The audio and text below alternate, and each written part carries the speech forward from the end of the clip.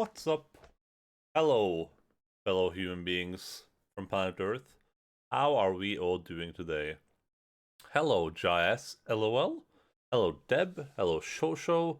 Hello, Linz. And hello, Sun320. I think that's everyone. Welcome in. Oh, Putemonster. How are you dudes doing? I hate when you guys have the same colored names. It makes it so confusing. I'm not a human being? Well, you might be a human being, right? It's one or the other. I'm blue. I know you're blue. Yeah, I'm aware of that. You keep talking about New Zealand for some reason, but, you know. Hello, Video Game Pizza. What's up, buddy?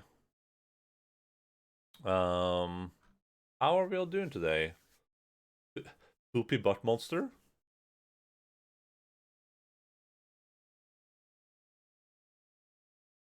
Please enjoy as much freedom as an Australian can get right now. Or are you guys under hardcore lockdowns? This music is making me sad. You don't even know which game that's from, right? You don't know which video game that music is from, Linz. I have an inkling that you do not. No? Okay, well. It's from a video game that you have been requested to play many times, so we don't have to say which one. You might be looking for a dream daddy, but I see one right here, right now. Hello, Nolan. Oh my goodness. No, but leaving the country is the last true luxury. How far into this are you? Into Dream Daddy? We're pretty far into it. We are we've done one date. I can actually open it up.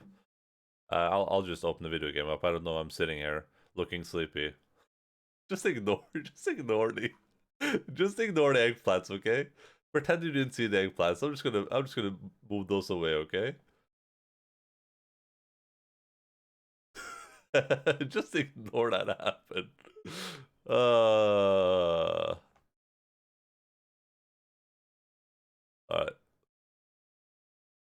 Is it gonna launch or do I have to add it again or what's happening right now? There we go. Nice.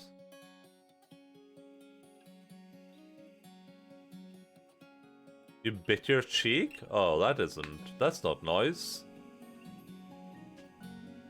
Oh, you're at work. That's awful. I hate work. Because I bit the fork out of my tongue and burned my mouth while eating pizza last night. What the heck? Was that like a... Were you having... Is that a hazard for you, eating pizza?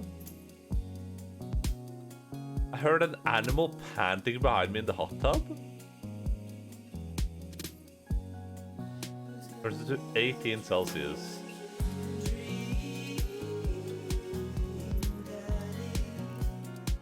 Alright, let's continue. Welcome. You've got dads. How do you manage to do like... You took a bite of pizza, you fell down the stairs into like a lawnmower or something? Alright, so our status in Dream Daddy is what you're looking at right now. We are on Dad Book. We have done one date with all of these dudes. With Craig, Matt, Brian, Robert, Damien, Hugo, and Joseph. We've done one date with all of them. And we've done 2 dates with Craig and Brian. Because Craig is friend-zoned, and so is Brian. They're dad-zoned.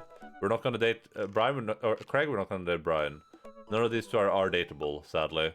I'm standing for Brian, that's unfortunate, because Brian is not on the table. We've been on 2 dates with Craig. Craig is my type. He's way too active for me, okay? This dude just he goes on like exercise jogs for fun.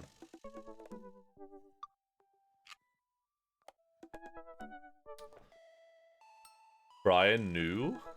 Brian's not even that good of... Okay, so the only thing Brian does is one-up us, and he makes decks. That's the only thing he does. He just makes decks for a living, and he can't stop talking about it. As I don't mind that it's handy, okay? He's pretty buff, but... like, you get one deck in your life, and then you're done with it, right? He is a bear, yeah. Our main our main romance interests are Matt and Robert. Those are the two dudes that we are primarily looking at, okay?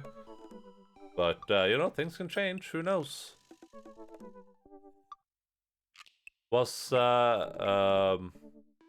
know why I saw Brian. What's all the other dudes deals? Well, we're gonna learn it today. So the plan is, to do 2 dates with all of them. Because apparently the 3rd date is when you lock it in. So if you do a 3rd date with someone, that's when you're like, hey, Dad, you are my dad. So we're gonna do 2 dates with all of them. We're saving Matt and Robert for last, because those are like my 2 primary ones. Those are the 2 ones I'm looking at the most. What are you looking for in a dream dad? Well, you know what? I'm just looking for someone I can love, okay? Someone with a great personality that mixes well with mine. And I'm not gonna lie, Robert is a pretty funny dude. He's a pretty funny guy. And he has a keen understanding of steak cuts. I don't know if he does. Yeah, we're on dad book right now. So the plan right now is to I think Damien might be my part. Most likely, yeah. Following Craig and Brian, Joseph is the next one on the list. I don't hate Homelander, but it's not necessarily my type. So the other 2 we want to date is Damien and Hugo. These 2 are like on the list as well. But here, I'll turn on our eggplants again. We're using these to keep track of who we've been on a good date with.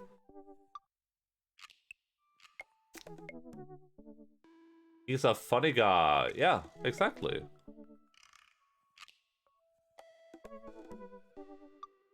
It says in his profile. Why would he like on his profile? Oh, lie. I mean, who wouldn't, right?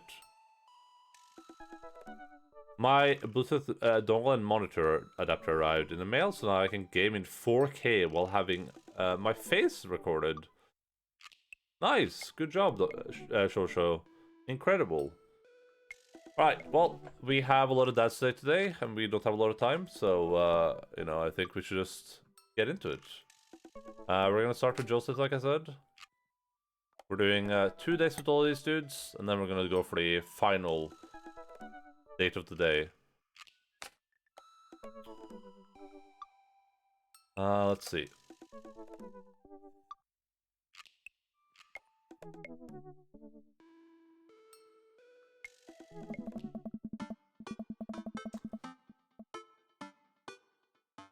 Sex, marry, kill.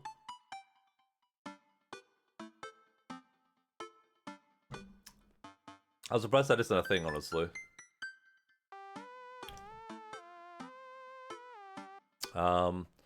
It's been a long day of clipping coupons. Looks like there's a sale on boxed brownie mix.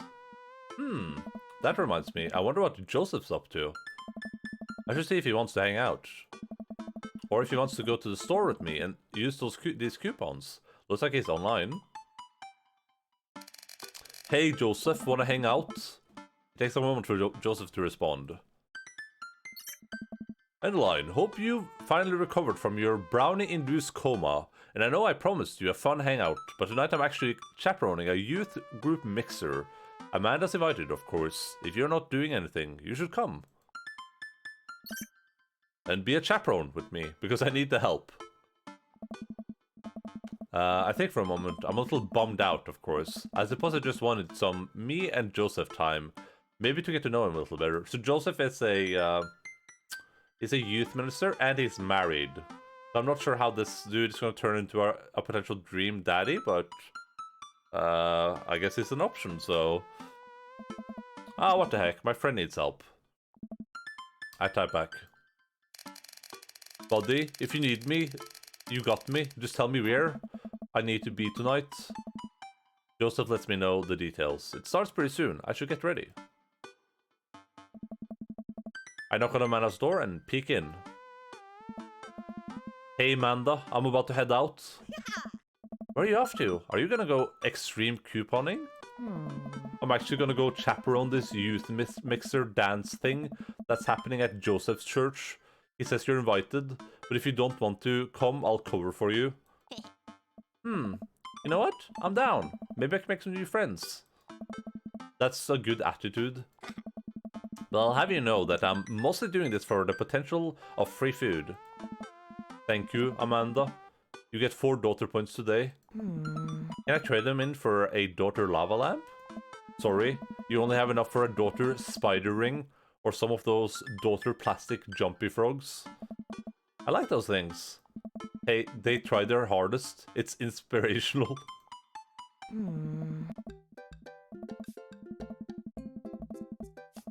I forgot to ask, how was that Canadian punk rock band? Are you asking me or someone else that is present?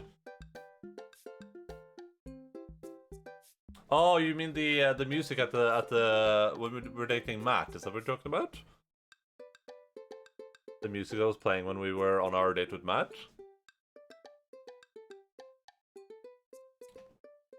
And the dudes went,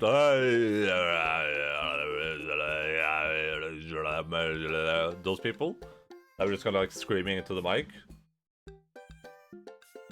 I think those were the weird people screaming, Linz, if you remember those people.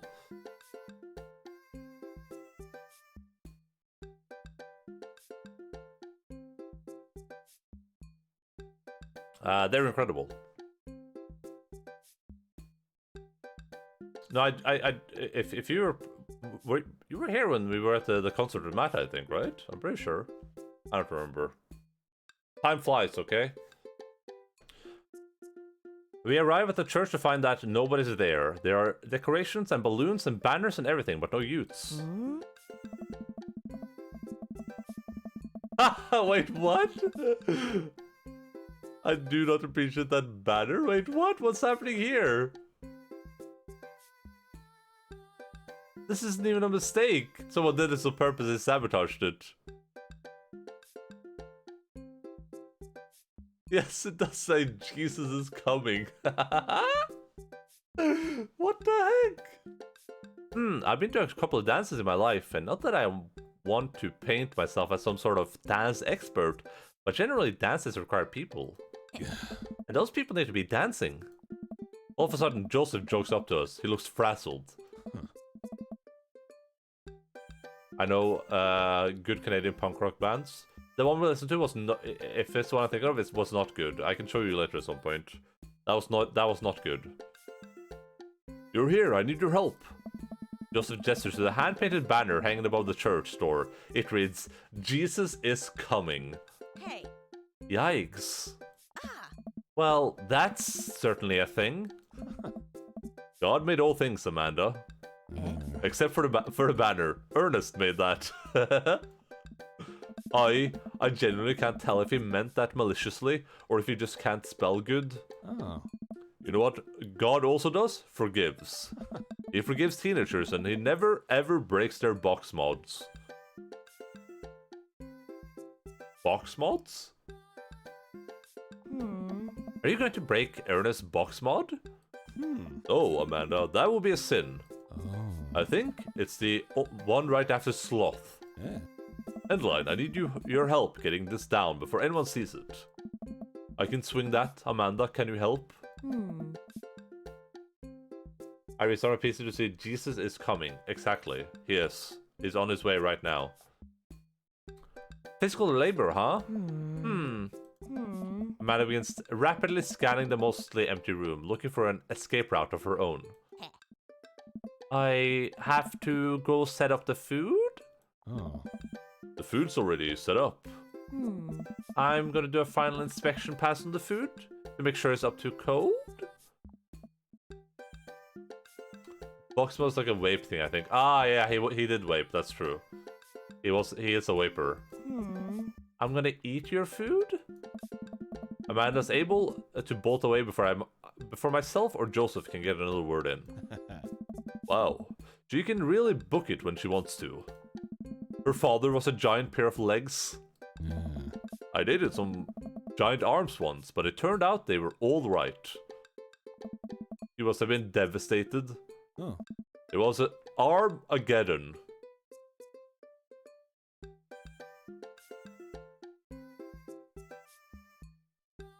I know, surprisingly, a lot of camping. I had a friend who was really into that. You should maybe consider dating Brian then. I think he loves camping.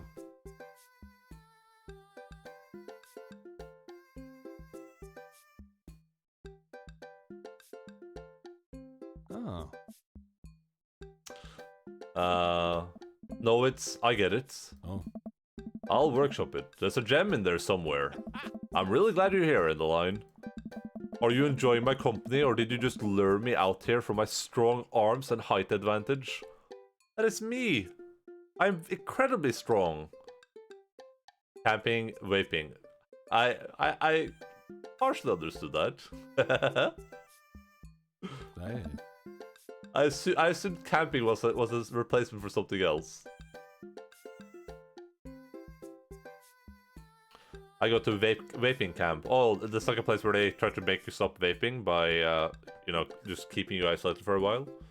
A little bit of both. It's always something with you, Joseph. Yeah. Something handsome and pious. You're not that pious. Oh. Debatable.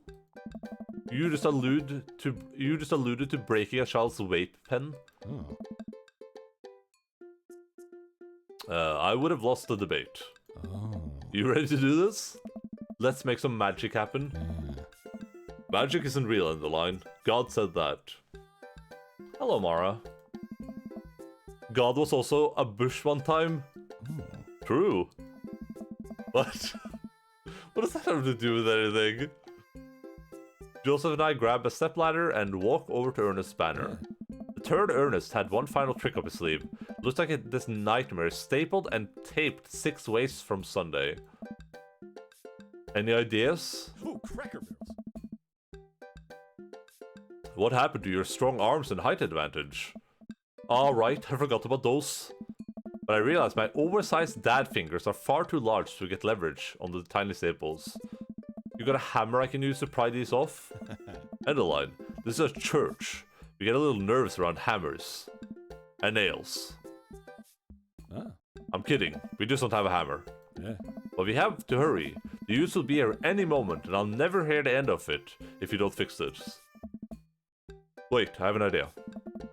I run to grab the marker that Ernest used to draw this thing, and jump back on the ladder. We can't get it down, but we can send a different message. I only got one shot here. Let's do this right.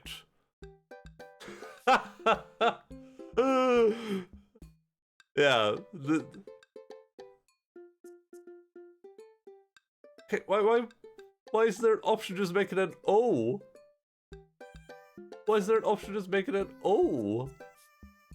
So we can choose Jesus is cumin. Jesus is cumin. Jesus isn't coming. Or Jesus is coming.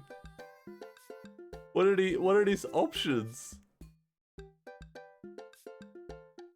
I mean, the last one is fine, but why does my character's thoughts are to solve this as Jesus coming or Jesus isn't coming? I kind of want to pick the second one just because it's so funny. How much fun something with Sean Bean? I'm just waiting for him to die. Yeah, he has a tradition of doing that. It's a bit weird, but he keeps going back to life as well, though, which is the crazy part. As much as I want to pick the silly option, I think we're just gonna go for this one.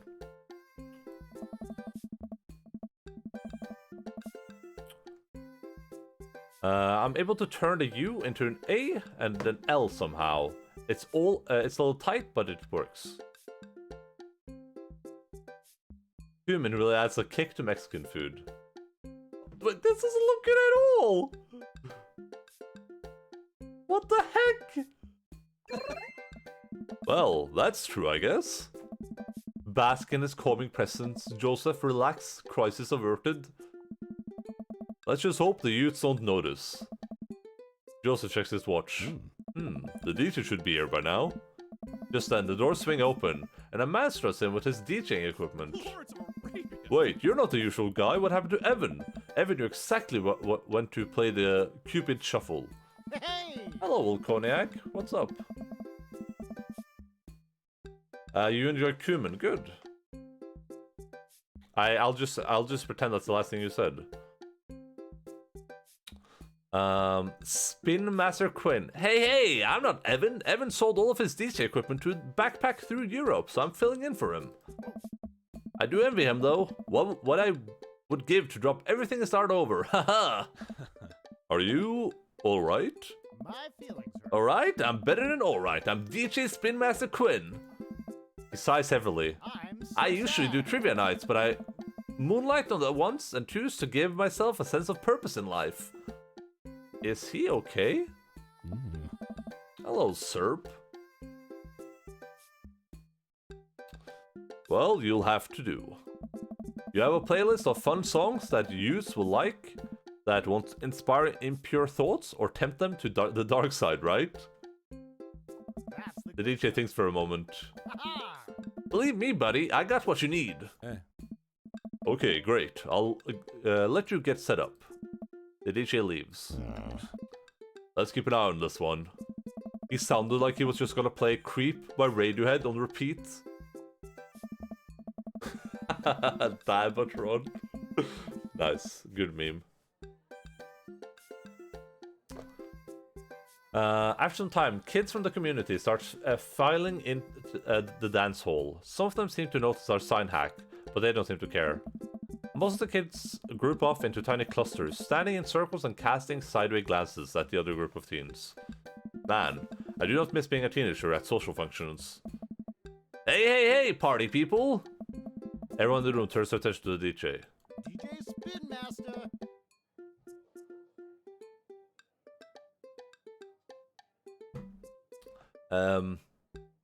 DJ Spin Master Quinn coming at you with the sound that people want. We're off to a good start. Hey! This next tune goes out to all the ladies in the audience. Ladies, let me hear you say yeah. A few half-hearted yes echoes through the crowd. Alright! Alright! He sighs again. Man, it's been a heavy couple of days. This next one's actually just for my wife, Sandra. Hope we can work things out, my little honeysuckle wine. Now, who wants to listen to The DJ begins playing Creep by Radiohead. Can you choose to kill DJ Spin Master Quinn? I don't know if the kill fuck marry thing works like that, but if it does, then we might do that. Yeah, that might be a good idea. Amanda slides up to me, pizza in one hand and punch in the other. Yeah. Creep, huh? Bold choice for a youth group. Let's see where he goes with this. After the song finishes, he plays Creep again. Is the DJ crying? If you watch the kids really closely, you can catch them cringe every time York swears. Tom York. There you go. Maybe you should do something about this. Yeah. Joseph runs up to us. Yeah. He's killing the vibe. They're listening to swears. Sad swears. Yeah. We have to do something. You guys should try give him a pep talk. Maybe work him up to Everybody Hurts by Rem. Or at very least No Rain by Blind Melon. You wanna help us cheer him up? Actually, I just saw my friend, Federico? He's from Latin. I didn't know you were taking a Latin class. I'm not. So he's from the country Latin. Dad. Yes, it exists. Don't Google it. You can go, Amanda. It's fun. And she's gone. Joseph and I make our way to the DJ booth, where Spin Master Quinn is having a quiet cry. Hey, bud. Ha-ha! Hey, my dudes. How's the party jamming? Oh. It's, not? Oh, I'm sorry, fellas. Just taking a moment to find my groove. Hey! Gotta play the sad tunes to properly appreciate the bangers, right? That's not how DJing works. Shut up and play the hits. Play the booty bumpers. It's what Jesus would have wanted. What are the booty bumpers?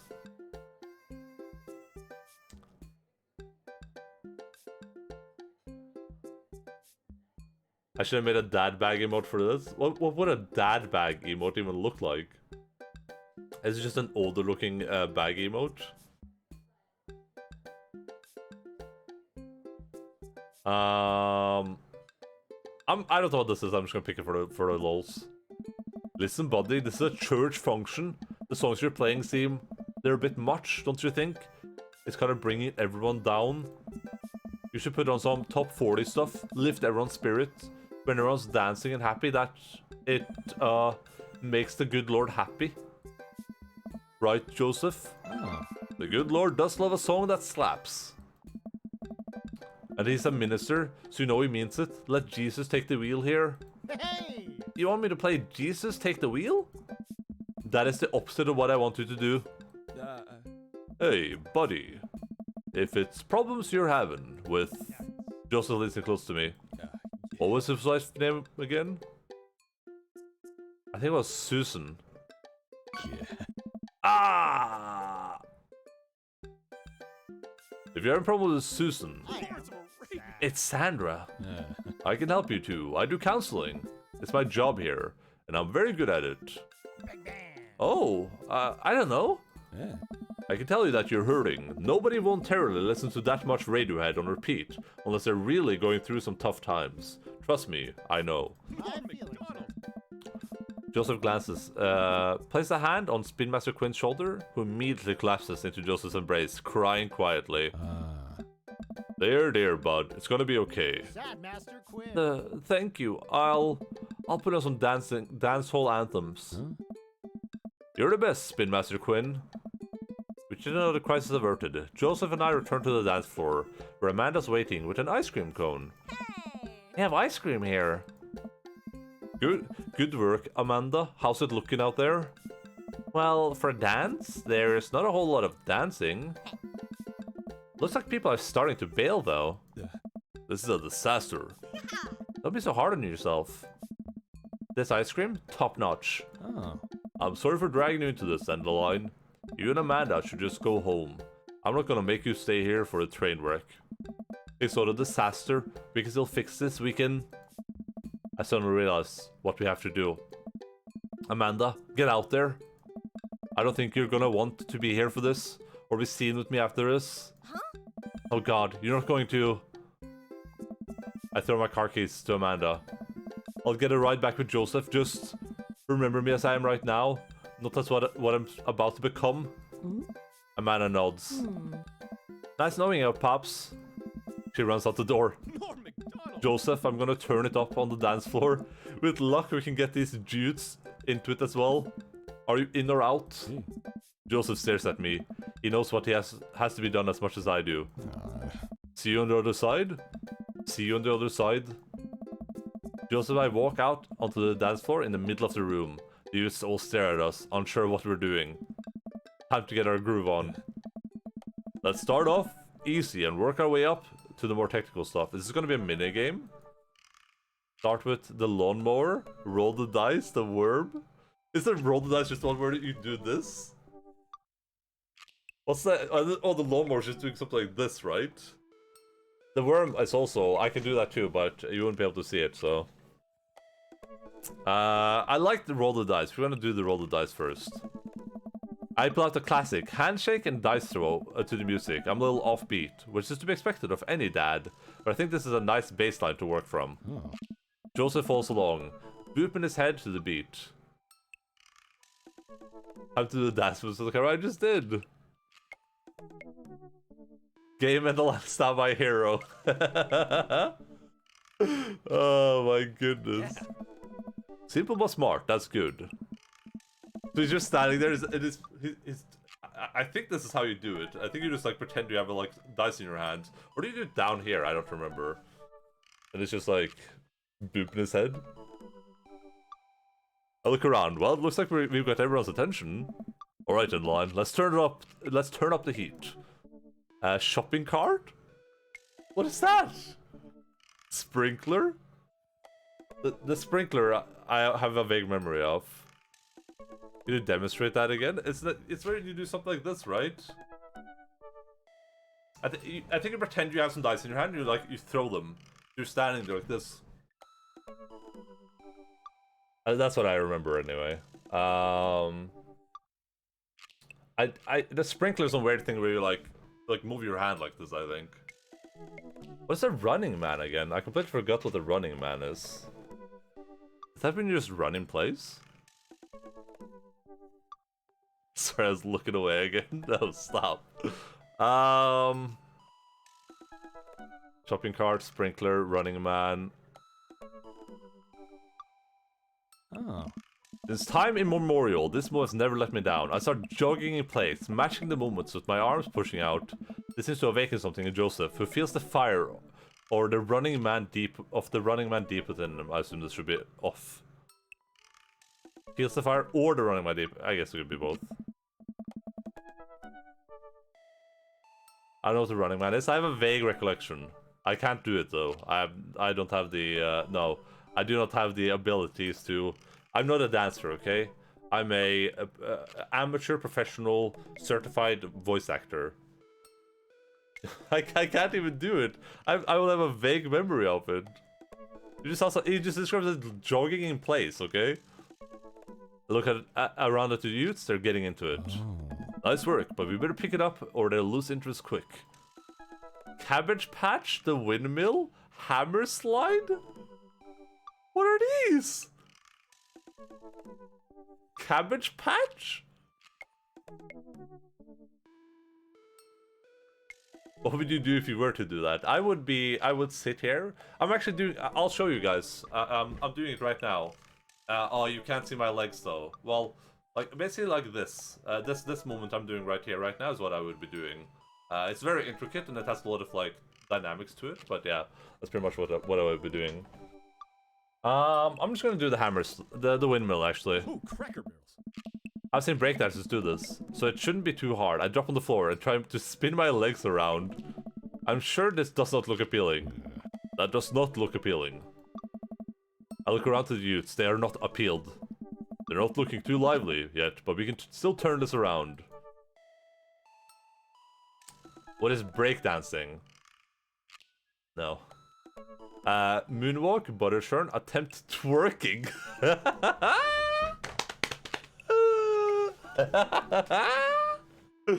Oh my goodness. Give me a second.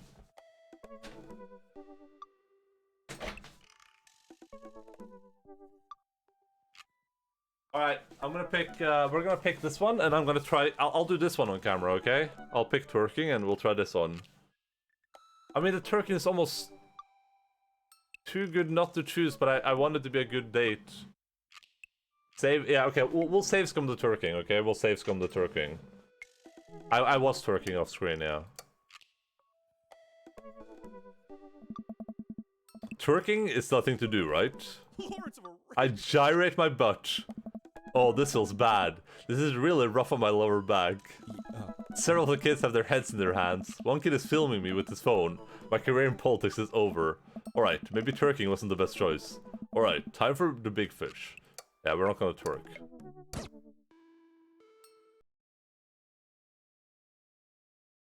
I think we want to do the moonwalk. I start sliding my feet backwards. I can't tell if this looks good or not, but I think these kids have seen enough people doing moonwalks that they understand the general concept. Joseph makes a moonwalk attempt as well. Surprisingly, dude pulls it off flawlessly. God help us see some twerking. I look around to dudes, they're cheering. Alright, time for the big fish.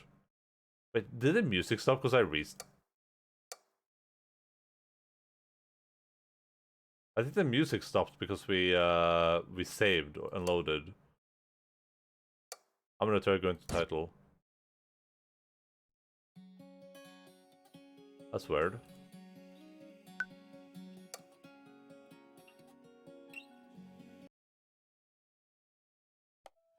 Oh, there we go. Nice. Attempt an unrehearsed backflip. Lift Joseph up, dirty dancing style. Death drop. What the heck is a death drop? I'm not gonna do an unrehearsed backflip because that's gonna kill me. I'm gonna break my neck. I'm gonna do this one. I'm gonna lift Joseph up. I pose Joseph and motion that I'm about to lift him up. Norm McDonald. Are you strong enough to do that? I don't know. Without regret for human safety, I summon all my might and lift Joseph above my head. It isn't quite dirty dancing, but Joseph is a good sport and spread his arms while I spin him in a circle. I look at the crowd. They seem to love it. Somewhat obligingly, the kids take the dance floor and starts to move around. Before long, they're starting to laugh and enjoying themselves. It was dicey, but we've done our jobs. Whoa. Come on. The rest of the chaperones will take it from here. What? Oh. I have something to show you.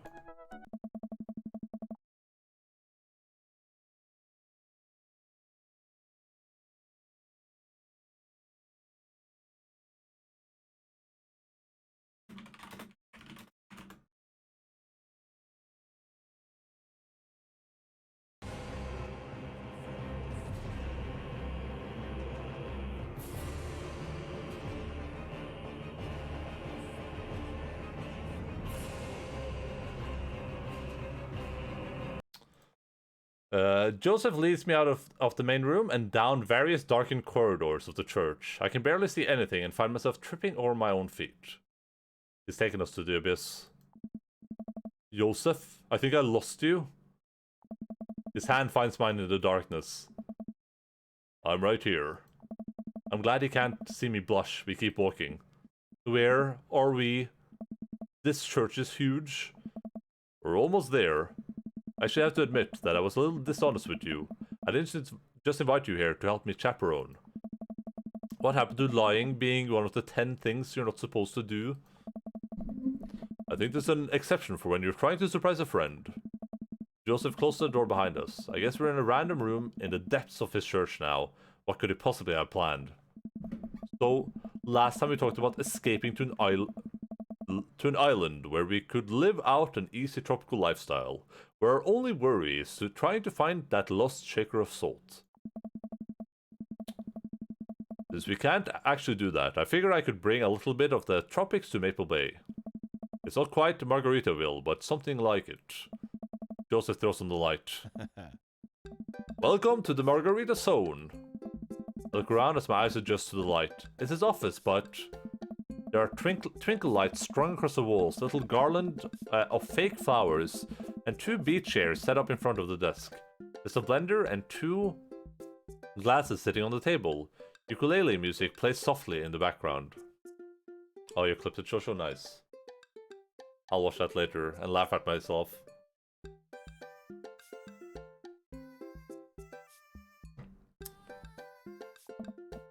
Joseph, this is amazing. Wink.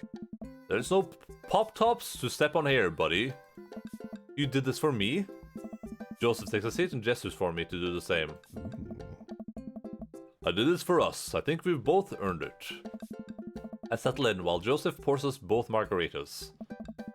You really went all out? Yeah. I have a flair for the dramatic, and you can't lead the community if you don't know how to make a good margarita.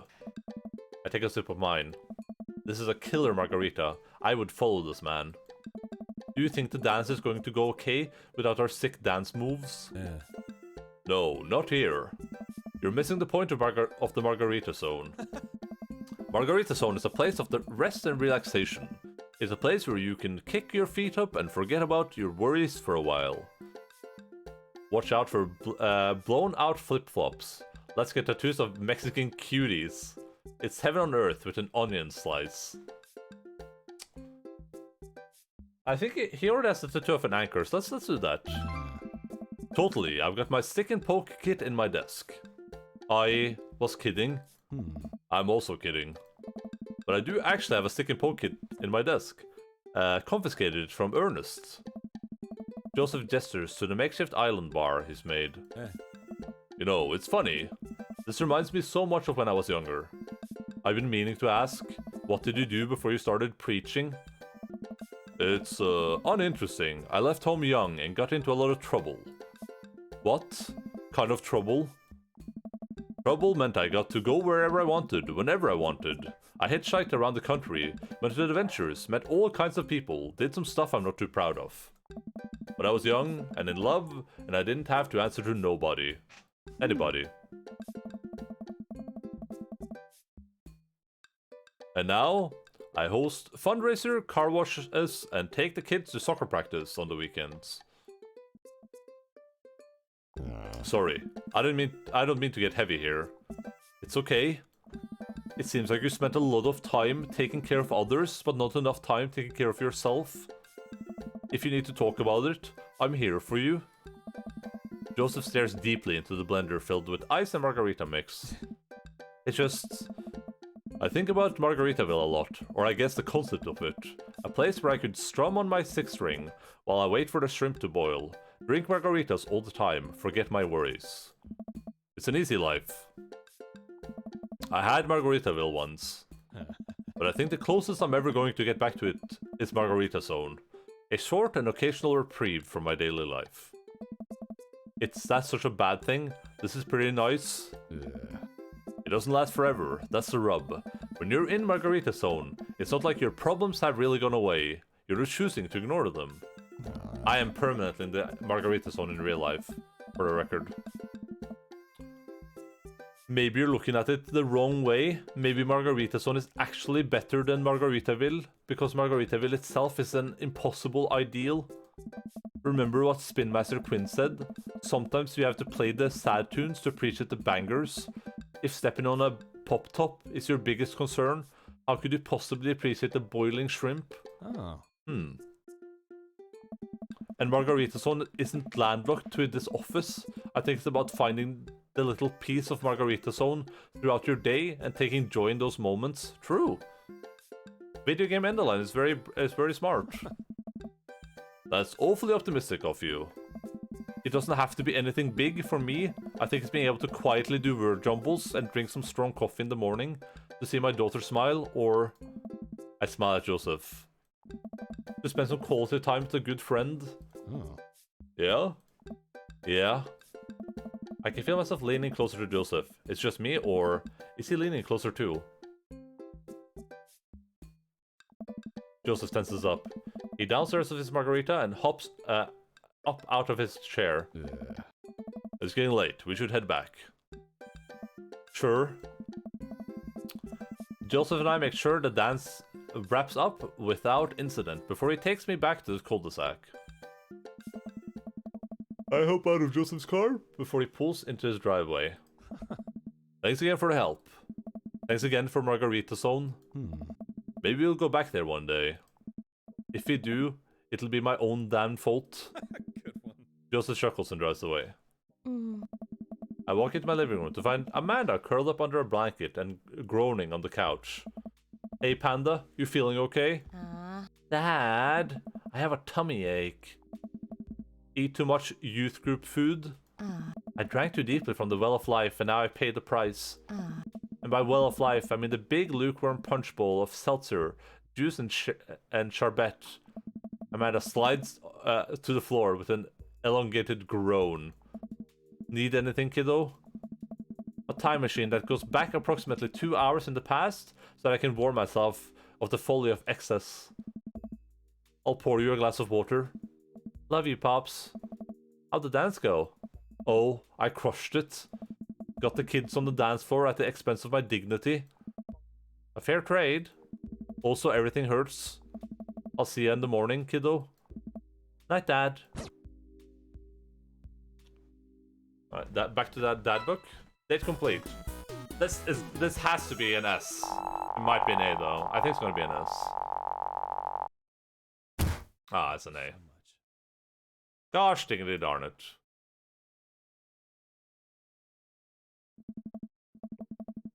Another dreary night, another listless stroll through Maple Bay. I've really been bonding with the community at Jim and Kim's lately, so my strolls have been leading me there more often. Peter the man from the bank, Keith from down the street, Evelyn who I saw at the deli that one time, and Guy whose name I think is Carl are basically members of the family at this point. In fact, I heard Neil the surly bartender mention that tonight is Keith from down the street's birthday, and that he'd have to get that little baby a little cake for his special little day. Jesus, that's little. I think he was probably just being a dick, but I head into the bar anyway. The mere possibility of cake is a strong enough lure me in. I step inside just in time to see Neil washing a cake. Pray with a crime scene outline of pink icing. God damn it, I clicked the button by accident. I sit down and order a beer.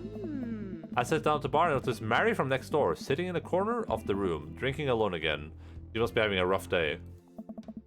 She seems so very and so sad. She's been doing this more and more often lately. A pang of guilt shoots through me. Does she know? Is this because of me? Am I a homewrecker? Say hi. Keep watching the game. Say hi. I decided to go say hello. I walk over to her booth. She doesn't look up. This seat taken? She still doesn't look up. I take a seat anyway, and she finally notices me. We've had this exact same thing happen once before. Literally the exact same thing, but I wonder if this is still different? Ew. Okay, this was maybe not the best idea. Hey? Have you found with your new best friend Joseph? He's great. Oh, he's great. I'm so glad. I'm happy for you too. Mary, I'm not. I'd never accuse you of anything uncouth, Endaline. You're just having an innocent, very platonic time with my husband. A supportive friendship. You're a good friend, aren't you? Sure. Yep, just a friend. I'm there when he needs me, Mary. I mean, I'm just a friend. That's funny. Joseph usually likes his friends to at least have a spine. We can't all be as blunt as you are, Mary. So you're an expert on marriage now. Just take an expert to see that you two are miserable. Trying to be an expert. I'm not trying to be an expert on your marriage. You said have a spine. Then what does that make you? We were miserable a long time before you started poking into our business, buddy boy. Don't come around thinking you're some paragon of empathy just because you got involved where you weren't welcome. You told me to have a spine. Mary takes a long sip of her drink. This was a mistake. You know, you're really not his type. I'm surprised. Mary pays her tab and strides right out of Jim and Kim's without looking back. Well, that was a mistake. Mistakes were made. Welcome. You've got dads. What's the problem? Well, she's Joseph's husband, but they don't seem to be getting along too well. Alright, I think after that second date with Joseph, it was very sweet, but I said Joseph is still not on par with the with Matt and Robert, I would say. But I think it's under consideration to the point where we will do this.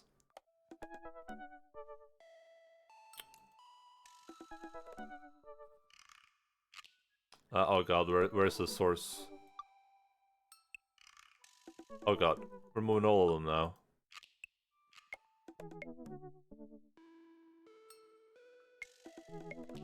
Sorry, I'm looking for the missing eggplant, so I can put one on our friend Joseph here. I think it should be here or something.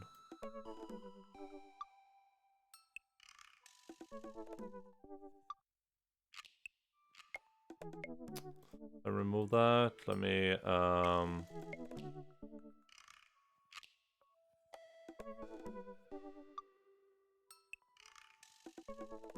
Is this not working anymore? Can I not put my eggplants on my friends? I'm gonna try doing a paste reference. Ah, that's weird. I'm moving the asset around, I just don't know where it is. How do we fix this? I'll do transform. Center to screen.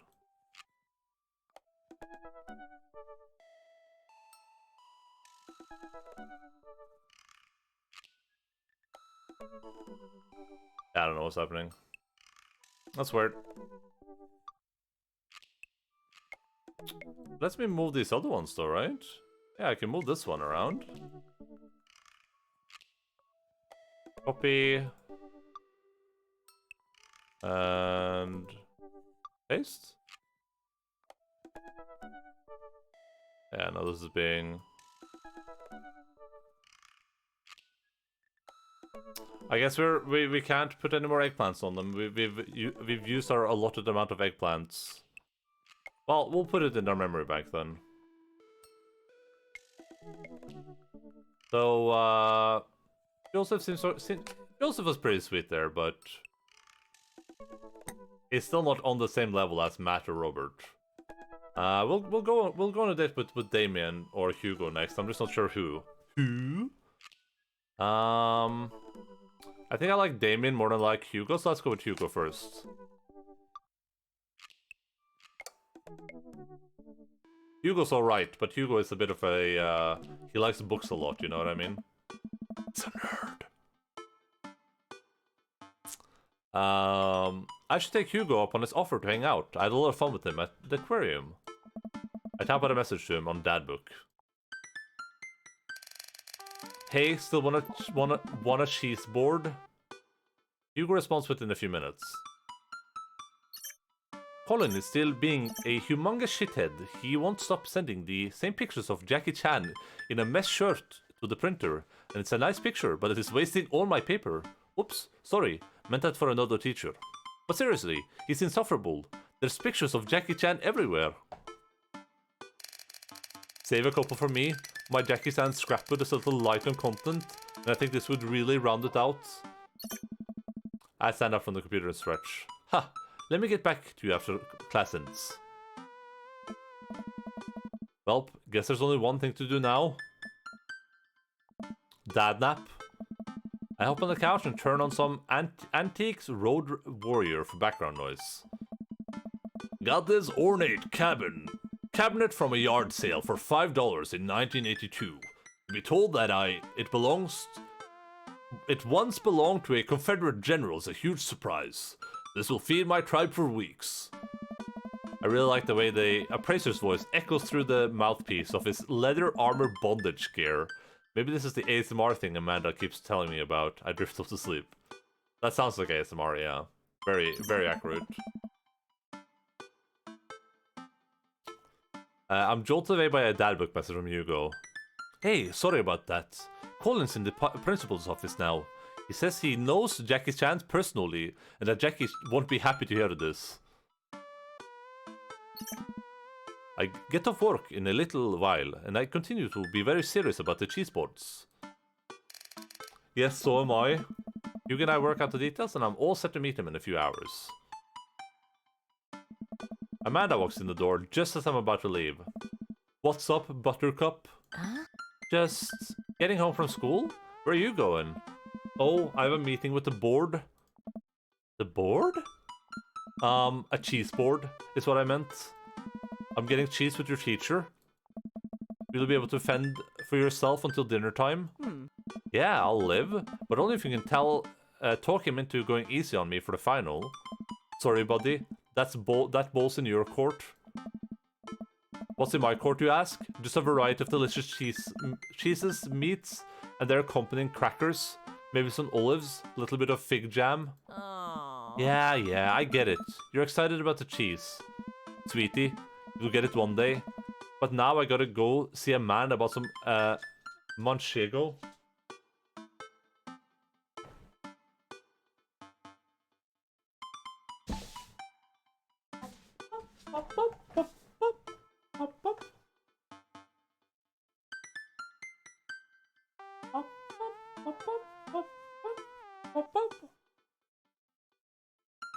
What for that? Puppy. How come Bella's showing up in your room these days? Oh, because she thinks there's gonna be food for her hair. She's really bored, and she's like, hey, you know what? I bet in this video gaming room there's a bunch of food that I can steal. And I'm like, no, Bella, there isn't. You're wrong. What have you done to Logan? I could tell you, but I would have to imprison you in Azkaban afterwards.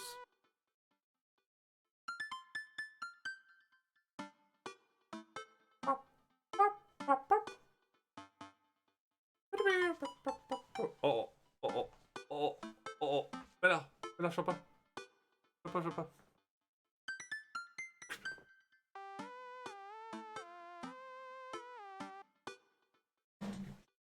Yeah, Azkaban. You know the Dementors? Yeah. I worked as a Dementor for a while. It's where I made most of my money, honestly. Please leave. I walk into a quaint French diner, and Hugo waits me down to a booth in the corner. He looks pretty tired. Long day? Every day is long. A long day when you teach middle schoolers. Oh. Colin started a gambling ring. The pictures of Jackie Chan were just a cover. He's bartering in those little rubber bands bracelets that are all shapes. Is that the one the parent thinks means sex stuff? Those ones, yes. But the reports are just the sensationalist news media capitalizing on the fears of suburban parents as usual. At least I hope. Yikes. Hey. Right now, I'm very ready for some fine wine and some delicious cheese. A waiter stops by and takes our order. For the biggest cheese plate you have, for the love of God, just put cheese in my mouth, and recommends us some wine. Do you two want a scorecard for trivia? There's trivia? Yep, we're starting in a few minutes. Pretty much everyone is here playing. Oh gosh, where's Lind when we need her? We'd love to play. Alright, Endaline? Yeah, sure. The waitress hands us a scorecard and a few pencils before leaving. I might not be much help here. I'm not very good at being smart, I guess. Come on, I doubt it'll be too hard. Endaline! I can see Matt and Brian here with their daughters, looking like they're ready for trivia. They come up to our table to greet us. Hey guys, you all here for the old questions and answers game? Hey. Yeah, we come here every week, but Brian and Daisy carry the team. But Brian and Daisy carry the team. Carmencita and I are just here for the cheese. Provolone 2, Lost in New York, have been reigning champions for the last month. Man, Brian's great at trivia too. That raises the stakes. Great name though. Solid team name. That's Carmencita's claim to fame. It hurts me how good I am at puns. Like father, like daughter. Oh. You guys gonna try to give us a run for our money? We'll see what we can do. Where do you serve for cheese too? We'll see what we can do to not hurt your feelings too bad. I will destroy you. We're gonna do a little friendly competition here. The cheese will taste so much better with the side of victory. Hugh and I bump fist. Tag team champions. We'll have to think up a good team name, but I think this will be fun. Good luck! Brian, Matt, and their daughters head back to their table. Well, I guess we need a name. You got any good ideas? Easy, breezy, beautiful. Pavarotti like it's 1999. Ah, real monsters. Craigslist Swiss connections. I don't know what these cheeses are. I've never had cheese in my life. I think we're gonna pick the first one. That's the one that sounds the best. But I don't know about the beautiful part, but... Harvarti? I don't even know what Harvarti is. Let me Google Harvarti cheese.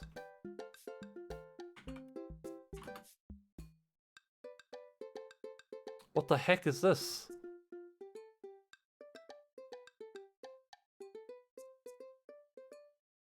It's so holy. Okay, this is. I don't think I would like this cheese. I'm not gonna lie. Maybe I would though. I'm just gonna go for this one. Easy, breezy, beautiful? That'll do just nicely. The waitress comes by with our cheese board and we revel in its glory. Already I can see a piece of cheddar with my name on it. I pair it with some strawberry preserves and slide into dairy-induced ecstasy. It's a good grilling cheese. Interesting. I've never had it before. I'll take your word for it though. Maybe in the future. At the annual meeting of all the communities, we can have some on our barbecue food. It'll be incredible. There's such a fine variety of cheese and charcuterie that I'm positively overwhelmed. A quick dip into the seasoned nuts, a slice of savory yet salty Gouda, or perhaps a fuchsia crisp, topped with honey and goat cheese. I'm so happy. Hugh raises his glass to me. Oh. Cheers to cheese. Hey, hey.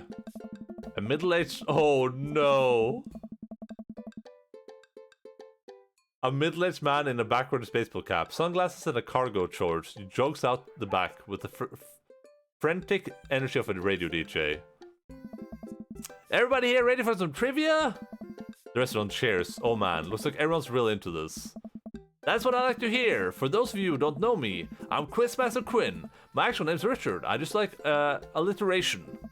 More cheers. I see some of you brought your children here tonight. That's cool. My children won't speak to me. Aha, I'm just joking around. Classic Quizmaster Quinn humor. It's actually my wife that won't speak to me. She doesn't want kids. Let's get into some questions. The first category is literature.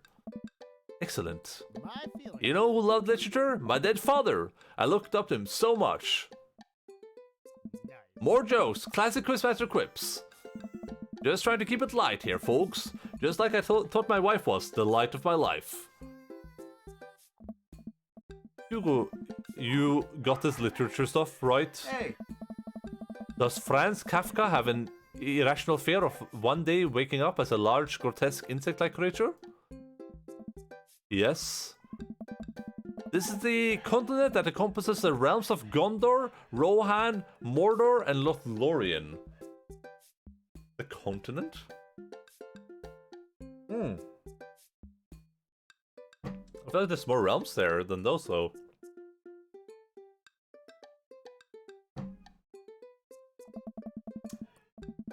Okay, it's just mentioning more. Other notable sites include Isengard, the Mirkwood, and Rivendell. What is the Elvish name for this continent? The Elvish name? It's not Endor, and it's not Hoth. Arenal or Lemuria? Oh my god, the elven name?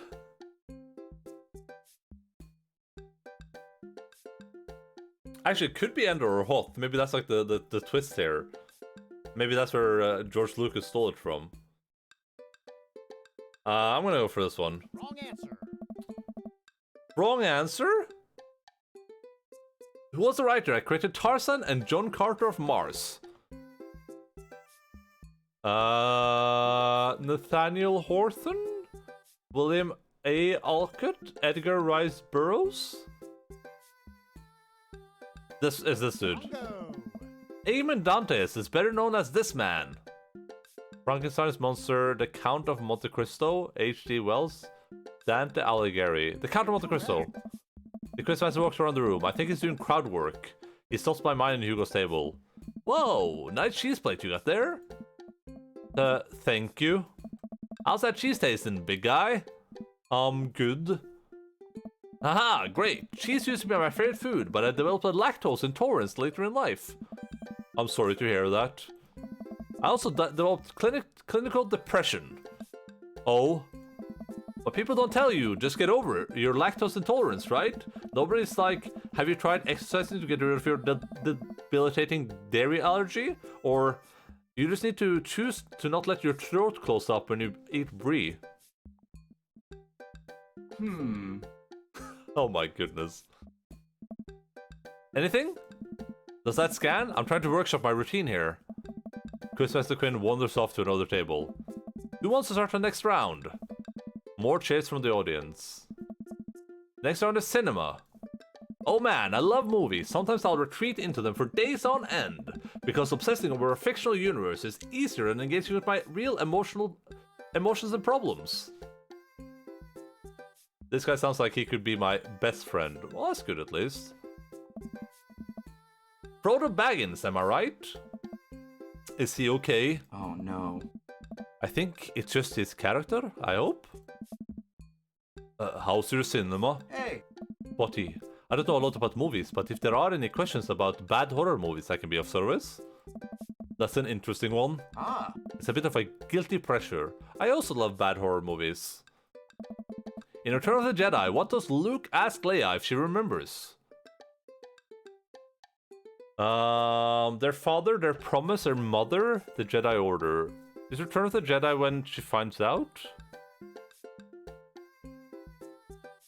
Mother? Their kiss? I'm not... Correct. What entertainment makes a fourth wall-breaking appearance in the film Gremlins 2? Oh! I don't know. I don't know. I don't think it's Charlotte or Hulk Hogan. Is it Hulk? Correct. Oh, which of these 80s horror movies dies not feature does not feature an Indian burial ground as part of its setting. This is supposed to be dust, I assume. The Shining has an Indian burial ground, I think. I don't know what Within the Woods. I don't know what this is. I don't know what this is, but I know Pet Cemetery does. It has to be one of these two, I believe, right? Within the Woods or Poltergeist. Probably Poltergeist. Or are all the movies from the 80s? It's one of these two. Poltergeist doesn't. Correct. These are doing well, but we're neck and neck with Brian and Matt's team. Those guys are pros. I look over to the table and give them a friendly but competitive nod. What do you mean, has? It didn't. That was the right answer. Did you just say something random? I lock eyes with Brian. He gets a much sterner. He gets a much sterner nod. And the next category is wrestling. Okay, we're totally boned. Hugo grabs my arm. Oh. Wait, I got this. Huh? Man, you know who I would want to wrestle with? Literally anyone. I crave human interaction. Please put me in a chokehold. Please, it has been so long since I've been held. I can only process my emotions by making jokes out of them. Let's start a quiz. Remember that this is the lightning round. The first people to answer gets the points. I look over to Hugo. He's focused. He's in it to win it. Question 1. This was the original name of Stone Cold Steve Austin in his debut for WWE. Oh. Hugo's hand shoots up. I'll put this guy in the chokehold. That's so nice of you, Deb. Yes, the enthusiastic one over there. Steve Austin's debut as the ringmaster. Oh. Correct. That is correct. Points to Easy Breezy. Beautiful. Oh. Next question. This city was the location of the first ever WrestleMania. Oh. Hugo's hand shoots up again. Yes, the one who looks like he has the answer for this his entire life. Hey. The first WrestleMania was held in New York at Madison Square Garden in 1985. Correct. Oh, New York. Right. Another correct answer for Easy Breezy Beautiful. Hugo's destroying this question. He's so passionate about this. I've never seen him act like this before. It's honestly kind of hot. Oh, a tough one. This title match went down in history as the shortest match of WrestleMania to date. Hugo jumps up, more excited than I've ever seen him. Oh. Chavo versus Kane. Oh, sorry, Bucko, but that is incorrect. The answer is actually Daniel Bryan versus Sheamus at WrestleMania 28. No, that is absolutely wrong. The real record is Chavo Guerrero vs Kane, WrestleMania 24, match March 30, 2008. Kane took down Chavo with the one chokeslam and pinned him for 3 counts. I will not stand for this travesty. Hey man, I'm just reading the card here. I don't actually write these. Well, you're still wrong. What are you, my ex-wife? The crowd erupts in laughter. Hugo blushes. He retreats back into his chair. Oh. Fine. Wow, Hugo seems really fired up about that. Where did he get this encyclopedic knowledge of wrestling? How do you know so much about wrestling? Oh, you know, just pick stuff up. Dude, he looks like he could be a pro wrestler, right? You can imagine this dude just wearing like a leotard or something and choke slamming you. That sounds suspect, but it seems like he doesn't want to talk about it. I turn my attention back to... He probably wanted to be one. For sure. Back to the Quizmaster. Alright. Looks like we're down to the final category, and it's a close one between Provolone 2, Lost in New York, Brian and Matt high five, and Easy Breezy Beautiful. Hugo and I high five. We look over to Brian and Matt. Carmencita and Daisy, all playfully giving us thumbs down and sticking their tongues out. I ate a big chunk of cheddar without breaking eye contact to show them just how serious I am. The final category is cool animals. Animals, huh? I never take care of another living thing. Hell, I can barely take care of myself. Haha, I'm falling apart. Anyway, here's the questions. The Canary Islands were named after what kind of animal? Birds? Wrong. What? Canary birds, right? Those are a bird?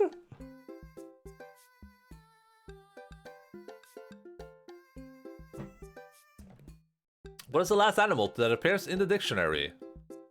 Zebra, zebu, Chihuahua, a type of American weevil, or Sonky? This one. Correct. What mammal has the thickest concentration of fur in nature? Canadian beaver, duckbill platypus, polar bear, otter.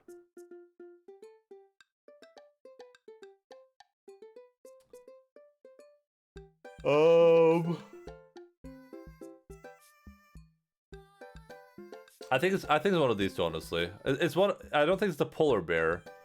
It could be though. Does it need dense fur to not get cold? I think it would be one of these because they're in the water all the time. Incorrect. All right. I'm just gonna come around and collect your scorecards, and we'll see who came out on top.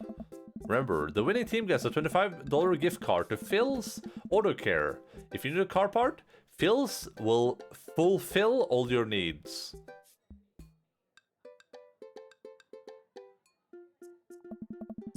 Everyone, O's and ahs. God, I want that gift card. The quizmaster goes in the back to tally up the score. I pick up what's left of our cheese plate. There's a bit of brie here that tastes absolutely divine on a cracker with a little bit of honey and dried apricot. Oh. So, what are your plans after our big win? I'll probably retire, take Amanda somewhere tropical, drink something out of a coconut. Always wanted to do that, but what about you?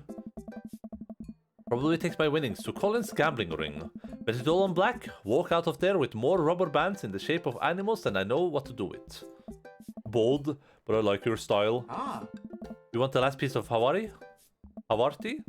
No, that's all you. You definitely earned it. After a couple of minutes, the quizmaster jogs back into the room. Everyone immediately quiets down, waiting with bated breath for the result. Who will win the coveted gift card? I really hope it's us. Hey everybody, we had a great night, lots of goofs, lots of laughs, a little bit of light crying in the back, but that's neither here nor there. It was a close game, but the winner of tonight's trivia contest is... Provolone 2, Lost in New York. Come on down and get your gift card for Phil's Auto Care, where Phil nominal services. I am. God, I can't do this anymore. Please just take the gift card. Brian and Matt run up and grab the coupon and bow to the roaring applause of the crowd. I do my best to convey to Hugo a sense of appreciation for his hard work at trivia, with only eyebrow raises and a shoulder shrug. Ah. But we'll get the next time in the line. They haven't heard the last of Easy Breezy Beautiful. Hugo and I walk back to our cul-de-sac, full of cheese and a sense of defeat. Brian's good, but I saw some tactical weakness there, which I think we can exploit for the next trivia night. He seems weak on literature. I think we can establish ourselves early on. It would hurt team morale. Maybe if it would get them more focused on the cheese than winning. You're right. Next time we'll be prepared. Shame about the one wrestling question though. I'm not kidding. I plan to write a strongly worded letter to whoever employed that man. Come on, there's gotta be a story there. What do you mean? You didn't even stop to think? You pull that wrestling knowledge out like you were there at the ring yourself? Oh, it's just... stuff I know. I'm gonna ask again. I'm interested. Hugo, I figured you'd be better at lying after dealing with every kid in school for as long as you have. It's embarrassing.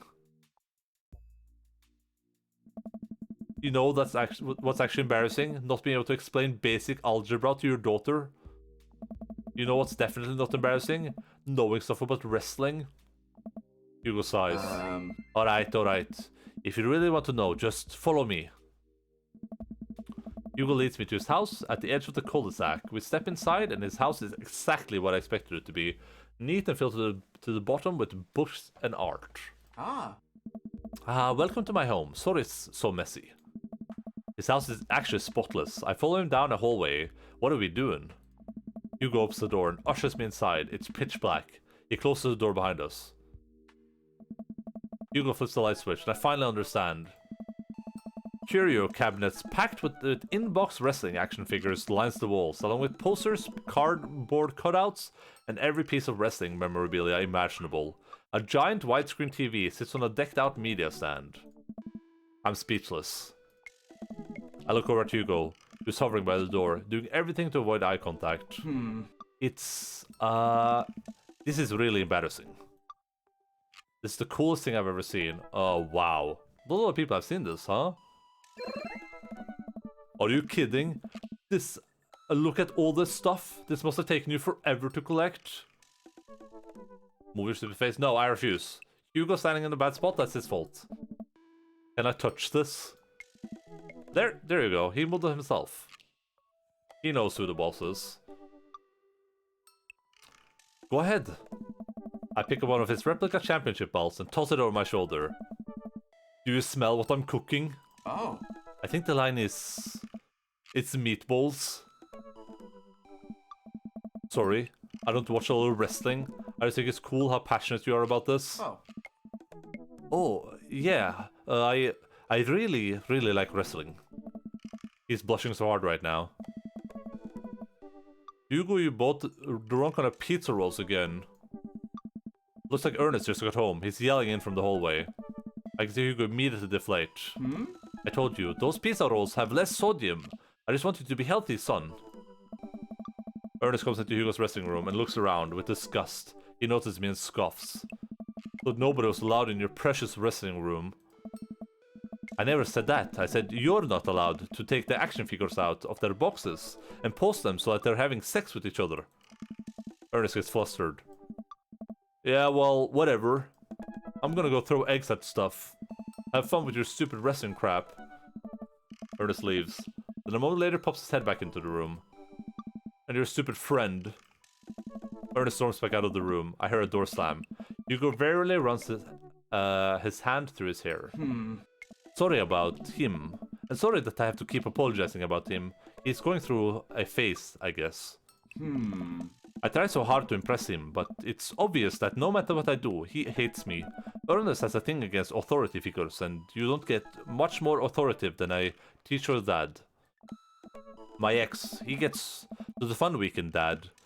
Or gets to be the fun weekend dad, and I'm just Hugo, who makes Ernest eat his vegetables and turn his homework in on time.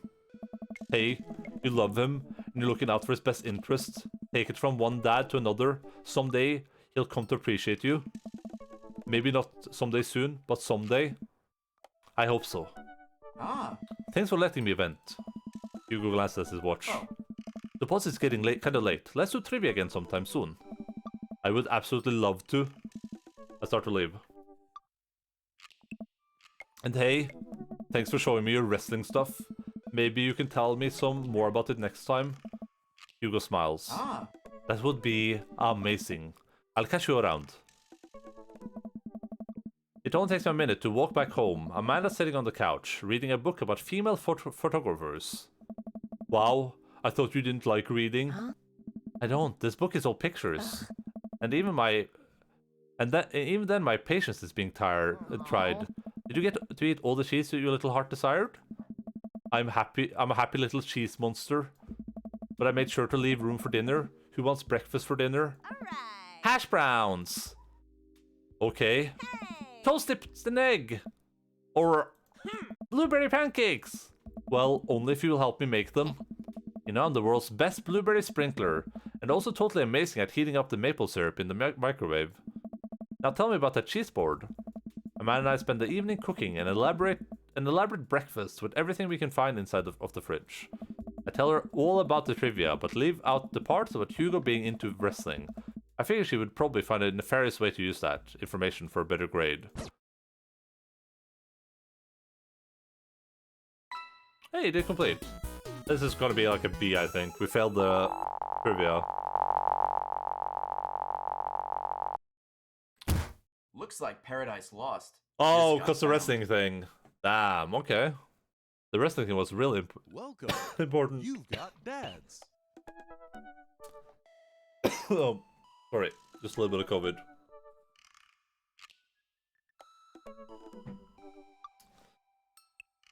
That was not a bad date at all. I like that date a lot. Hugo's definitely up there. The only thing that remains to be seen is if Hugo's more up there than Matt or Robert on their second dates. Because Matt and Robert had really good first dates. And this was the second date with Hugo, so... And we have no more messages, so I guess it's into Damien. Before I do this, I'm gonna go grab a drink, so I'll be right back. Give me a second.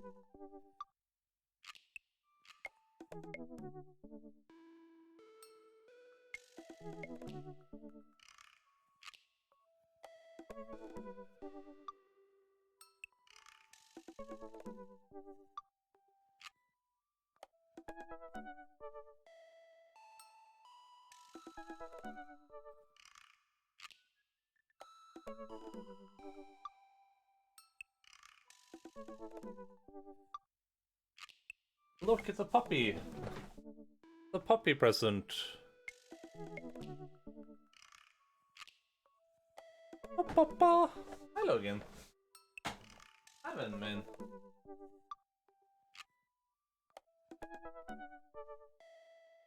You're a little visitor. Loudin. Loudin.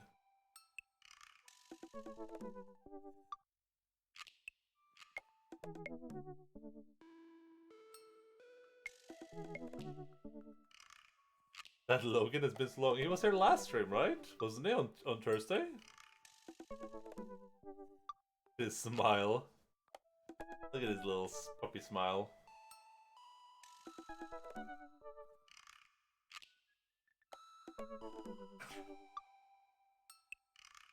Logan.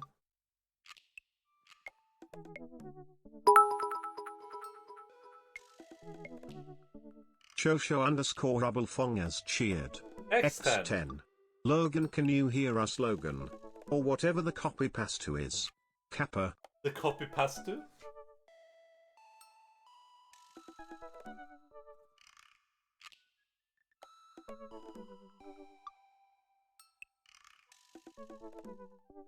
Come on, be a little licky boy. He's happy about it.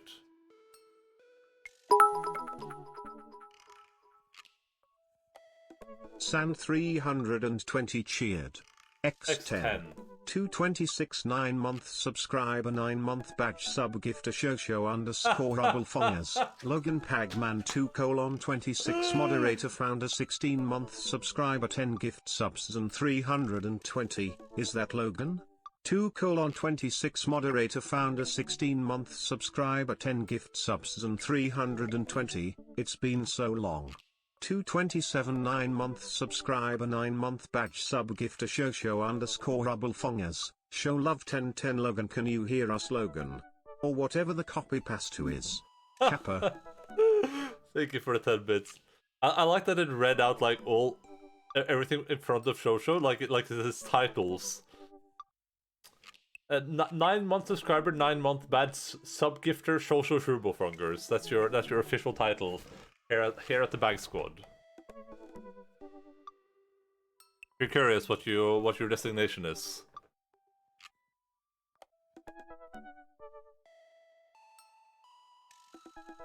Oh.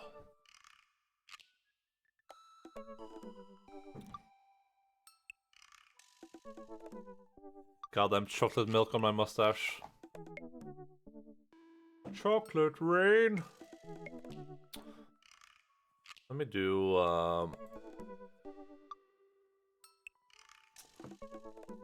That's my name, 9-month subscriber, 9-month badge subgifter, social Rubofronker, yeah. That's now your official title. Oh, here, let me get you guys back into the game.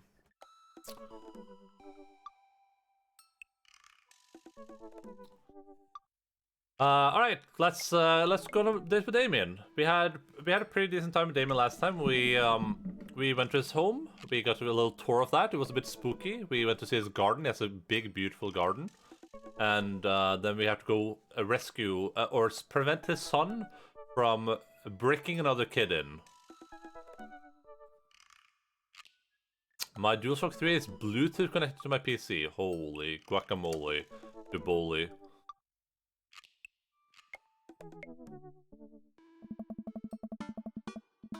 I had a lot of fun hanging out with Damien the other day. I wonder what he's up to.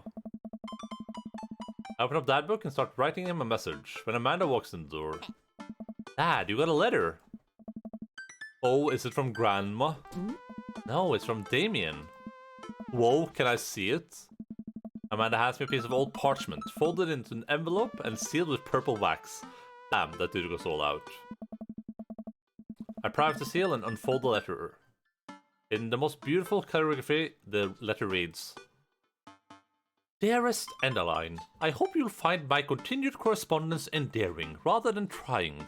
One can only hope that my use of slower, more traditional forms of communication will showcase my sincere and earnest sentiment that I gratefully enjoyed our time together.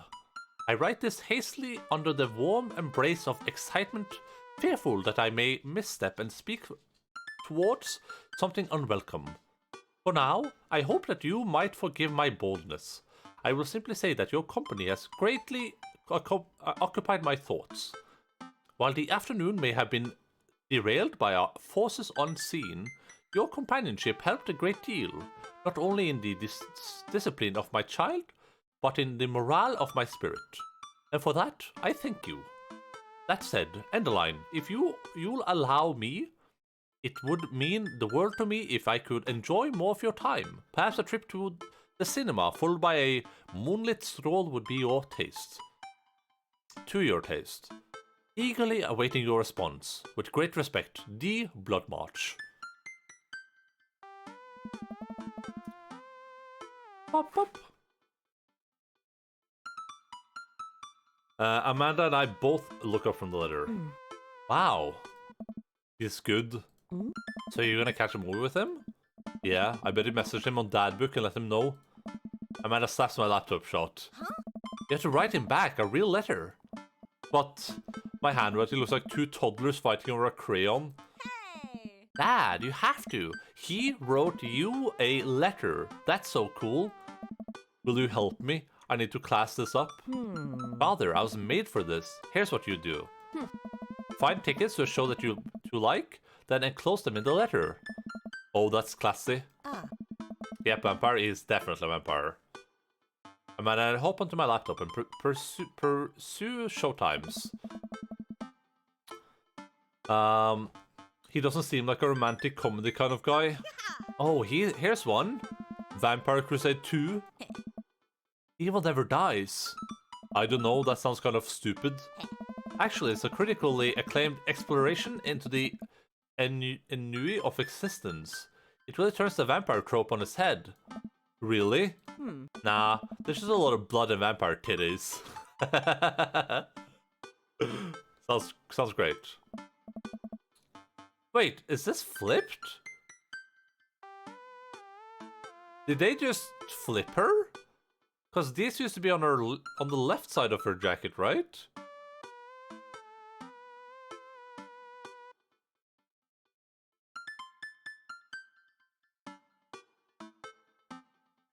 I'm being sus right now. I'm sussing. I purchase the tickets and print them out. Then sit down at the table with Amanda to try drafting a nice letter. It's Mirrorverse. Yeah, I think they literally just flipped her horizontally. Or vertically. Horizontally, yeah, horizontally. Instead of like just drawing her in a different pose, they just flipped her. Pretty sure that's what they did. I start writing. Damien, I do hope that this letter finds you in good health. Hey, good morrow to you on this fine eve. That is too good. Not sure if that checks out, but it looks fine to me. What's next? Hey, remember when your son tried cask of Amontillado, that kid? You've been good. I must confess of my amateur control of the written word.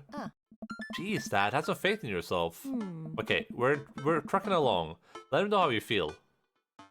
You find me in good spirits, for I felt very much the same after our last encounter. I did very much enjoy the adventure we found ourselves on last week we met. That Ernest shit was pretty messed up. Yeah. Nice. Yeah. Ask him to hang out already. True art takes time, Amanda. Well, a strange turn of events, I found myself enamored of the situation at hand. Like Brolay's landscape with the fall of Icarus, I find myself lost in your details. Let me get at that. This sounds fancy. Huh?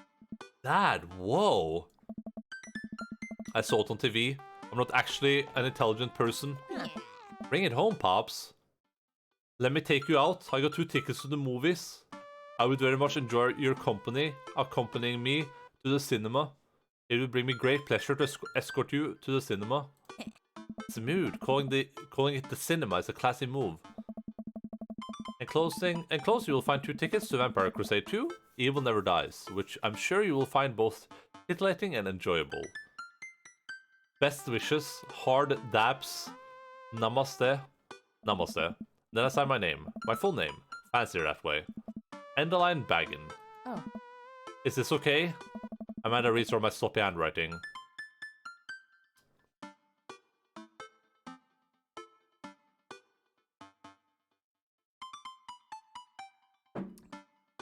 We're gonna read over it again, but this looks beautiful. Way better than whatever Damien sent us, I think. You spell his name wrong. What? Nah, just trying to keep you on your toes. Now all you have to do is seal it in and put it in this mailbox. Can I seal it with tape? That's not authentic enough. I have an idea. I'll be right back. Amanda leaves the room and returns with a candle, a lighter, and a small piece of wood. You gotta have a wax seal. She lights the candle, which starts to burn down and form a pool of melted wax. What's that other thing? Oh. Amanda pours some of the wax onto the folded letter and expertly presses a small piece of wood into it. Lets it dry for a second and pulls the wood away, revealing... Here it is, your sigil. A little kitten with a bow on its head. Awesome. Scrapbooking stuff always comes in clutch. Well, I guess all there is to do is deliver it to his doorstep now, huh? Oh, I thought we were getting a carrier pigeon to do it. I already called my guy. I have a pigeon guy. Marcus has the good pigeons. Don't get your pigeons from Anthony. They're no good.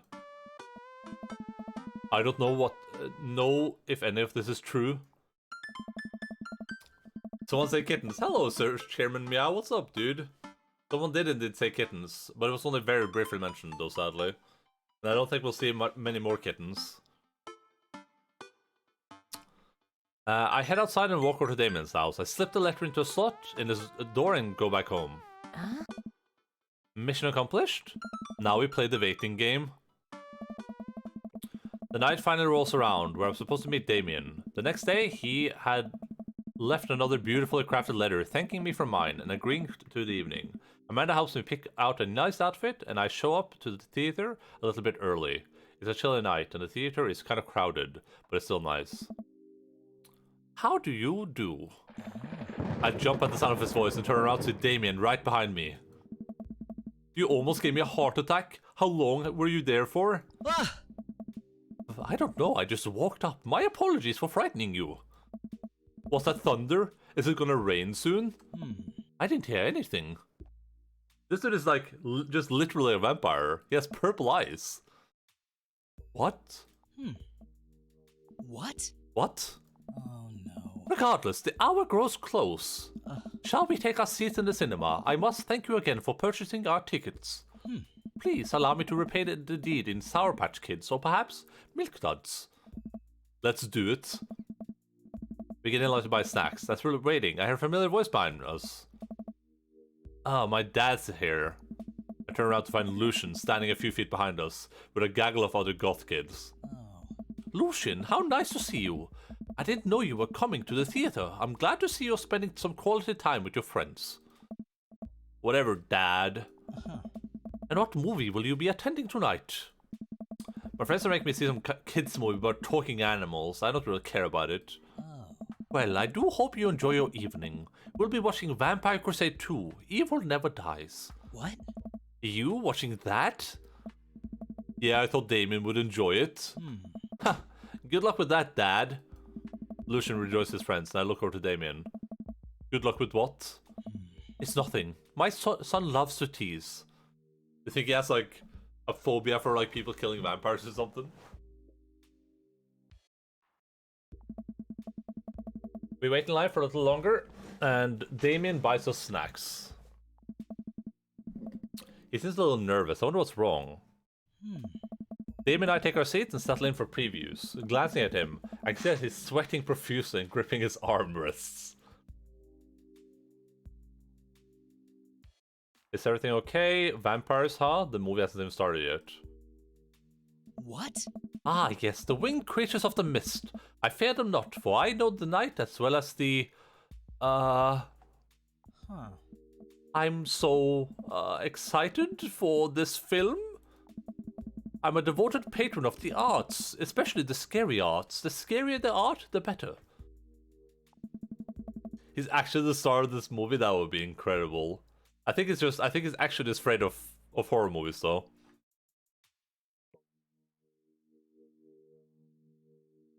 Do you have a favorite horror movie? I, of course, have a favorite horror movie. Mine is Halloween Town. Terrifying. Oh, interesting. That's odd. I don't seem to remember Halloween Town being that scary. I would expect him to bring up some sort of strange foreign horror film that I'd never heard of. Damien's knuckles are turning white. It looks like he's about to rip the armrests off. Wait a second. Damien, are you afraid of horror movies? You must be joking. I love horror movies. The lights dim for the film. Damien screams. I apologize. I was thinking about something far scarier than this movie, which is not scary at all. We settle in as the film starts. I offer Damien some licorice, and he takes one. I take note of how much his hands are shaking. Title flashes across the screen in bloody letters. Vampire Crusade 2, Evil Never Dies. A pale man with long silver hair, glittering red eyes and a well-oiled abs sits up in a coffin. Awaken, my coven! Two more vampires slide the tops of their stone coffins onto the floor. Brother, is it time? Yes, husband, but also mortal enemy, it is time. The three look at each other, and then to the camera. For the Vampire Crusade? This rules. The trio of vampires flies off into the night as foreboding organ music plays in the distance. I somehow get lost in the movie. As dumb as it sounds, it's actually a pretty fun flick. We get to a tense moment of the movie where Romulus Trueblood sits at a truce meeting with the general of the human army, whose wife Romulus has fallen in love with. Romulus, it is good to finally meet you. General, I agree. It's good to finally blood you. Oh my. Romulus leaps out and slashes the general's throat. Blood splatters over everything, including the camera. Damien screams again, reflectively grasping my hand. I immediately blush, forgetting about any vampires of blood or vampiric blood. What? Oh, I'm terribly sorry. Damien retracts his hand and places it back on his lap. I was writing a novel in my head about blood magic, and I got to an extremely scary section. Damien goes back to quietly stressing out over the movie. It's kind of cute that he won't admit that he's afraid of it. I wish he would hold my hand again. Maybe I could do something to try to make him feel more comfortable. I've got it. I'll do what all dads do best. Talk during the movie. Tell a dad joke, point at the plot hole, ask what's happening. Plot hole. Did you notice how that guard fired 7 bullets, but his gun only holds 6 bullets? That is such a typical plot hole too, the standard nitpicking. Yes, that is absolutely unforgivable from a filmmaking standpoint. It's almost unwatchable. It's funny how it's so much easier to point out tiny mistakes in the works of others than it is to actually go to create your own thing, huh? True! Hey, look, that's an anchorism. The rest of the movie goes by relatively smoothly, with only a few whimpers from Damien. Maybe he would have liked the romantic comedy better. We get to the final scene of the movie, where Romulus Badblood and the general's wife embrace each other in his crypt. It appears that true Vampire Crusade was the Vampire Crusade in our hearts, our cold, unbeating hearts. Romulus and the general's wife begin making out hard. What? The film fades to black, and the end appears on the screen, but then it hard cuts to Demetrius and his rival lover, Carmela, who watch the two from afar. Oh no, the twist ending. Our bloodline has been pure for a thousand years. Romulus has betrayed us by loving a human woman. It will only be a short time before the next Vampire Crusade 3, Evil Must Die Again. More thunder, more ominous organs. The movie fades out again, and a bloody question mark now accompanies the end. The end question mark?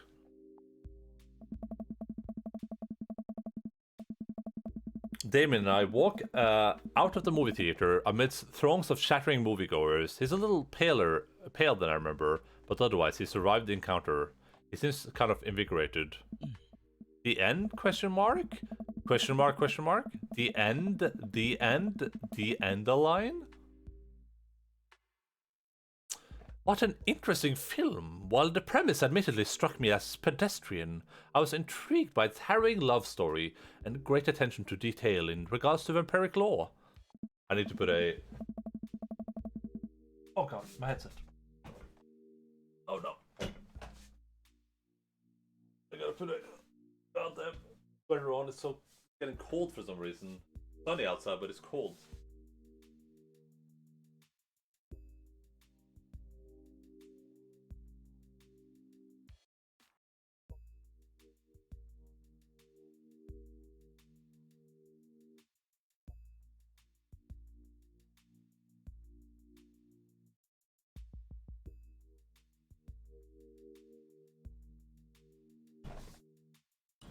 There's no puppy right now, but we just had one, son. You know, the puppy was right there, like 20 minutes ago, I think. Yeah, it was pretty good. A lot more vampire titties than I thought there would be. Oh. Come, the night is young. Let's take a stroll. Ah. Damien and I make a point of not prove it. Bring the puppy back. All right.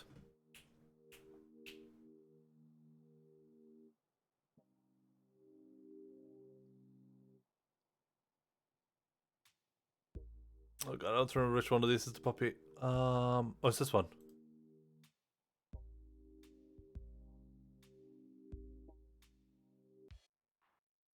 There you go. That's Logan. He's right down there.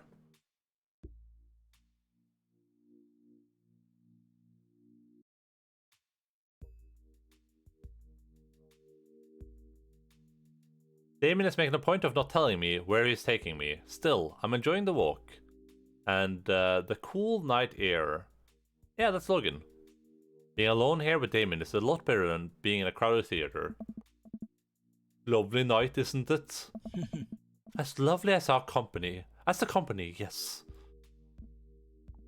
He thinks I'm lovely? Damn, okay. Here comes the smooth response. Thanks, cool, okay. Cool. Nice. Crushed it. We both stand there, feel a little awkward. I sure am one smooth operator.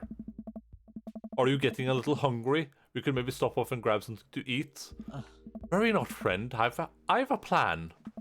We turn the corner and are greeted by the gates of a cemetery? What? Are we going in there? A little bit of Victorian flavor in the line, trust me. I'm a bit nervous, but Damien hasn't led me wrong yet. I follow his lead as we walk into the cemetery. Statues of angels stare down at us as we follow a path through the faded tombstones. As we crest a small hill, we get a beautiful view of the city. The night lights sparkle around us. I gotta hand it to him. For being in a cemetery, this is strangely romantic. Picnicking in graveyards is an old Victorian tradition. An appropriate finish to an evening after a vampire movie, wouldn't you say? With a flourish, Damien produced a blanket and a picnic basket. Wait, where were you hiding that? Under my cloak? Oh, right. Damien unfolds the blanket and we both sit down, gazing out at the city lights. He produces a bottle of red wine and a fine selection of cheese. In the Victorian era, there were no public art galleries, parks, or botanical gardens to speak of.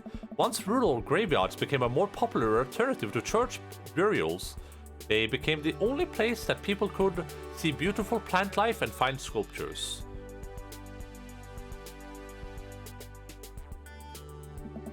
That makes sense. This is pretty nice. I have a question though. How are you so okay with being in a graveyard, but you had trouble handling a scary movie? I wasn't. Yeah, I think we're just gonna have infinite cheese, honestly. He sighs deeply. Okay, yes, I was extremely scared by that movie. I was not writing a book about blood magic in my head. I just have never been good at those. I just feel as if because of how I look and act, people expect me to love horror films. So I must play the part. Truth be told, I don't know if I have the constitution for them at times. Damien, I'm so sorry. If I had known, I would have suggested another movie. It's quite alright. I actually did find myself enjoying this one, thanks to your help. Graveyards, however, I think there's something rather beautiful about death. Cemeteries are traditionally built away from cities, away from the realm of the living, and it keeps us rather separated from it. To acknowledge death and become comfortable with it, I think, gives us a certain intimate knowledge of ourselves.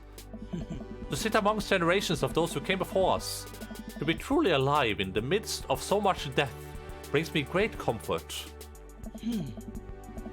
Death helps me appreciate life, to savor every second. We sit and enjoy our food and wine. I don't feel scared anymore. Never thought I'd be comfortable sitting alone in a graveyard at night, but I actually feel very peaceful. Suddenly it doesn't seem like we're alone. Off in the distance, I see a shadowy figure in the trees. What is that? I'm not sure.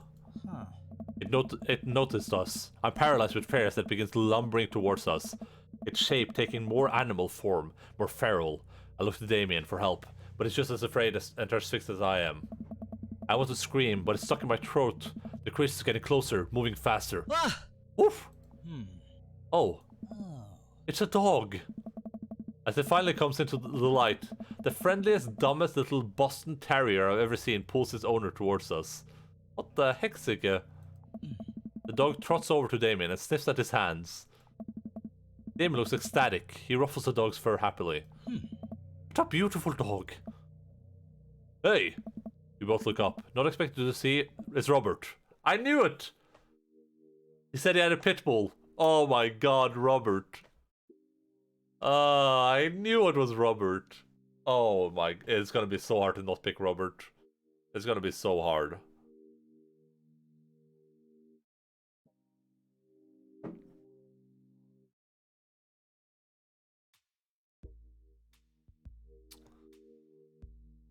Thanks. Robert, what are you doing out here on this lovely evening? Hunting cryptids. Huh. What? Oh. What? I didn't know you had a dog. We did know this. I think one thing I've noticed about this game so far is I don't think it remembers any choices you made. It remembers like how much you romance that person and maybe some of the choices you made for that person. But the game didn't seem to remember that. It didn't seem to remember that we met that DJ guy before, for instance. There was no mention of that we knew that DJ from the dance, and now it doesn't seem to know that we already met or learned that Robert has a dog. We already learned that information, but the game doesn't seem to like realize that. I guess it isn't a big problem. It's just a bit weird. This is my dog. I found her wandering in the street. I put a leash on her, and now we're walking around this graveyard together, hunting cryptids. Damien and I share a look. May I give her a treat? Sure. Wouldn't give her a cheese, though. Not to worry. Damien reaches into the depth of his cloak and produces a small dog treat. What else is he keeping in there? Dog laps up the treat and crunches away, tail wagging furiously. Damien continues to smooth down her fur. Thanks. My absolute pleasure. Damien shakes the dog's paw. Lovely to meet you, my friend. May our paths cross again. Robert and his dog disappear into the darkness again. Damien stares after him. I didn't know you liked dogs. Victorians love dogs, actually. Most Victorian women of high fashion would always be accompanied by a small dog, such as a terrier or a Maltese. I, think big dogs are nice too. Yeah, man, dogs are cool. I do believe we've had enough excitement for one night. What say we make our way home? Damien hops to his feet and extends a hand to help us up. I gladly take it as my knees aren't what they used to be. He packs up his picnic basket and leads us out of the graveyard. As we begin to walk home, I take one last look at the cemetery. It really is beautiful. Like a proper gentleman, Damien walks me to my doorstep. Thank you ever so kindly for your company tonight. Damien, it was my pleasure. Endaline, if you'll allow me, it would bring me great joy to offer you a token of my affection. Damien reaches into his cloak and pulls out a folded, monogrammed handkerchief. He presses it into my hands. Wow, thank you, Damien. I'll use this to dry my tears for those I've lost. Can't wait to sneeze on this. I'm gonna wave this at passing ships. A noble purpose. Damien shuffles his feet. I just want to say that it's rare to find someone like you. Someone who's open to my eccentricities. It's nice to feel so accepted. Thank you. Damien gives my hand a quick squeeze. This guy's old school. He is by definition old school. You should see his home. He has decorated his home to be like a true Victorian era home. Damien blushes and hastily retracts his hand. I must take my leave. Good night. Before I can say anything else, he's gone. Huh. I unlock the door and step inside. Like a whirlwind, Amanda runs from the window and plops down on the couch, trying to look nonchalant. Hey, Dad, what's up? Were you watching me from the window? No, I was just, Okay, yes. How was the movie? Lots of vampire titties. Told you. But as it turns out, Damien is scared. Wait, Amanda doesn't need to know that. I'll keep it between me and Damien. Scary cool? Yep, he's so cool it's scary. Nice save, Endaline. Did you know that graveyards used to be a place to throw parties? I think I'm misremembering that. Wow, that's pretty punk. Also, we saw a dog. Definitely thought it was a werewolf for a minute, though. How can you be so sure it wasn't a werewolf? How can you be so sure I'm not a werewolf? And how can I be so sure you're not a werewolf? Amanda's eyes narrow. I don't trust you. Nor are you. We make intense, wary eye contact for a second. Anyway, I'm calling it for a night. Don't stay up too late, will ya? I'll try not to howl at the moon past midnight. Damn, that was a good date.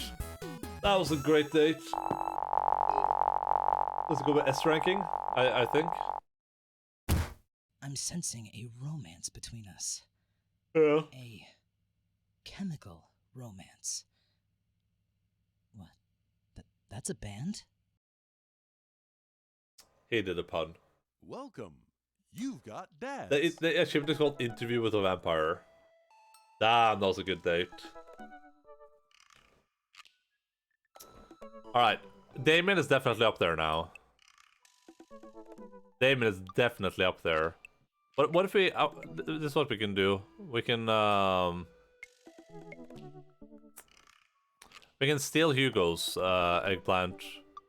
We're gonna put Hugo's eggplant over here by Damien, okay? Now Damien has 2 eggplants. This is the current standing right now. Damien, that was a good second date. Damien is a gentleman, and he's just a pretty swell dude, and he likes dogs. So we're gonna say that Damien is high on the bar right now. So he has to fight against Matt and Robert. I think I'm gonna do... I think I'm doing Robert first and then Matt, because Robert is like the... He's ahead by so much right now. We're gonna start with Robert and see if Matt can impress us more afterwards.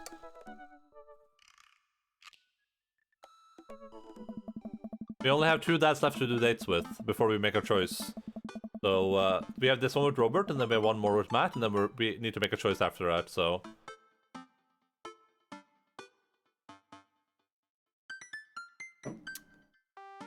We're also doing good on time so far. I was worried we wouldn't have time to finish the game today, but I think maybe we will, depending on how much happens after we choose our dad. I had a lot of fun with Robert the last time we hung out, but I'm beginning to wonder if he's dodging me. I've tried messaging him a few times, and Dadbook says he hasn't even read them. I haven't even seen him come out of his house, actually. I decided to send him one last message, figuring that this will produce the same result. Hey man, don't know where you've been, but we should go grab a drink soon. I walk away from the computer because at this point, I know he's not messaging me back anytime soon. I linger in the kitchen. I'm all caught up on work. The house is relatively clean. Maybe I should do something nice for Amanda. I'll bake her favorite pie. I read through the pantry and pull out all the ingredients. This is an old family recipe that I used to make with my grandmother when I was a kid. I lost the actual recipe card a long time ago, but I think I'll be able to remember how to bake it. I start mixing the ingredients together for the crust until I get a nice dough. I throw some cherries into a saucepan to make the filling. Normally, I don't like to multitask in the kitchen.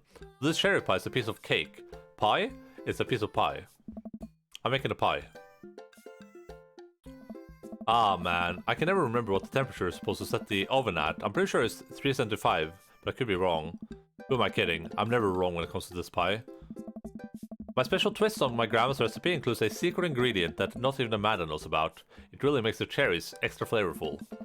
God, why can't I remember what the secret ingredient is? More cherries, salt, almond extract. Salt. Oh, it's salt, duh. Rat poison. I don't think that would accomplish what we wanted to. Just a pinch of salt to bring out the natural sweetness of the cherries. Oops, I accidentally poured a little too much in. Way too much in. I'm sure it's fine. Baking is an art, and some of the most beautiful art is made from mistakes.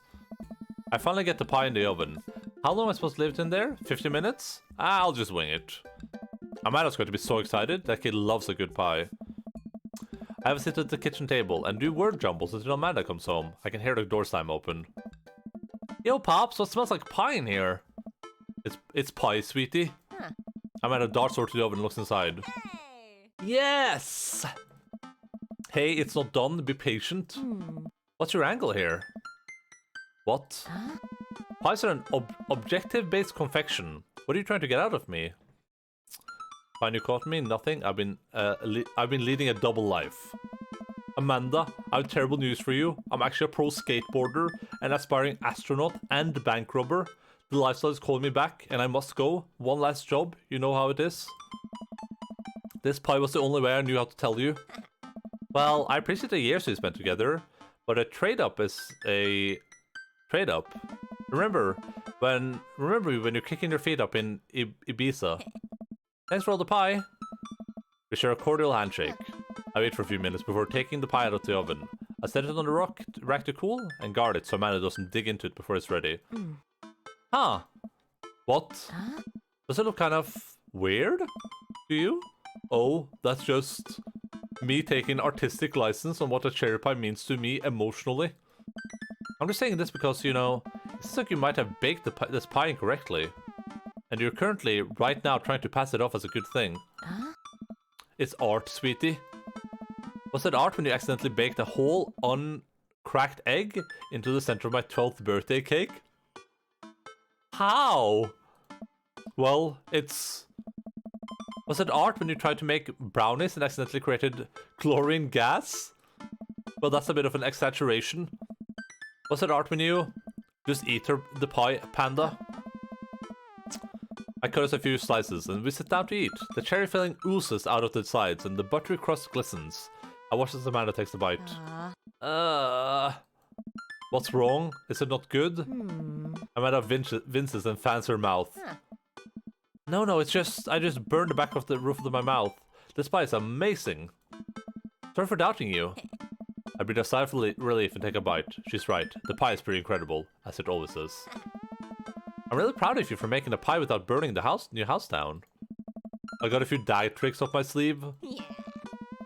Maybe fathers aren't as bumbling and stupid as the media makes us out to be. Maybe we, as a society, should have a little more respect for fathers as a whole.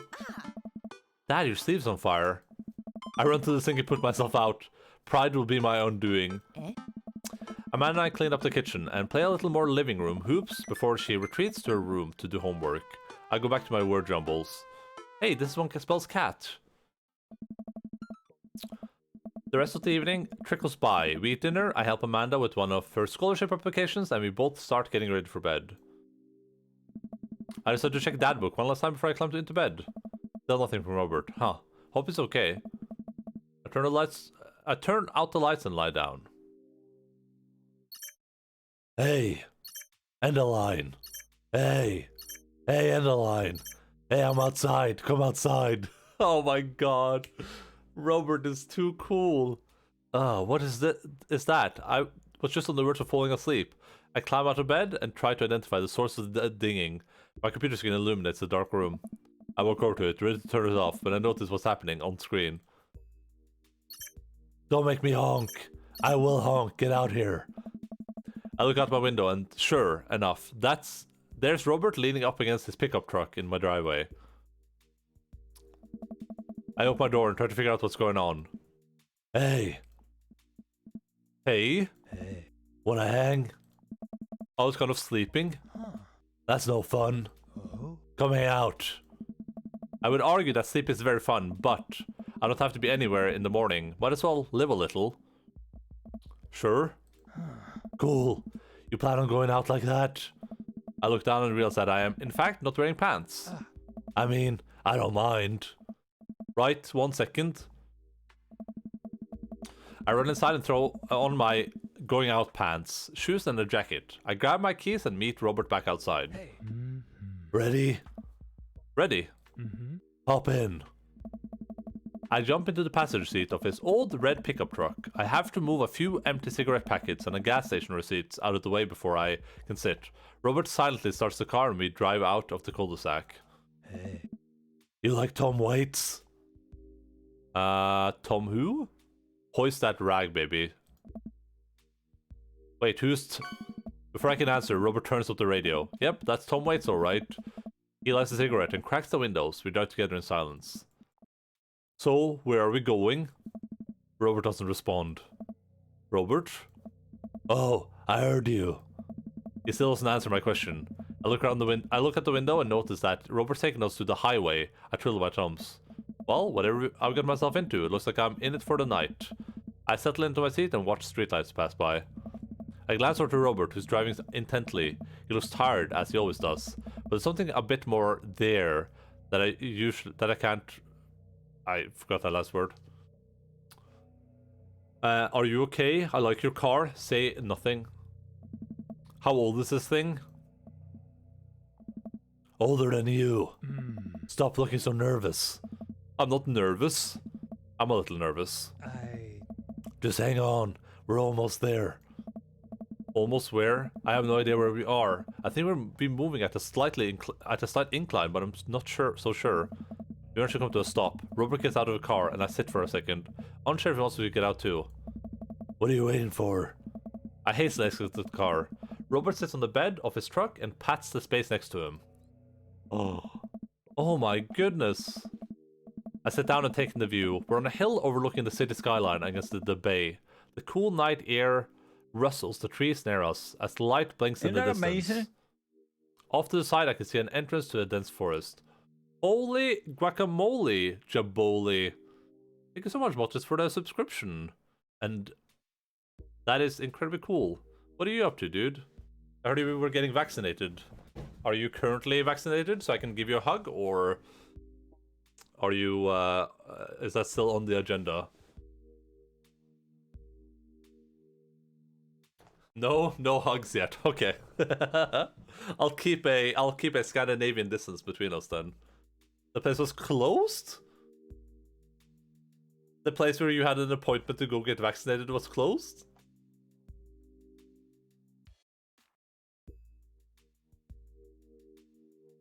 I'm as confused as you are, yeah. Okay. That sounds odd. So I guess best part of the website is down, so I can't even check up on my reservation.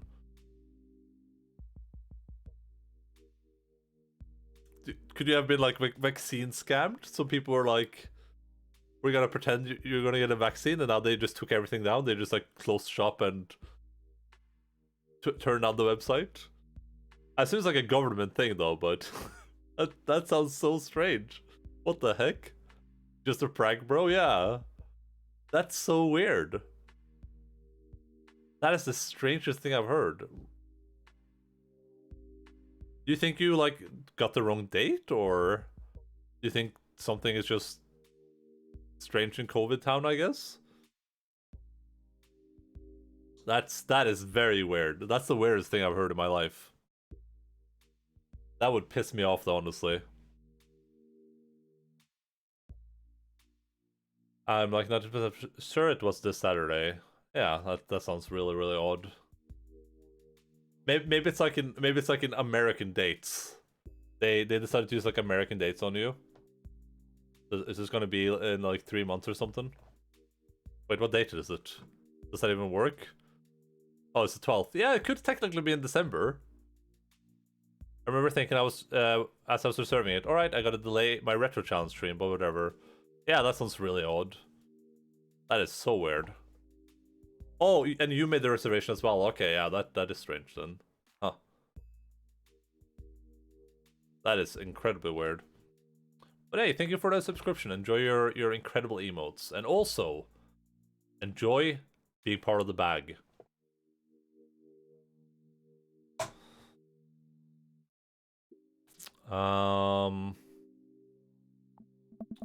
Man, it's also gorgeous. This is where I come to masturbate. Oh my goodness. Wait, what? Okay, I'm out. I love Robert, dude. Oh my, he's just kidding around, everyone. Robert is he's just being a funny lad. He's just being a funny dude. Oh my. What? What? I'm kidding. What's wrong with you? He's talking to all of you, by the way. Hey. There's my little spot where I come to think. It's nice. You can see the whole city from up here. Really gives you some perspective. Robert reaches behind him and pulls something out from under his jacket. It glints in the moonlight, and I suddenly realize what it is. Oh shit, that's a knife! Oh? Please don't stab me. Robert reaches into the pocket and pulls out a small piece of wood. Please don't stab me with that either. Robert takes the knife to the piece of wood and starts carving at it. Oh, I breathe a very audible sigh of relief as Robert looks at me sideways. Did you think I was gonna stab you just now? What? No? Hate to break it to you, but I did, in fact, bring you out here to harvest your organs. Play along. Yeah, well, you think you caught me in your trap, but I knew. For years, I've been putting the most vile junk food in my body in preparation for this day. Come at me, friend, and reap what you will. Hey. 2 steps ahead of you at all times, that's how I operate.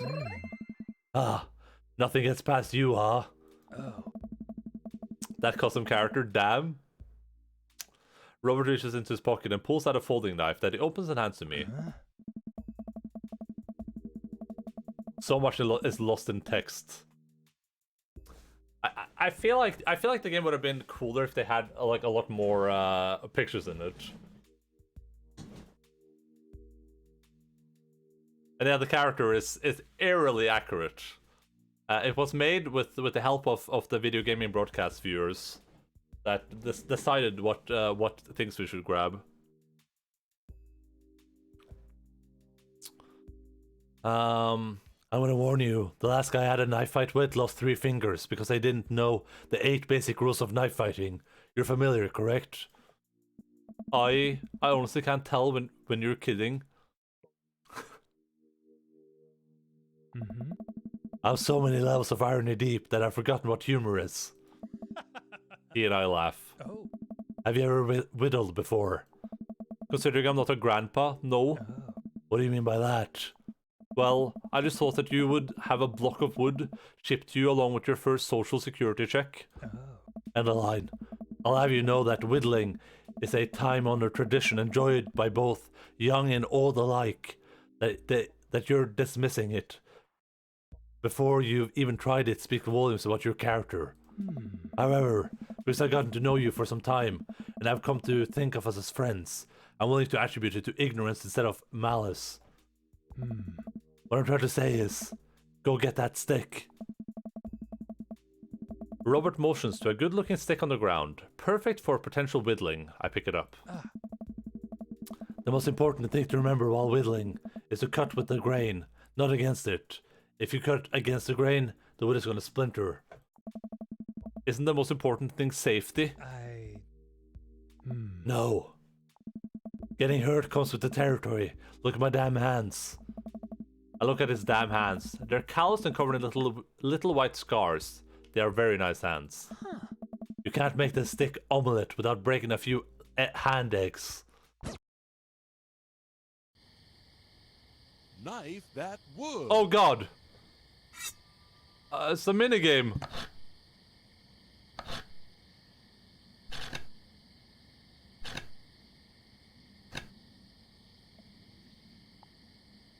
Good start, what is it? Sharp stick, pencil, knitting needle. It's a knitting needle. But only one? You made a useless knitting needle. Oh god. Oh, right here?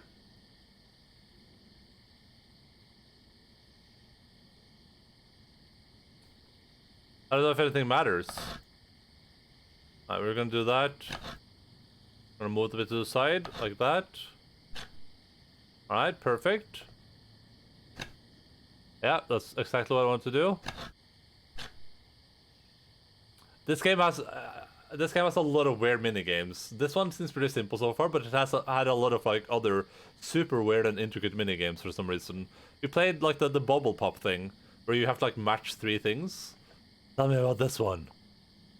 Popsicle stick, tongue depressor, flatworm tongue depressor. I should put that on my first aid kit. Never know when you might need one. You made a tongue depressor. I don't know if moving the thing makes any difference. It doesn't seem to.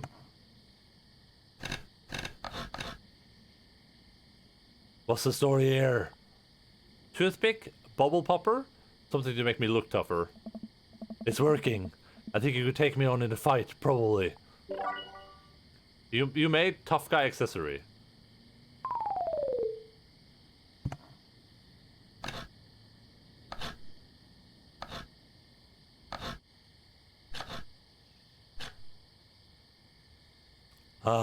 What's this? Chicken nugget? I don't know. Ucha board? Planquette. This one. Now all you need to do is carve up a board, and we're set. And also maybe carve a ghost.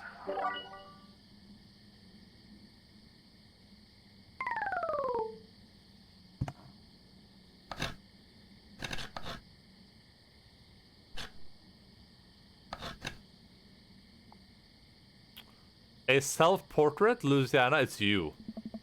You really captured my likeness, I'm impressed. You made Robert, I guess.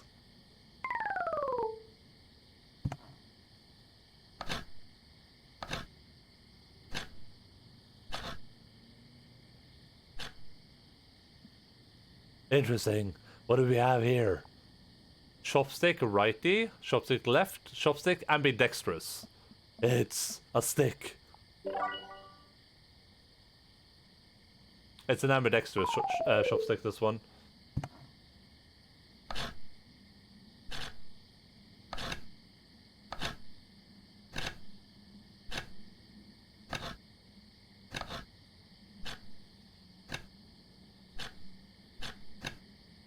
Oh, it's a swan! If you keep this up, you'll be whittling pro in no time. It's a new friend. He's beautiful. I'm happy for you. It's Dongle.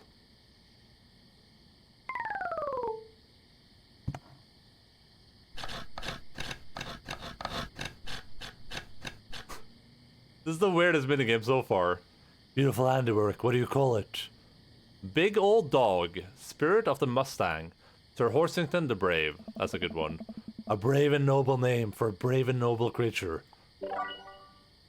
A beautiful gift from Amanda. Hell yeah. Alright, time to whittle a gun.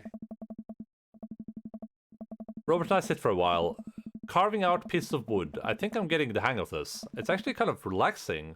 I glance over to see what Robert's working on. He's carving a smaller wooden knife. Ah. Well, I'm distracted. The knife slices into my thumb. Blood gushes all over my little wood carving. Robert is lost in his carving and doesn't notice me bleeding everywhere. Robert still doesn't notice.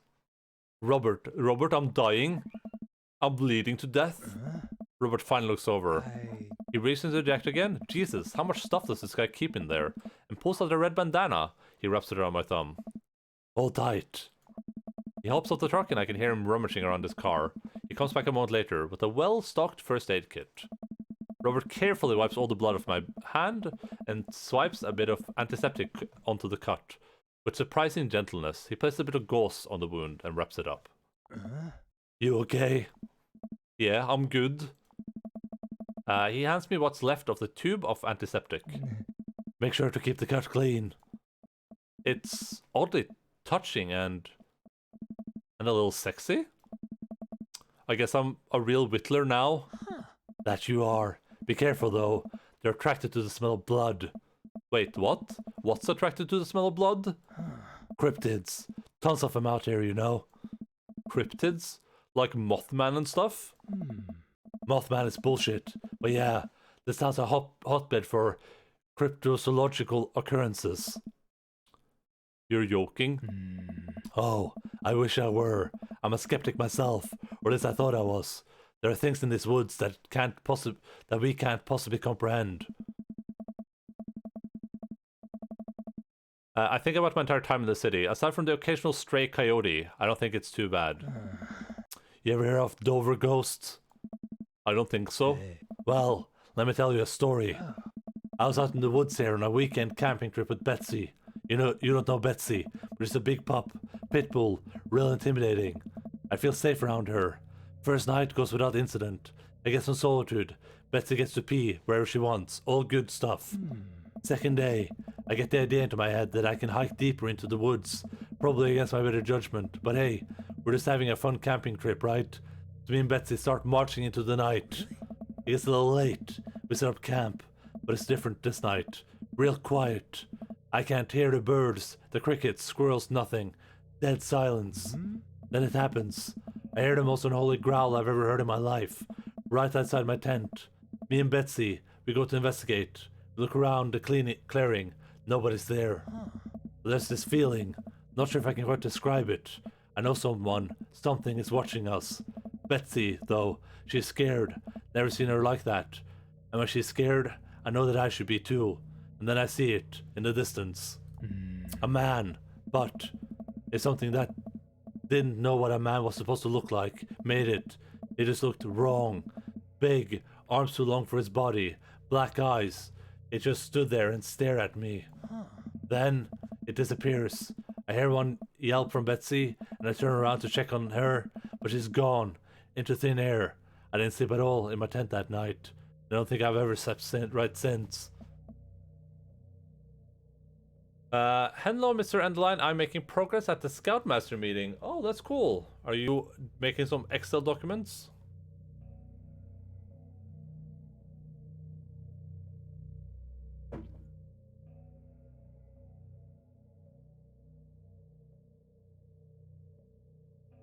Mr. Snoosu.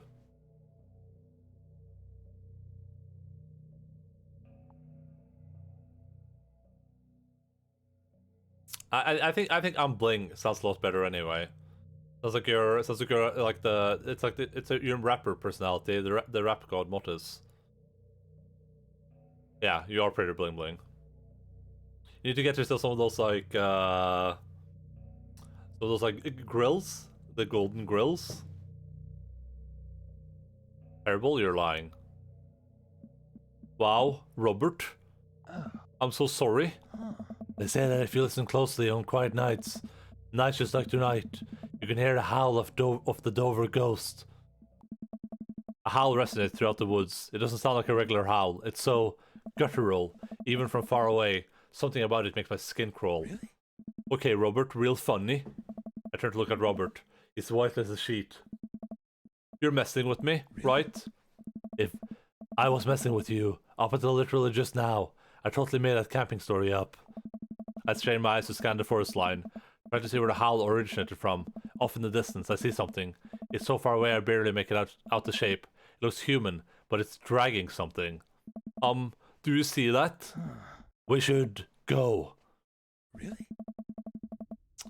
Robert and I slowly back away and get into the truck. He turns off his headlights and we make a slow crawl away, back onto the road.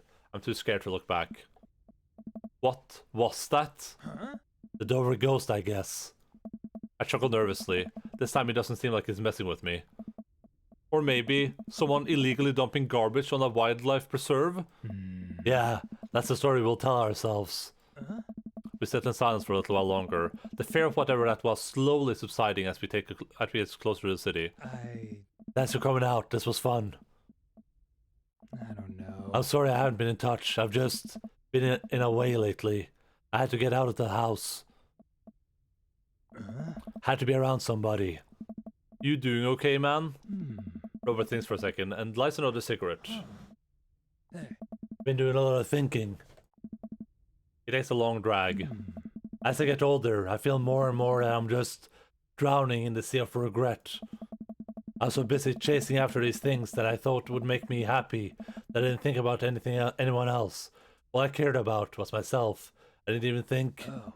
Robert stops. I return to finish his thought, but he just stares at the road. Maybe I'm just built like this. Or maybe I do it to myself. Maybe it's my own choice that I'm so as unhappy as I am. I had to think of something to say. I remember all of the times in my life when I've been sad. There's a great many of them.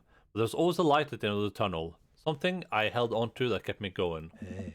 There's something so resigned about the way Robert's talking. That sucks, I'm glad you told me. Maybe we deserve to be eaten by the Dover ghosts.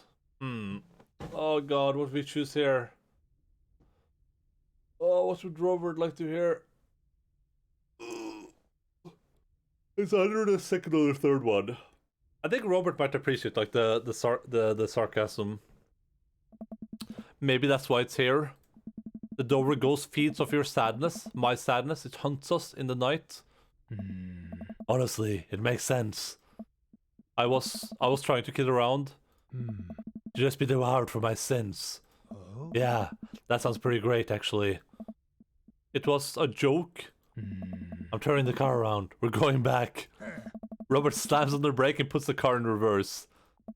Robert, wait. He stops the car again. You know what? I thought about it.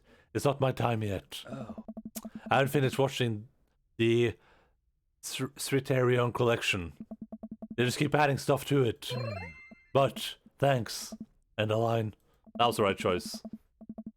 We drive the rest of the way in silence, listening to the radio and watching the bright lights of the city grow bigger.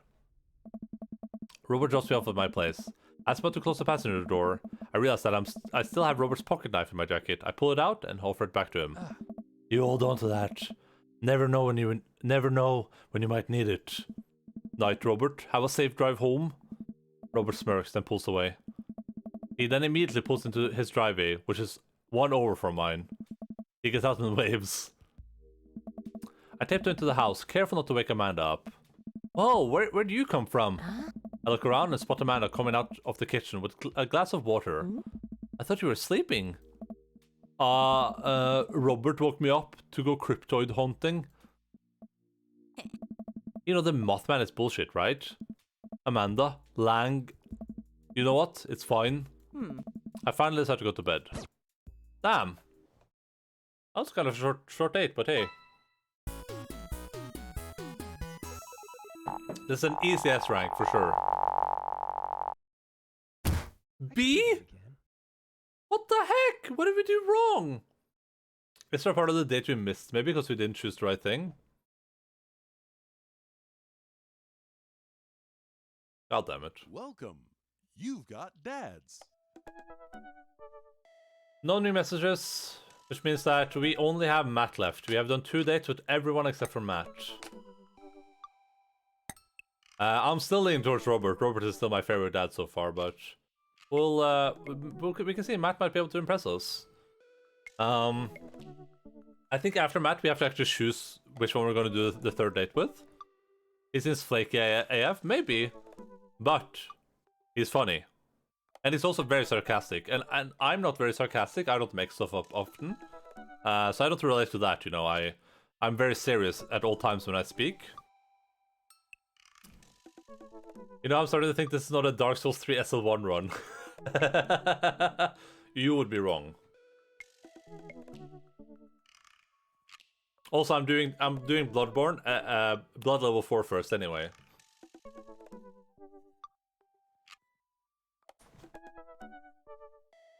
But hello, Mr. Pineapple. Totally unknown person that I've never met before. Alright, so here's the plan, Peter Pan. Right now, I enjoyed my time with Damien a lot. Robert is still ahead of him. We'll see what Matt can do. Maybe Matt surprises us. Matt is still huge on my priorities. He was a really, really cool dude. And I'm sarcastic 99% of the time. I don't think I've ever been sarcastic, have I? Has anyone here ever caught me being sarcastic in any way possible? Like, have you caught me saying something that isn't true, or... I don't think that's ever happened. I'm very serious at all times.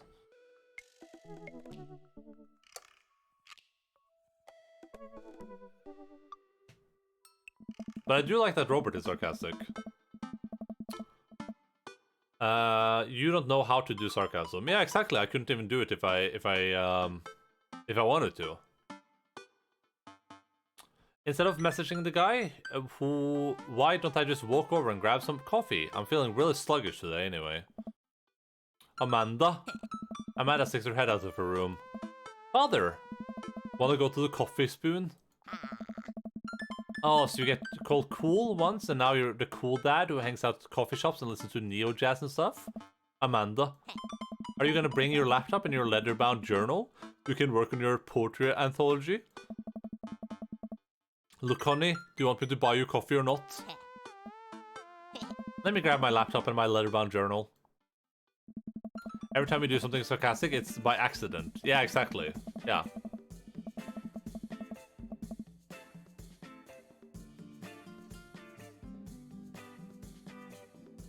Amanda and I make the short walk over to it's the male Linz. Every time Amanda and I make the short walk over to the coffee spoon. The place is quiet today. Just a few people hanging out and reading books in the cozy little nooks. I walk up to the counter and see a familiar Pierce face. Hey, You were the dudes I yelled at a bunch the other night. Ugh. Amanda cast a sideways glance at me. He tried to sell me shirts. And who might you be, miss? Ugh. This is my daughter, Amanda, the person I'm the father to, and I'm very protective of. Who is this dude with the hot bell button? This is the male. This is gender bent Linz. An honor to make your acquaintance. My name is Pablo. Did I mention that I make witch house music? I wouldn't call witch house music, but okay. Ugh. A pierced blow to my ego, but not one that will dissuade my need to impress you. My innate dad sense is tingle. I'm overwhelmed with a fatherly protective energy. I must do something to protect my child. Change the subject. Defend witch house.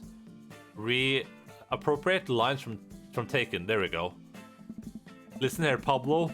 I have a very specific set of skills too. I can type pretty fast for people my age. If you so much as harm a hair on my daughter's head, I'll be coming for you at the comfortable 80 words per minute after I practice a little. Ugh. Dad? Endaline. Matt comes out from washing dishes in the back room to meet Amanda and I. He and I high five, as fellow cool people do. I see you met my newest employee. At your service, although I'm not here until Vacant Veil starts their world tour. When's that? Well, we had to put out a record first. Hey. Alright, Pablo, now what do we do with customers again? Right, yes. Pablo clears his throat. Hello, good folks of Maple Bay. Can I interest you in a tasty caffeinated beverage? Smashing pumpkin spiced latte, please. A classic, and you? Americano football, decaf for cutie, Potter John Misto. Decaf for cutie. A decaf for cutie, please. Don't want too much caffeine. Decaf sounds like you're settling. I have a very early bedtime that I just can't miss. Oh, the sound of settling is a death cab for a cutie song, which was the band. This was a pun off, so when I said it sounded like you were settling, I'm gonna stop talking now. Hey Linz, what's up? How are you doing?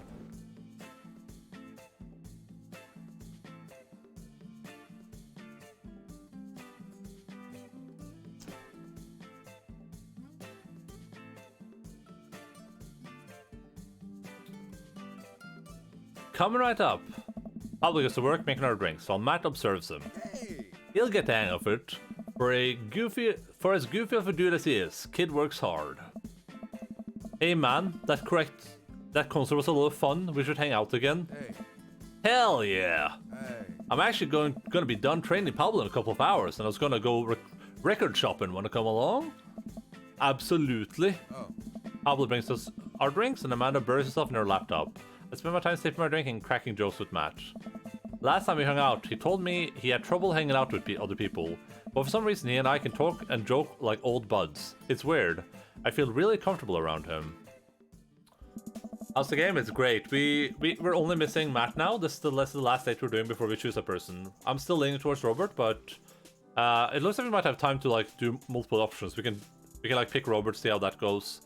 Pick Matt, see how that goes, and pick Damien and see how that goes. Those are the three right now: Matt, Damien, and Robert. Once Matt feels comfortable leaving Pablo on his own, I say goodbye to Amanda and we start walking to the record store. Hey. Have you ever been here before? No, I mean, we have a record player sitting in the living room, but all I have are 2 copies of Frampton Comes Alive. Oh. Oh, this should be fun then. We're gonna find you some good stuff. The walls of the store are packed with posters, artwork, stickers, and records of a few people mill around, flipping through milk crates of albums. Some indie band is playing through the speakers. It's a nice vibe. So, why do people still buy records? Isn't it kind of outdated at this point? Oh. There's a lot of people who will try to tell you that vinyl sounds warmer or more true to its artist's intent, but really I think it's just nice to collect records. Hey. It's cool that in this day and age we have just about every song ever created available instantaneously on our phones, but there's something about holding an album and getting to see the artwork in your hands that I'll always love. Hey. That's why I try to get as many of the records that I love in physical form as possible. remember when we were kids and we would have to wait around by the radio with the cassette tape so that we could record our favorite songs? Hey! It made each listen really special, and mixtapes were even cooler because of how much work they took. Now we just make a playlist. I think the last time someone gave me a real mixtape was in high school. Oh. I look around the multi-level record store and spot some genres. Future wave, jungle, anarcho-punk, non-sploitation. I have no idea where to even start. Man, this is a little overwhelming. Here, let me help you find something you might like. If you were a milkshake, what flavor would you be? Pick Robert, he won't reply to your text, got bored and picked Matt. That might be what happens, who knows? So far I would probably pick Damien though, but this date might go really well. I still buy records, I should buy more. What's so great about this Robert? I haven't bought records in. I think the last record I bought was Hybrid Theory from Linkin Park, which you can do the math when that was released. That's the last record I bought, but hey, if you enjoy that, then that's cool.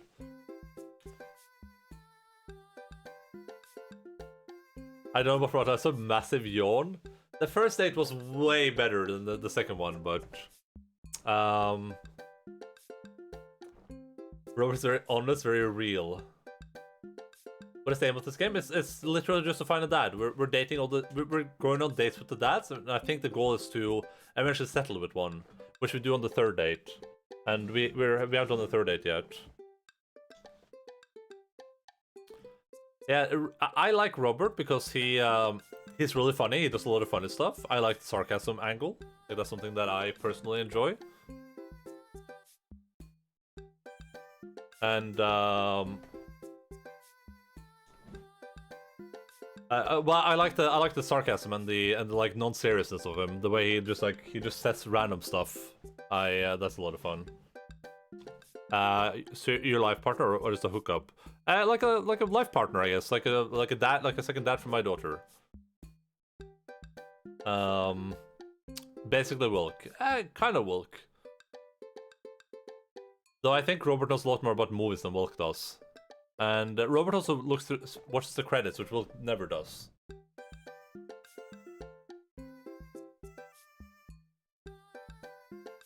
Let me...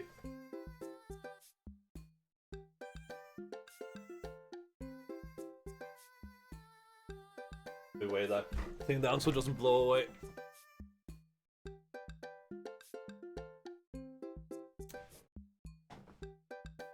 But yeah, we had a lot of fun on the first date with Robert. He said a lot of funny things, and I didn't really have he makes me laugh a decent amount, so that's why we're leaning towards Robert so far. Out of the people, but our first date with Matt was also really cool. Matt is probably the person I would identify more with, like in real life. I don't know if Robert would. I would probably jive with him, to be honest, but Matt seems very cool too. Matt has the cutest. So Robert has a cute dog, but Matt has the cutest daughter by far. Matt has a really cute daughter. Would be an unreliable daddy for your daughter. Listen, I can make Robert settle, okay? I have the power for it. Cookies and cream sounds great. If you could only buy one type of candle scent for the rest of your life, what would it be? Daffodil Mountain Spring, Camouflage Summer Breeze, Spring Creek Fireball, Power Violence Cherry Blossom, this one for sure. What's your favorite ambient sound? Rain, Bowling Alley, Star Trek Bridge ambient sounds, Howls of the Bone Chorus. I'm way too jaded for this.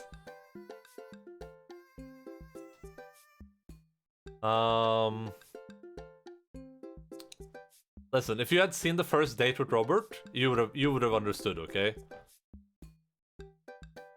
I guarantee you would have been like, Robert? Because I was not into Robert before that first date either. It was the first date where I was like, damn, this dude is a dude, and he does dude things. I don't think I wouldn't care for any of these. I don't like Rain because it makes me feel like I need to pee. Bowling Alley just sounds noisy. I'm just gonna pick that meme one. What's your favorite dream vacation spot? My backyard inside an active volcano, living off the fat, the land in Ibiza, starting a new life in the Baltics. Backyard. What's your deepest, darkest fear? I worry that people are nice to me only because they want something from me. I fear that I don't deserve happiness and won't ever get it. What if nobody exists but me and I've fabricated this universe? Saying you too when a waiter tells you to enjoy your food. That was good. Matt thinks for a moment. Huh? Oh, I know just the thing. Hey.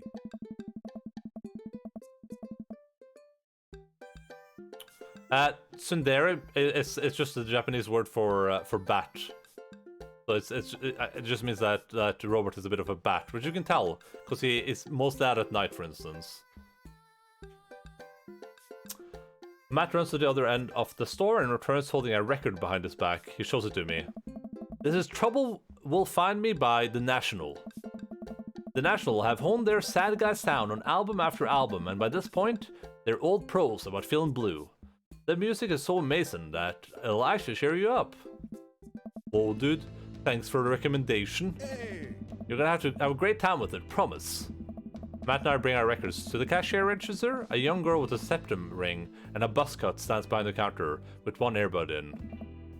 Usual stuff today, Matt? Hey. Just some light pickups.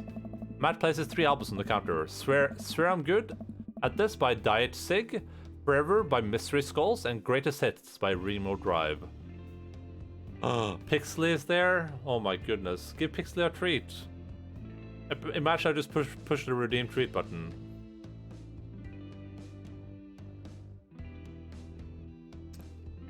Cold and unavailable on the outside, sweet and vulnerable on the inside. That's exactly it.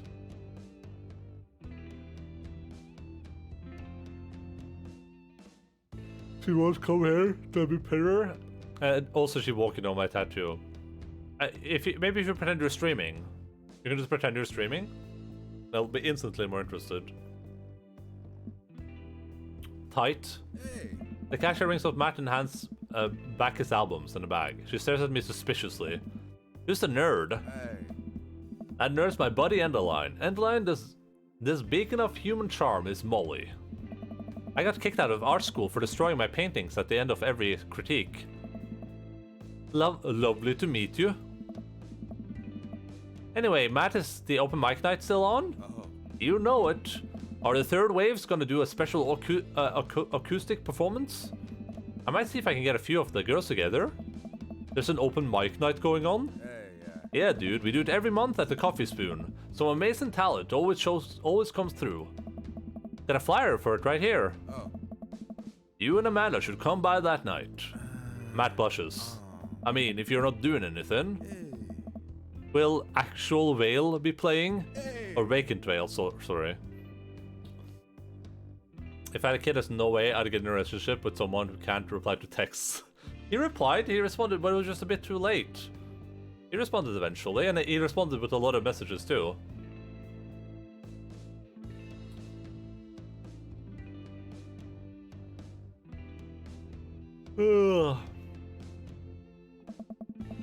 I finished paying for my records and we head out to the store. Man, with a trip down memory lane. I've been in a record shop in like that since Vans had shag carpeting. Now that you mention it, it is strange to think of all those weird little musical memories. How do you mean? Well, I think music is a very time and place sort of thing. A song is important to me, not only in that I think it sounds good, but where I was and what I was doing when I listened to it. There's music that reminds me of exes, of struggling through school, of being so poor that I didn't know where my next meal was coming from. Hey. All that stuff, and listening to those songs reminds me of those moments of my life. Yeah, now that I think of it, even the pop concert Amanda made me take her to is special to me. I mean, I'm not really a fan of the band, but hearing their songs on the radio reminds me of how young and excited Amanda was. Hey. And then, that even reminds me of a younger me, going to see my favorite bands in concert with all my friends. We would always go to my friend Cynthia Chapman's house beforehand and smoke pot in her basement, like we were so slick. Her parents definitely knew what we were doing. Yeah, I think that's the money zone. Pretty sure it is anyway. Wait. When was the last time you smoked pot? Matt stops to think for a moment. It's been decades. Dude, me too. Where do you even get pot now? Is that even what the kids call it these days? I don't know. Hey. But I bet I could find out. Do you want to get high and listen to our new records? Yeah. Matt pulls out his phone and starts texting. After a few minutes, he looks up and smiles at me. Hey. Ah, Molly's got a hookup. Says to meet her in an alley near the coffee shop. Hey, dude. Okay, if it turns out it's the feds, you make a break for it and I'll take down the heat. Just promise me that you'll raise Amanda like she was your own.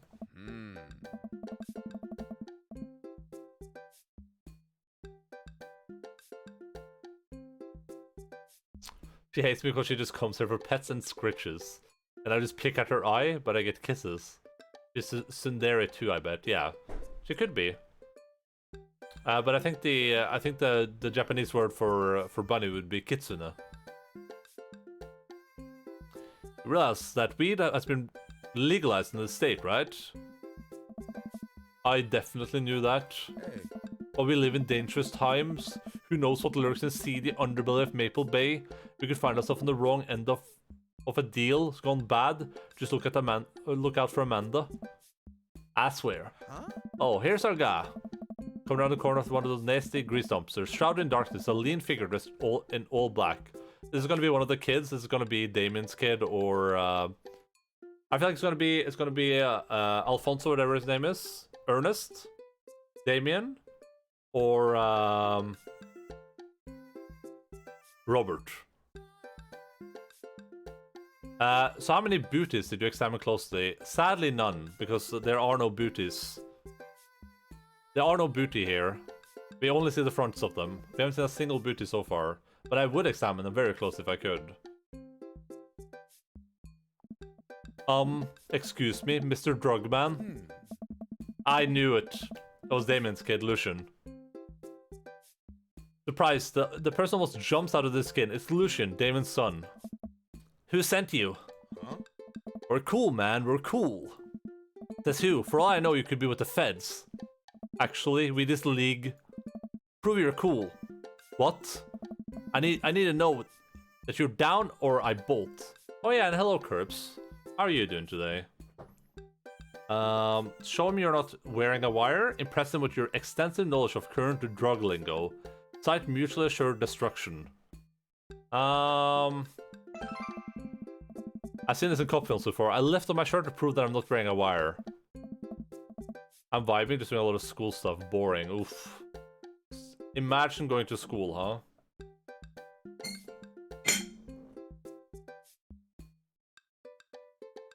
Oh, Jesus, put that away, please.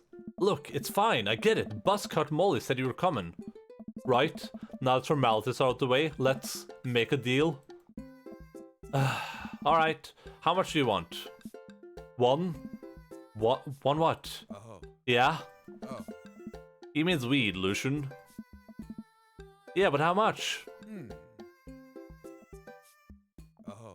One? Oh my god, look here. Take this and give me 10. Just don't tell my dad. Let's all forget this ever happened. Hey, yeah. I won't tell your dad if you don't. Lucian hands me a baggie of something and disappears down the alleyway. I open it and take a deep whiff. It smells like genuine drugs. Yes, sirree. Oh. Yeah, one weed, please. That went smoothly. Yeah, we should get off public property before we smoke this. Hey. Great idea. Let's head back to my place, yeah? What about your daughter? Matt and I walk to our cul-de-sac and stop at a gas station on the way to buy rolling papers and soda. I feel like I'm 16 again. And one for Curves to help her study. Pharmacita's having a sleepover tonight, so that gives us all the time we need to do drugs. Oh. Awesome, let's do some drugs. Matt pulls one of the records out of his bag and puts it on for us. I plop down on a comfy leather couch and look around this place. There are a bunch of band posters and his records collection takes up an entire wall. Whoa, what a collection. Hey. Been collecting my whole life. It was nice to finally get them all in one place after being on the road for so much of my life. I had to ask my parents to hold on to them for a while. Matt sits down next to me, and we lay the marijuana drugs out on the coffee table. What do you want to do the honors? Please, it's your house. Hey. If you say so. Huh? Matt pulls out some rolling papers and sprinkles some of the beatnik tobacco onto the piece. He starts rolling it back and forth, and the paper breaks almost immediately, spilling drugs all over the couch. Oh. Never was too good at this. Oh. Matt tries again, and is able to successfully roll a nice-looking weed cigarette. He hands me a lighter and the blunt, I think, and I take it. Well, let's open up the nug, smoke some of that gateway drug, rip that golf fairway. This rhymes. Let's smoke some of that gateway drug. I don't know if that's what people call it. I like the joint and inhale deeply. This is not what I remembered. It's been a while though. Maybe pot drugs have just gotten more potent since the last time I smoked. I pass the joint to Matt, coughing a bit.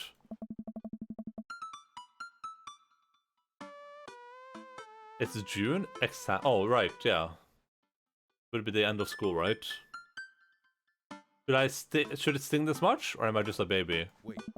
What? Matt takes a hit, and his eyes go wide. That's not weed. I knew it, that little prick. Oh god. Oh. Did we develop a taste for meth? No, it's oregano? Matt takes another hit and Vince's. Hey. Yeah, this is oregano.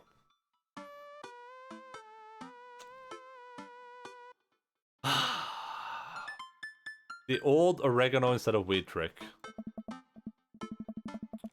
I love oregano. Well, you might love weed too then. I sniff the air. Yeah, that would definitely explain why it smells like pizza. Pizza place in here. That little punk ripped us off. Hey. Oh, well, we can still relax and enjoy music sober. Not even one weed? Oregon, yeah, exactly. Arcadia Bay. You know what? You're right. Oh. We sit and listen through the Diet Sig album that Matt bought, which is catchy as hell. I look around the room again and see photos of Carmencita growing up. I spot a young woman with a huge smile on one of the pictures with the two. Who's that? Oh, man. Oh, that's Rosa. She was Carmencita's mother. She died when Carmencita was young. I'm so sorry to hear that. Amanda lost Alex at a young age too. I can understand how hard that must have been. I look around again, spotting a framed gig poster hanging on the wall. On it, there's an illusion of Matt and Rosa surrounded by flowers. The cursive letter reads, Stillness the Dancing. Looks like they played the Soundgarden over a decade ago. Everyone's getting Arcadia Bay. I don't think so. No one is, as far as I'm aware. Were you two in a band together? Hey. Yeah, that was the reason I was touring so much when I was younger. We traveled the whole country in this rinky-dinky little van. It was hard to start, but once we started gaining notoriety and seeing how much our songs meant to kids, it was just incredible. Wow, that seems like a life some people only dream of. Hey. It was, and it was difficult at the same time. I couldn't have done it without someone by my side. Rosa and I knew that we couldn't do it forever. The long hours on the road, missing your family, sleeping in the van, all that stuff. Hey. So once she became pregnant with Carmencita, we just put down roots in our favorite town to play in, right here. When she was a kid, Rosa always had a dream to own a quiet little coffee shop, so she died before it opened. Suspicious amount of mothers die in this neighborhood. Ah, is that true though? Isn't this the only one we've heard of dying so far? I'm so sorry. Hey. Don't be. I'm not really sure what to say. I couldn't possibly count the number of times I told people the same thing after Alex died. Hey. Matt gets up to flip the record. Next to a turntable, I notice a dusty piano. Do you play? I'm out of practice. I used to jam on the keys back in the day. Oh yeah? I fronted the hottest 7-piece ska band that Eagle Rock Bay High School had to offer. No way. You had a ska face? Ska never dies. Hey. Except for Scaminus Manifest, who broke up after the senior talent show to pursue solo careers. Oh. Dude, that's so rad. Matt pulls out the piano bench. Oh. Give me some of that two-tone love. Oh man, let's see if I still got it. Hey. I sit down at the piano. Go to classic, stick to your ska roots. Ska roots. Anyway, here's Wonderwall. Hey, I think I'm doing it. I'm playing ska. Wait, that was just Smoke on the Water. Matt, I forgot how to play. The Deep Purple is always appreciated nonetheless. Alright, buddy, can you top that? I shouldn't. Oh, come on. No, it's been a long time. Never tried to get back into it. Matt, you just sat through a butchered version of Deep Purple Smoke on the Water. How much worse can it be? Matt stares at the piano for a second. Okay. Okay.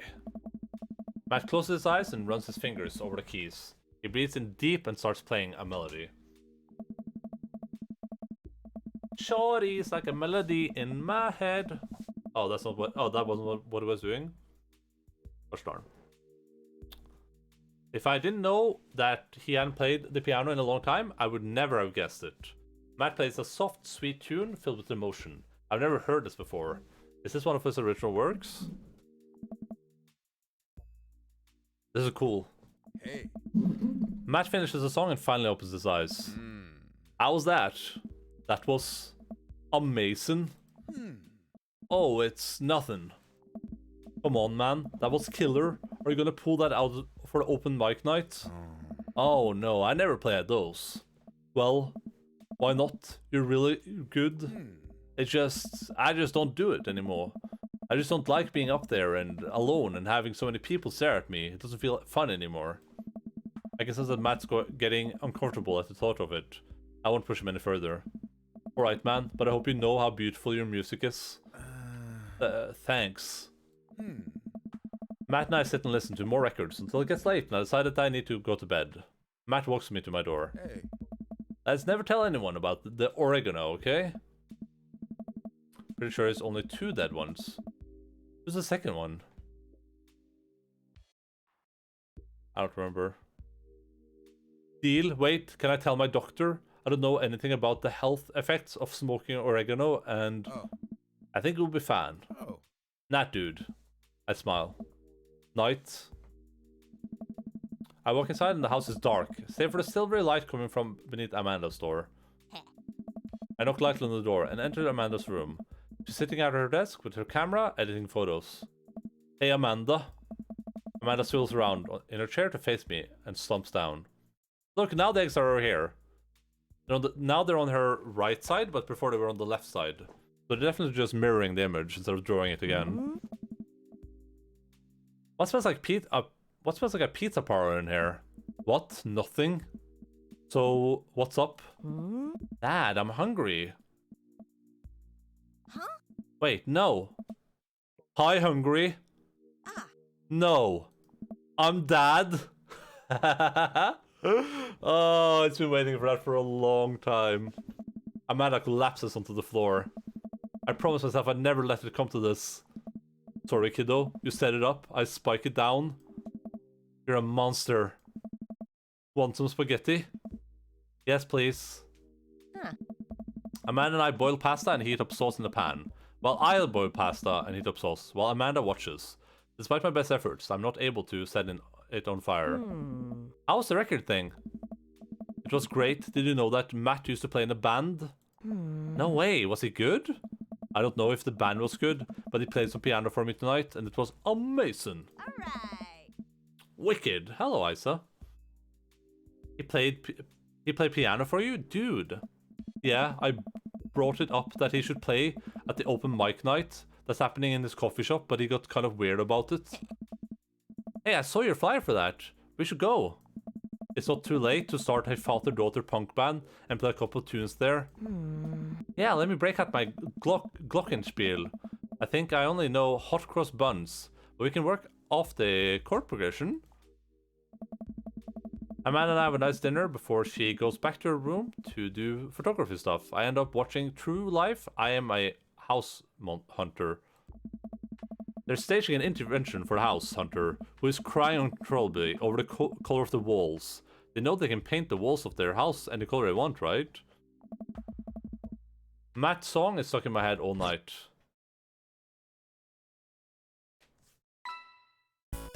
That should be a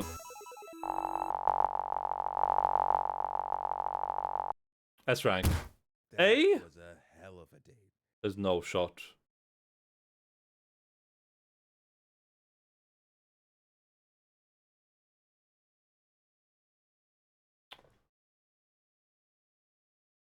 Welcome. You've got dads. We got the achievement King of Carrot Flowers. Alright. Before we deliberate on who we're going to choose, because we have now went on 2 dates with everyone. Matt was the last one. Pretty okay date, but we didn't do much on that. The only really strong second dates were Brian and Craig, I feel like. Because we did a lot on those. Well, these other ones were kind of short. But hey, I'm gonna go to the bathroom real quick, and when we come back, we're gonna have to choose a dad to go with.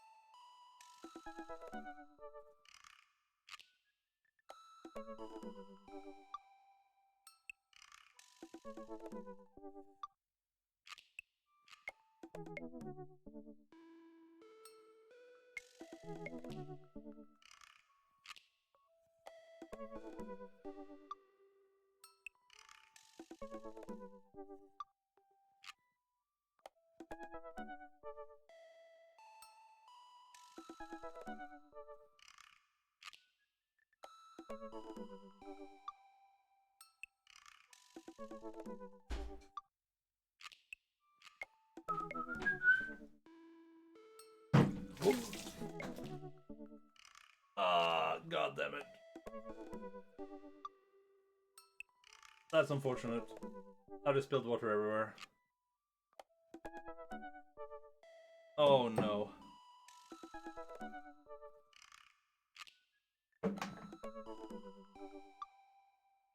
Alright, I need to go grab a towel.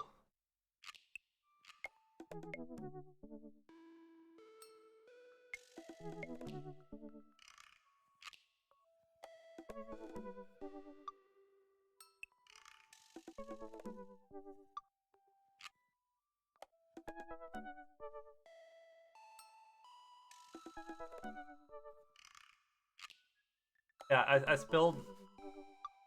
I filled my water bottle up, and you can see how much water is left in it. Oh god, it's on my mouse pad.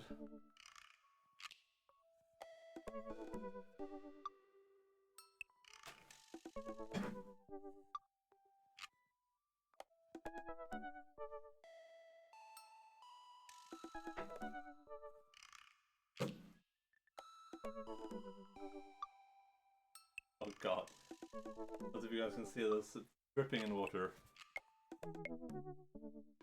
Mistakes were made, people. It was a full water bottle. Oh.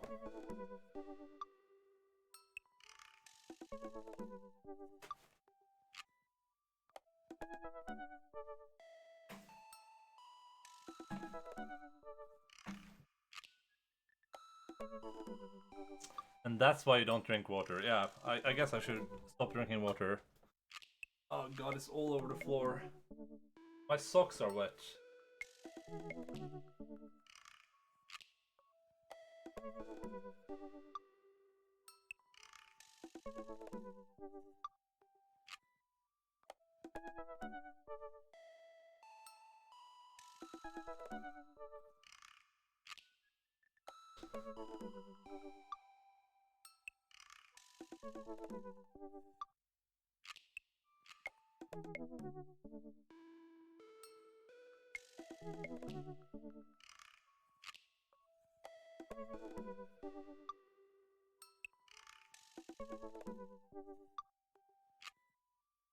How surprising it is to clean up.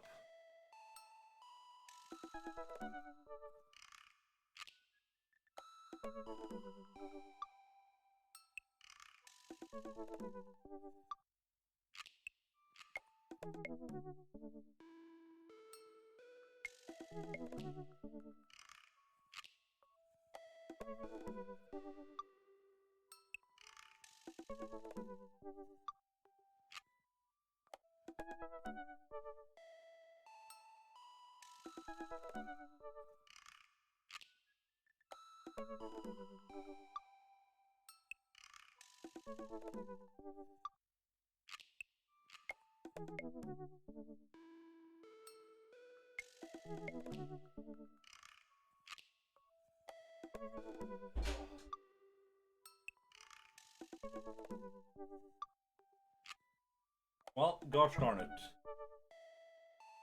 Gosh darn it, people.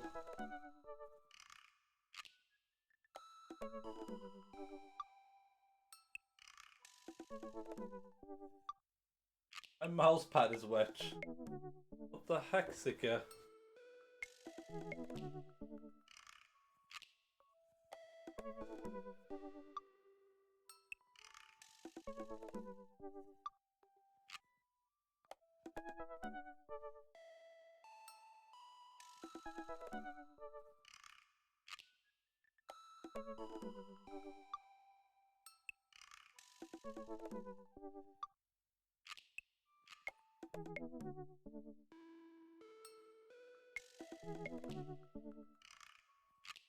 Alright.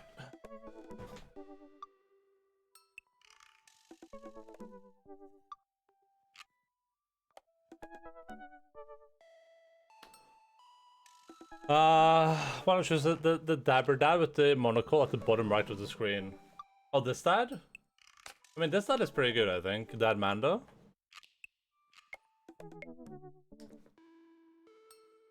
Reminds me of when that drunk dude spilled 5 beers in the bar. Sploosh, sploosh. Oh, sploosh and sploosh. Ruins days and shit, best invention. What, beer or autocorrect, yeah? Well, thankfully, so I spill water frequently because I am a very coordinated person. But this time, thankfully, the water spilled in my direction, which means instead of spilling across the desk and onto my computer, it spilled on straight onto the floor, which was very easy to clean up. So I appreciate that at least. But I literally filled this entire thing up as it is now, and I sat down. I have this coaster for it. I put it on the coaster. And grab my headset, which was the wire was around the coaster for some reason. So yeah, that was interesting. But hey, it's time to choose a dad. We just got a little more time to deliberate now. So it's definitely between Damien, Matt, and Robert. I'll say that much. I have very good motor skills, yeah.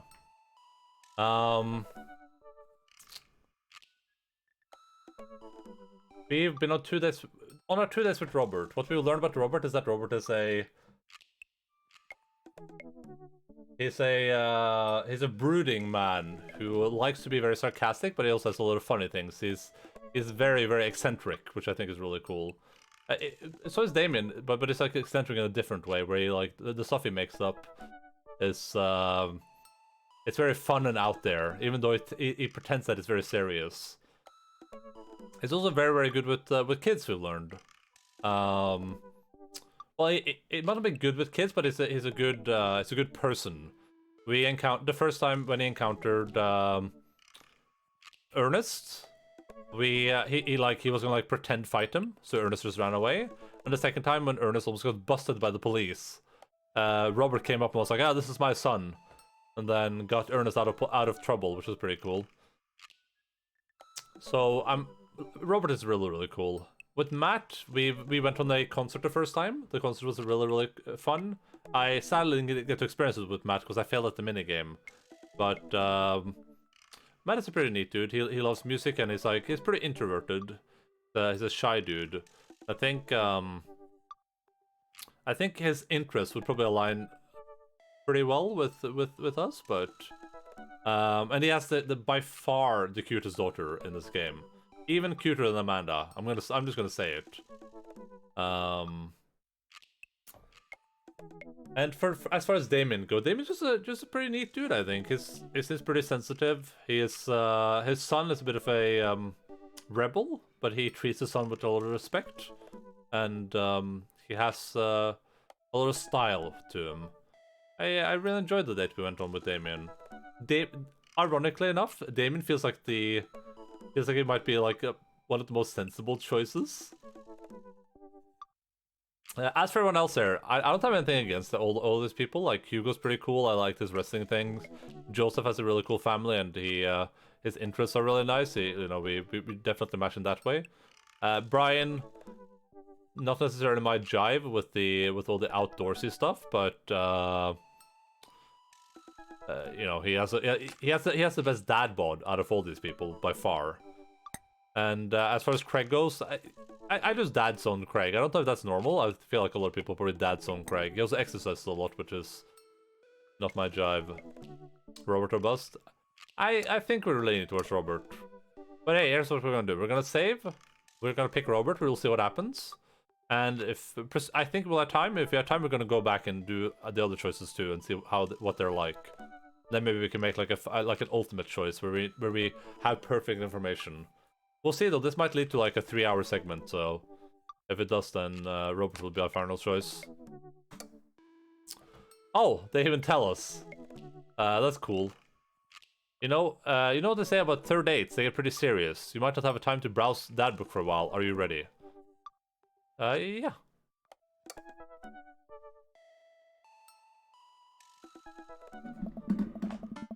I haven't spoken to Robert since that night we drove out to this thinking spot. He seems unusually somber then. Like, more so than usual amount of somber that Robert is, which is already a lot. I'm thinking about him and I hope he's doing okay, but I'm a little reluctant to reach out to him. Endaline! Hey, Endaline! Guess who's getting their drink on tonight? I'll take a look on my dad book message. There's a flurry of them from Robert. Guess. It's you. Also me, but mostly you. Yeah, dude, right now? Why? Yeah, dude. I tap back to Robert. Robert, buddy, tonight we ride? Yes! Meet me at Jim and Kim's at 8 p.m. Not that I'm unappreciative, but I think this is the first time that Robert's given me more than an hour's warning before hanging out. Amanda? Amanda pops her head in the hallway. Music I'd recognize blaring from her room. Huh. What's up? I'm hanging out. I'm hanging out with Robert later tonight. Okay, cool. Robert, who's my friend. I have friends. I'm happy for you, Dad. People enjoy my company, Amanda. Dad, I'm so happy for your continued development as a human being. What are you listening to? Sad shit. Amanda, language. What would Grandma think? I don't give a fuck anymore. Amanda, You know what? You're an adult now. I give it an earnest effort for all 18 years of your life. Go forth and swear. Fuck yeah! I really hope I don't forget this later. I got an achievement. Let Amanda say censored. Robert also gets an F for sending too many texts that could have been one. Listen, who cares? I don't do that too much, but I do have that curse at times where I, instead of saying like one word, I'll be like, "Hey, what's up, buddy?" Because, you know, nothing says look at me like typing one message after the other. But I do have a awful tendency to type like long paragraphs when I'm discussing something or talking about something that interests me. So someone will write like a sentence, they'll be like, "Wow, I really liked The Last of Us," and I'll be like, "Oh, you like The Last of Us?" And I'll write like 85 paragraphs. And they'll be like, "Okay, I'm gonna nap now." Alright. Enjoy your nappy. I wish I could nap. I didn't sleep for too long. Let's check my phone. I can see how long I slept on this thing.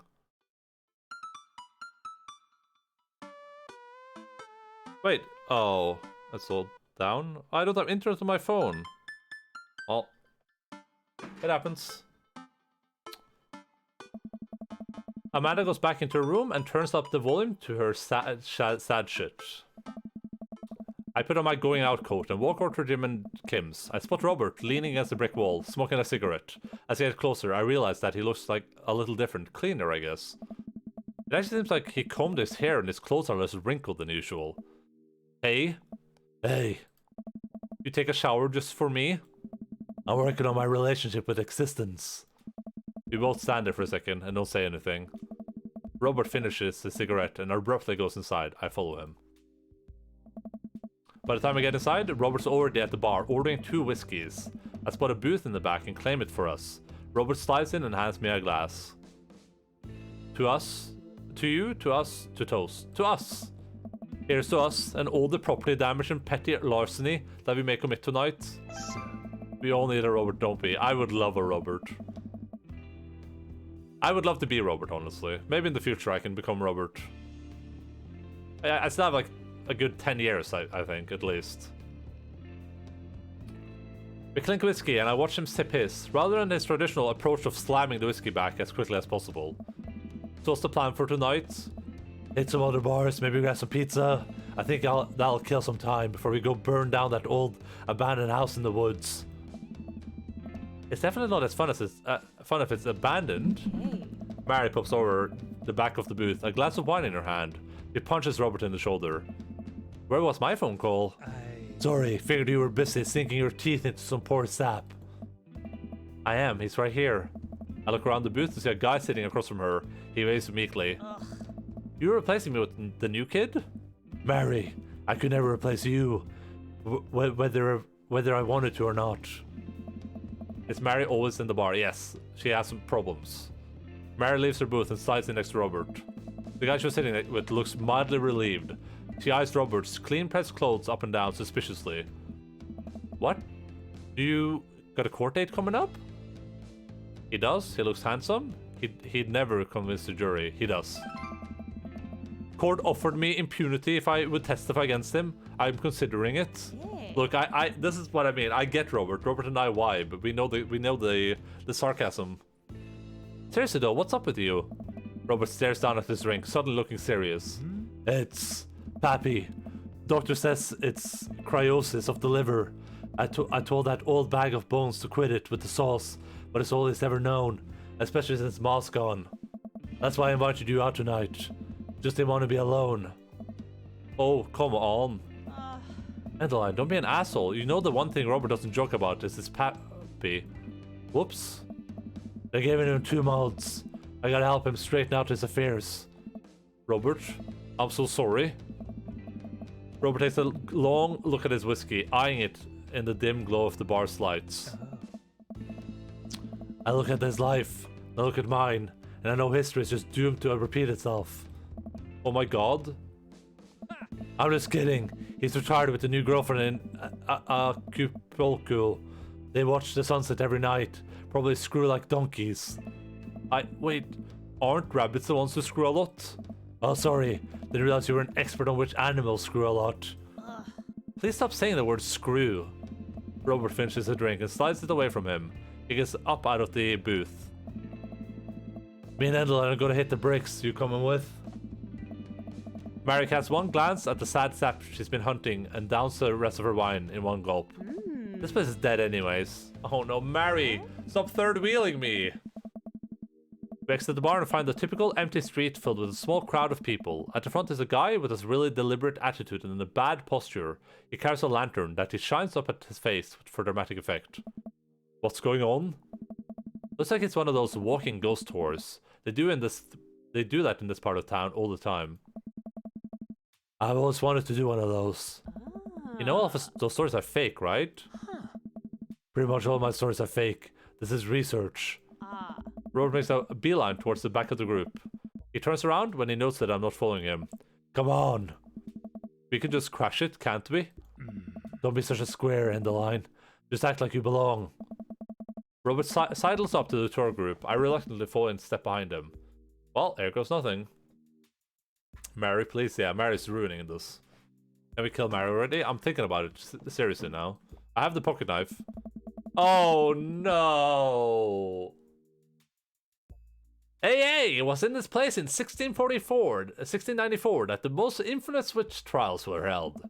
To date, we do not know if the people burned at the stake were actually witches, but it is widely reported that their ghosts still haunt this hapless dive bar to this very day. It was actually 1692. Hey! What? And the site was over by the coffee shop down the road. I'm sorry, who are you? Daniel Sturgis, ghost historian. And this is my colleague, Dr. 80s reference, 90s reference, 100s reference, contemporary reference. Dr. Loomis, paranormal investigator extraordinaire, we're touring America's most haunted locations as researcher for a new book. You may have seen our guest cameo on Paranormal House Hunters Extreme Edition. A couple of people in this group start nodding. Man, Robert's good at this. I'm so sad. Are you guys part of the group? I don't remember seeing you at the first stop. We like to keep a low profile. Easier to catch ghosts that way. Hey. They've definitely been here. Been standing next to them the whole time. Thank you, random lady who I do not know. Huh? As I was saying, the epicenter of paranormal activity can be found at the Coffee Spoon, over there. The man who runs it has been plagued by haunting since he signed the lease. Damn near driven him mad. But whatever you want to say is cool, I guess. It's your tour. Hey. Man, I didn't know about Matt. Fucking Mary, dude. Always in the way. She's helping a bit now, though, at least. Wait, Robert's making this up. Just so the tour group listens intently to Robert's every word. I think the tour guide can tell he's losing the group.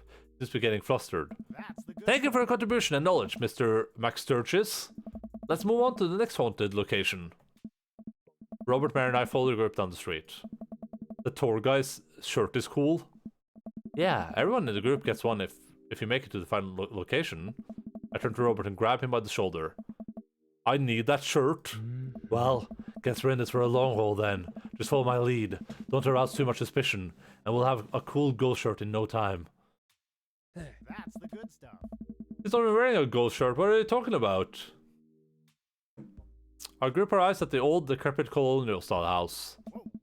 Is this where... No, this is not where Damien lives.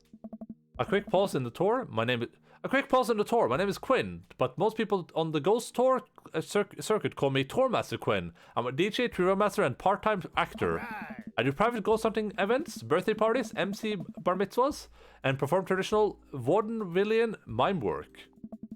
Tourmaster Quinn gives out headshots to all of us. His resume is on the back. Stage combat experience. Anyway, here's a little bit of history for you all. This was the home of noted American author Dorothy Pembridge, whose prose was wildly popular in the late 19th century.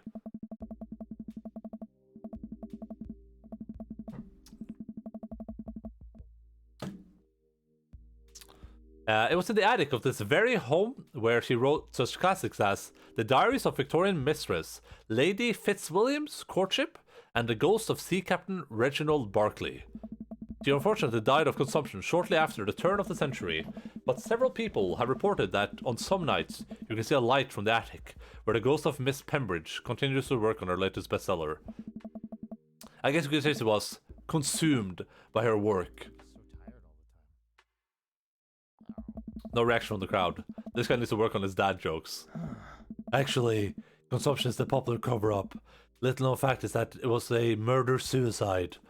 I'm pretty sure she died of consumption. Sure. And we definitely didn't hire Stanley Kubrick to elaborately fake the moon landing. That's the watered-down, censored version they teach you in school. But if you can't handle the real story, I understand. It's not for the faint of heart.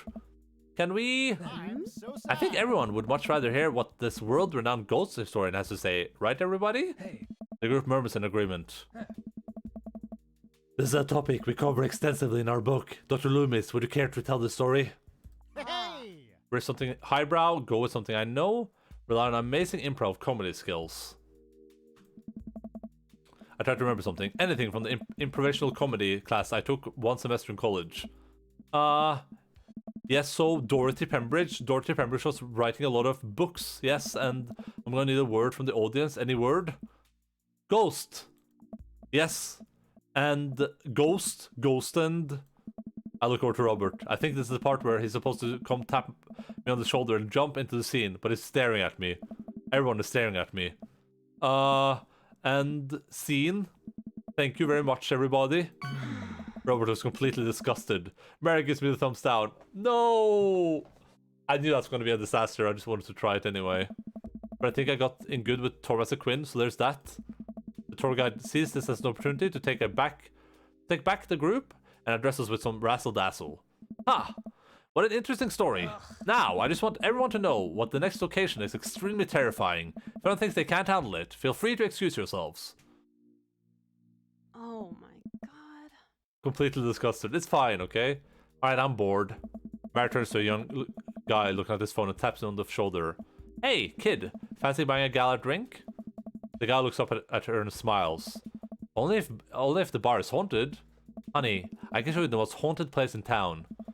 I think I could exorcise your demons, if that's what you're looking for. Hey. Don't write checks your dicks can't cash, kid. His eyes go wide. Mary salutes me and Robert. She suddenly pulls me into a hug and murmurs into my ear. When you've known Robert for as long as I have, you know when something's wrong. Keep an eye on him for me tonight, okay? Sure, Mary. Good man. Mary pats me on the back and pulls away. She takes the guy's hand and leads him down the street. Ah. Why is she sexting all those kids? Well, apparently she never does anything with them. She just like leads them on and then goes home. Take it easy, fellas. God help that poor soul. Mary or the kid? Both. Our last stop. This burial ground is such a hotbed of horrifying paranormal activity that I'm not even sure where to begin. There's the wailing ghost of the Wharfman, the vampire of Maple Bay, the children of the moonlight. What about the Dover ghost? By this point, the tour guide is clearly irritated with us. What about it? Oh, nothing. I think it would be a crime to come all the way out to the cemetery, the actual origin of the New England's most notorious paranormal entities, and not even mention the infamous Dover ghost. That's not a real thing. That's absolutely not a real thing. I think someone needs to be brushed up on their paranormal history. I know tons about paranormal history. I know every ghost story in this area. I can guarantee you. I can guarantee there's one you don't know. Robert looks over at me and smiles. Would you folk care to hear the tale of how Loomis and I met? Nice. No. The entire group shushes the tour guide. I am. Okay, fine. Tell the story. Well, it was a dark and stormy night. I wasn't always a paranormal investigator. Way back when, I was just a All right. Bible salesman, traveling grifter, carnival barker. Traveling grifter. Moving from town to town, always looking for my next mark. It wasn't an easy life, but I had fun.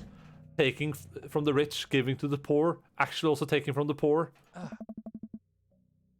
I had a shaky moral foundation. I happened upon the quiet town of Maple Bay quite by accident, but little did I know that this city has a dark side. Now, about the same time, I was just starting out as an apprentice to a rather famous ghost hunter who was an old family friend of mine. I carried the equipment, operated the EVP machine, and all that. Wait. Yes. Who? What's the famous ghost hunter? Hey. Well, I like to name drop, but Georgia Mathers. The tour group gasps. Hey! Georgia Mathers? She's a legend. Do you know her? Knew her. Amazing woman.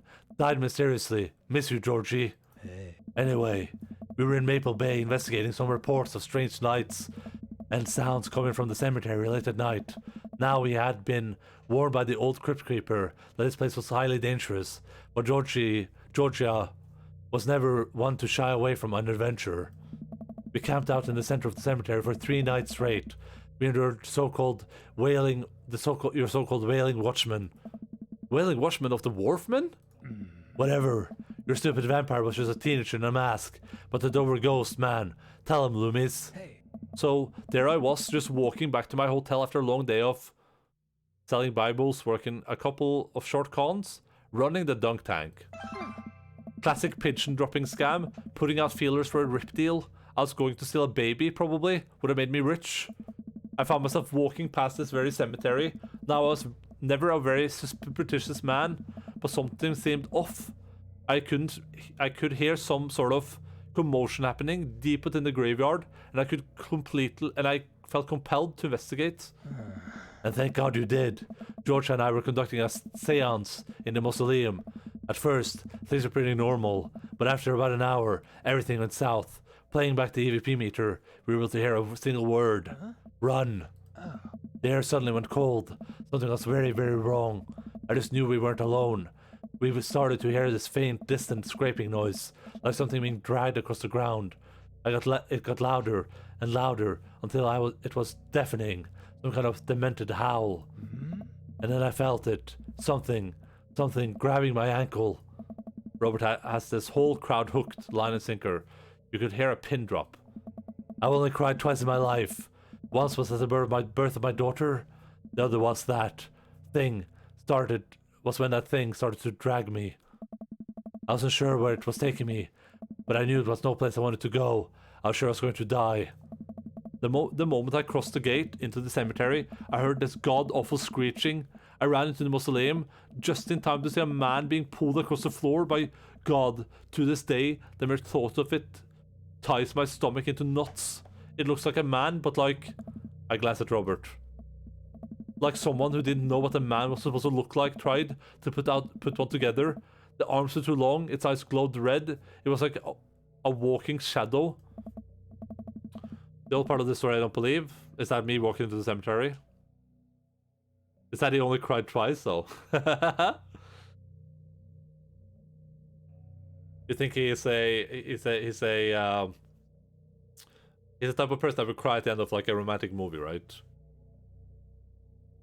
What I do, what any good person would do, I lunge for. Shoot, what was his fake name again? Daniel? Oh god, David, I think. What's his last name the same? Was it Davis? Oh, it might have been Davis. Davis Max Sturgis. Davis Daniel. Right? I grabbed his hand and entered into a tug of war with the unholiest of forces. I thought I was going to be torn in half. But I had God on my side. The pocket Bible I was keeping on me fell out my shirt pocket, and to this day I can remember what passage it opened to.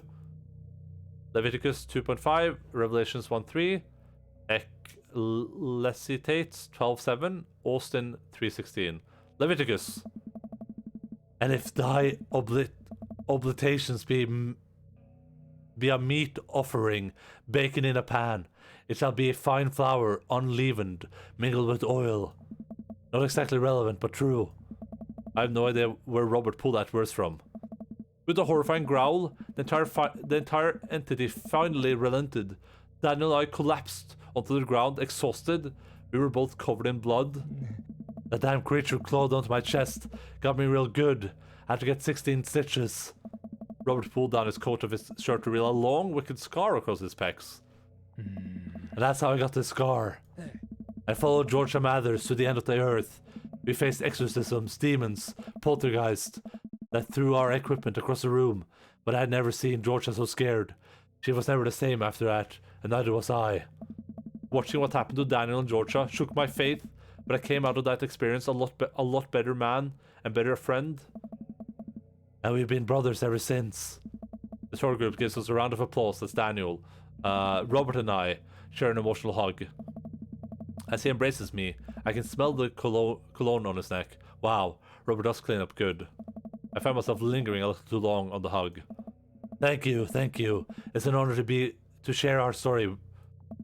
Be sure to watch out for our book, Paranormal Excursions of the Supernatural, Ice Road Ghost Truckers, I Saw a Demon, The Shocking True Story of Seeing a Demon, The Bros Guide to the Hottest Ghost.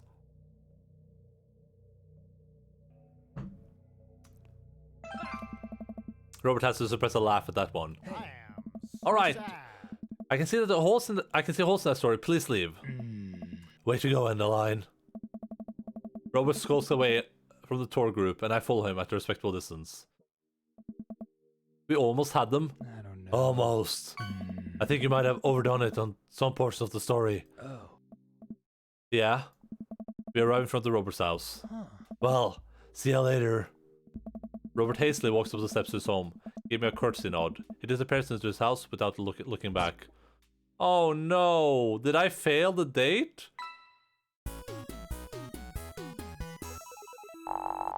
What does this mean? See? How did this happen?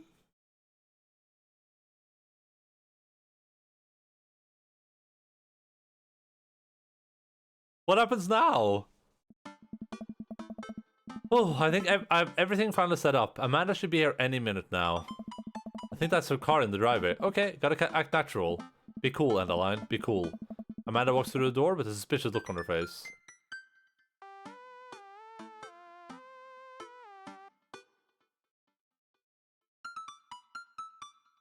Get a love your life out there. We might still be able to do it. We did good on the other dates, okay?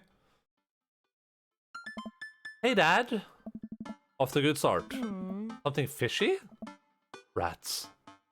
What? No. You asked many questions. Sorry, sweetie. It's the feds.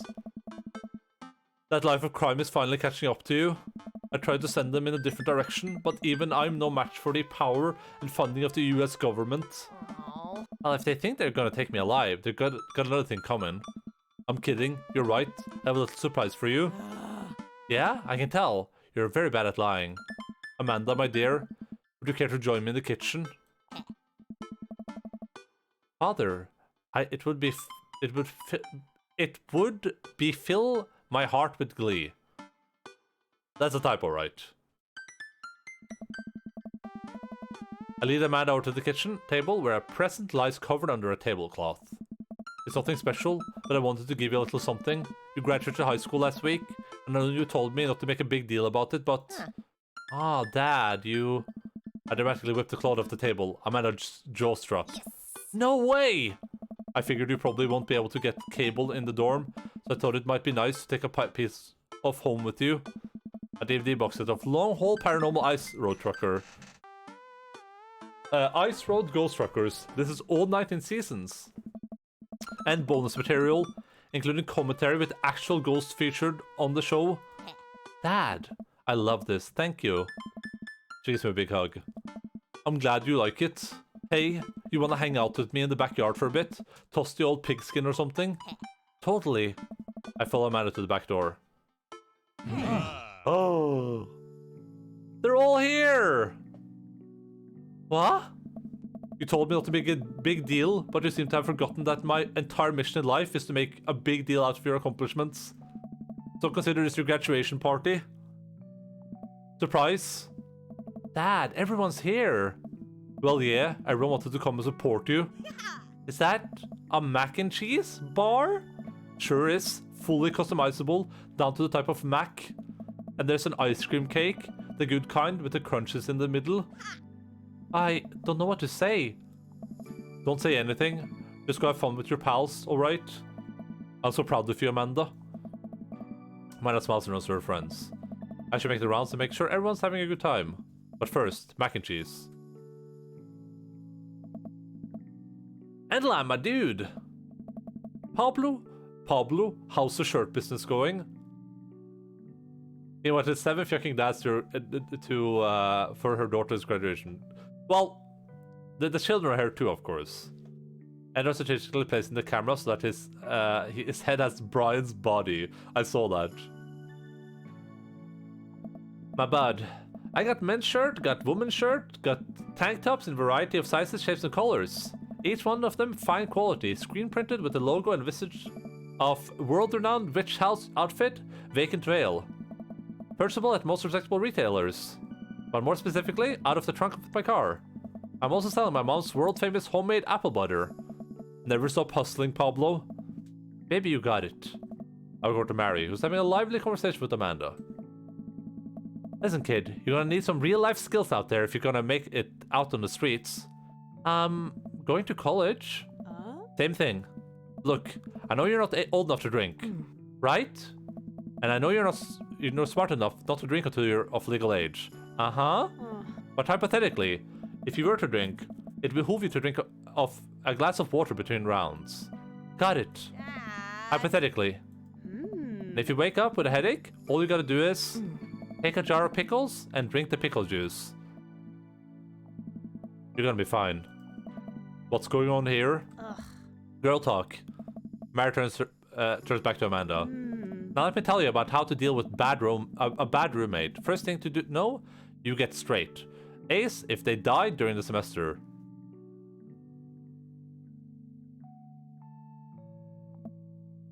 Mary? Relax, it's a myth. Supposedly. Against my better judgment, I leave them be. Endaline. Brian, you made it. Huh. I don't pass up any on good mark. What do you think of the party? It's not bad. Just not bad? Yeah, it's not bad. Don't let him bait you. Don't let him bait you. Thank you for the lovely compliment. Sure thing, pal. Sure. Let me know if you ever want to head out onto the lake. I'd be happy to pull you out of the drink again. Hello, Mr. Chosen Legacy. How are you doing, dude? Deep breaths. Daisy drops up. Hi, Amanda's dad. Hey, Brian's daughter. See how that feels? This is a great party. Thank you so much for inviting us. You're very, very welcome, tiny child who knows how to pay a compliment. Brian and I look, guys, this isn't over. Hey, bro. Bro. Oh. This is a real rager, taking our older age into consideration.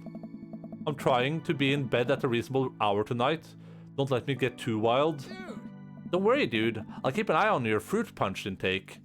You know, I'm really glad we're bros again. Let's hit the gym sometime soon, huh? Sure thing, dude. Briar and Hazel peek out behind Craig. Hi, little ones. Hello. Hiya. Thank you for all the ice cream cake. Wait, girls. How much of that did you eat? Briar ate 4 pieces. Ask any witness. No, I didn't. Hazel ate 4 pieces and wants to pin it on me because we look alike. I have your face. Nobody will ever believe you. Oh boy. I'll let you guys figure this out. Good seeing you, Craig. Let's hang soon, yeah? Bro. Totally. Tell Amanda congratulations for us. Looks like you've settled in this neighborhood quite nicely. Yep, couldn't ask for a better cul-de-sac. Oh. Did anyone actually ever choose Craig? Maybe. I mean, if they're exercise fans, and he has really good daughters. Well, I'm glad. Hopefully, we'll see you at more church events. We got a big schedule planned for the rest of the year, and I'm sure the kids would love to see you dance moves again. Sure thing, Joseph. And maybe if you aren't doing anything later, we could hang out sometime? Sure, Joseph, that'd be great. Well, see you later. Hugo comes up to me with a plate of mac and cheese. Hey. The perfect cheddar to match Correggio. Beautiful work, Endaline. Thanks, Hugo. I learned from the best. I've got a pocket full of gift cards that say you already know a thing or two. Let's get together for a trivia night again sometime soon, huh? You know it. You know, I'm really pleased to see you. To see Amanda going to her dream school. I'm glad she turned it around for finals. Me too. That scholarship money will really help. Amanda walks by, pretends not to see Hugo. Did you see her just disappear across the screen? Amanda, come say hi to your old teacher. Huh. Hey. Is this the end of the game? Yeah, presumably. We did the third date, so hopefully Robert will engage us now and we will kiss. Congratulations on graduating. I know you're going to do great things at art school. Haha, yeah, thanks. Amanda starts to back away. Wait, I just realized that you're not my teacher anymore, so I don't have to be afraid of talking to you. You no longer hold power over me. Ah. You're right. Go forth, adult. I can no longer give you detention. Yeah, I'm gonna break anything I want, and there's nothing you can do about it. Are you still mad about that time I gave you detention for breaking my globe? Nope. Oh. And I'll have you know that the globe didn't even fit through the basketball hoop in the first place, so she'll fit into college just fine. Oh. Hey, man. Matt. Let me know when Amanda leaves for college. I'll have a fresh batch of grateful banana bread ready for her. Thank you. I know she'll love that. Have you gotten that oregano smell out of your upholstery yet? Still working on it. That's great. I would say twink Endaline avatar and make out with Robert. Hello, the dragon of Dandenong. What's up, buddy? How are you doing? How was your stream? Thank you so much for the raid, dude. Oh, I'm gonna go on a limb and assume you were playing some form of Yakuza.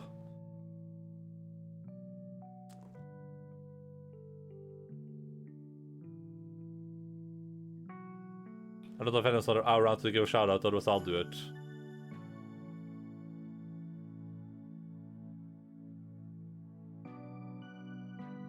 My stream won't end tonight, just dropping off the kids.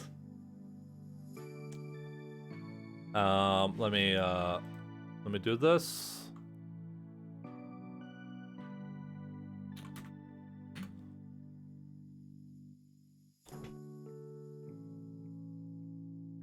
Oh god, I don't know if this is a spoiler or not. Why is there no sound?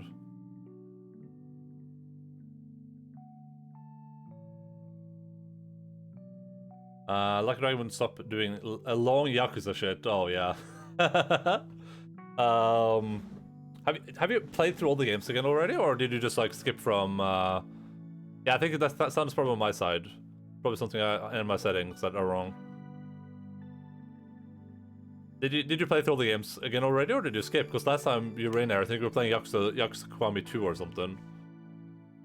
I jumped to Like a Dragon for a break. Yeah, that makes sense. I look forward to playing all of them, especially Like a Dragon. If you guys enjoyed watching me play Yakuza series, you should definitely go give the Dragon a follow.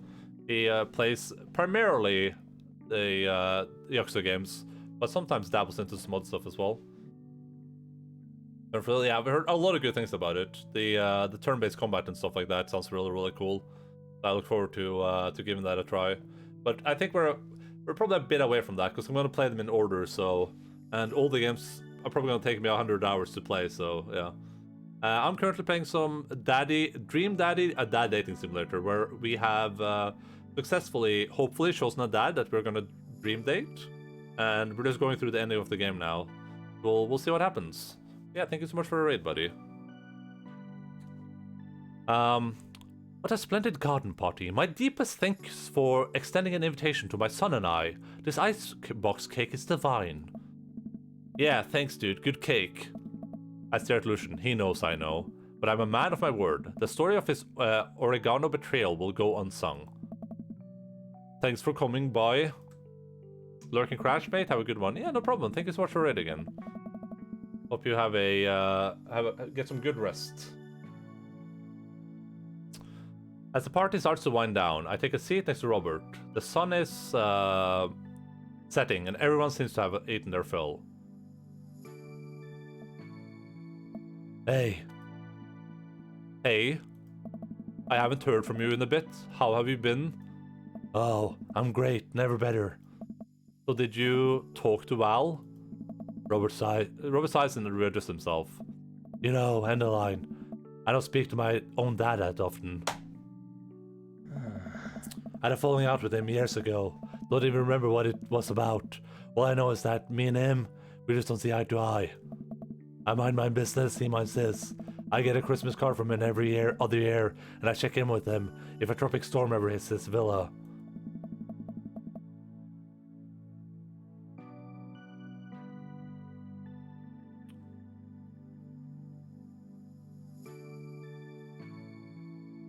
I'm doing small by the way. He just crashed, kind of slaty. Wait, did he like fall asleep or something?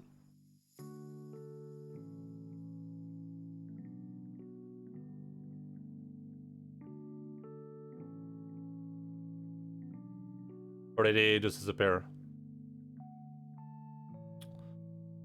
What I'm trying to say, hello, Bernie.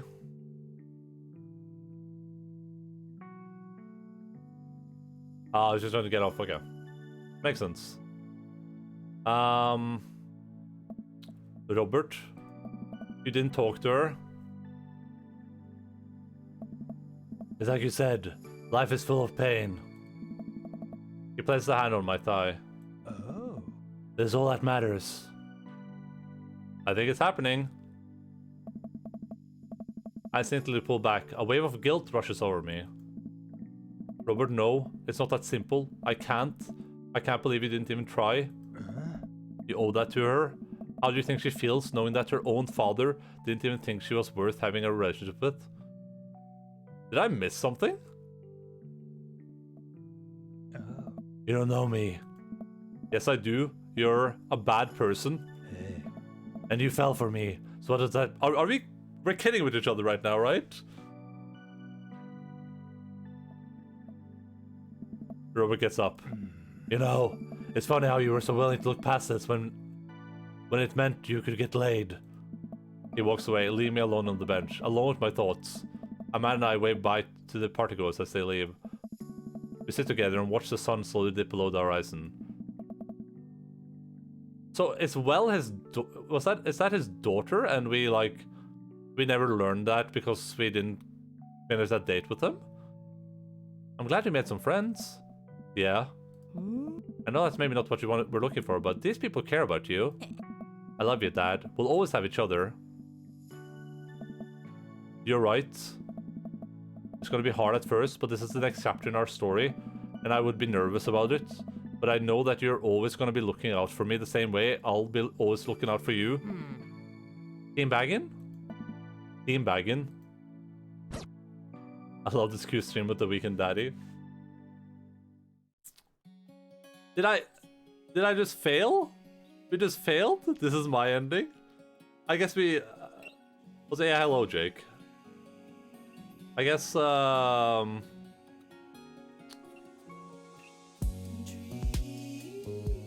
guess we failed? Wait, we never learned about Robert's daughter though, right? Val. Yeah, that's the one, Val. Susie Burrow. Wait. Well, I think I failed my date with Robert, which means that I never got to learn about his daughter. And but then that last thing was all about his daughter, so it sounded weird. For every single feels to reveal, man. Hello, Feels Bagman.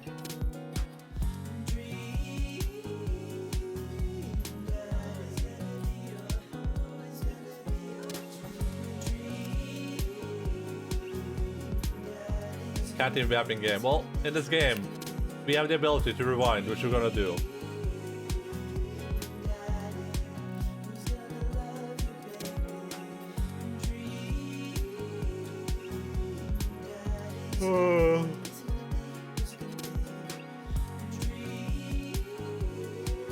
There's yet another party downstairs. Damn, that sounds incredible. And I know you love having people listen to massively loud music over and over again.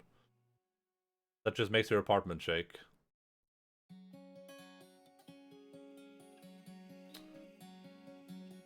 Ballad of the Fallen. Of a Fallen Dad. Daughter brag battle theme. Audio assistant. Quality assurance. Test company, please ignore. That's a good quality assurance company.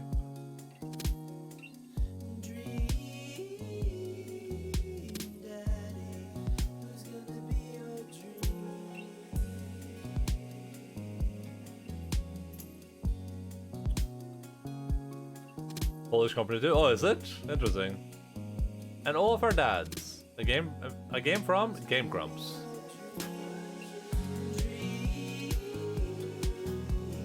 What's this game from? Yeah, it was really fun. We're not done with it yet. I'm gonna go back. But I had a lot of fun with it. We're not gonna end like that. We're gonna find a dad. What happens if I hit continue? Okay, we need to go to Robert Date 3 here.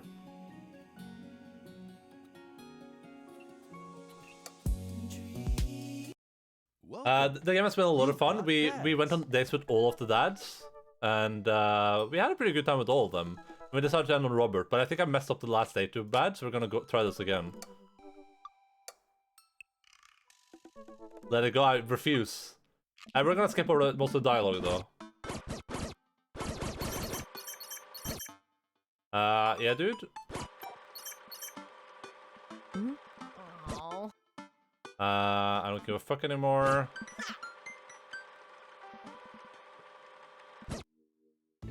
To us. This one's good, I think. I wonder if this is, if that's not like the best answer. Hey. He looks handsome. He never consider. I think he does is the best answer here. Maybe he looks handsome would be better. That's the good stuff. 80s reference, he likes that a lot. Yeah, this is the best answer for sure. Sad master. Ah. Yeah, there's always a second chance. Hey, my hey. So sad. Okay, this one I failed hardcore. So I'm gonna go with something I know. I think I'll mention the dude now.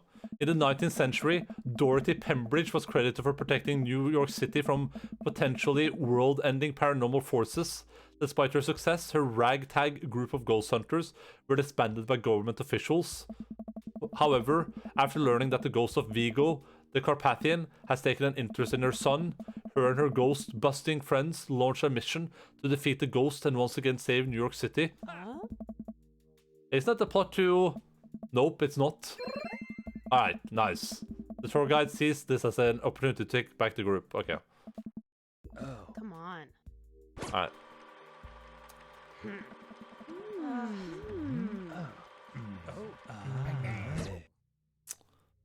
I think Traveling Grifter was good here, so we're just gonna do that again. Yeah, Traveling Grifter is good.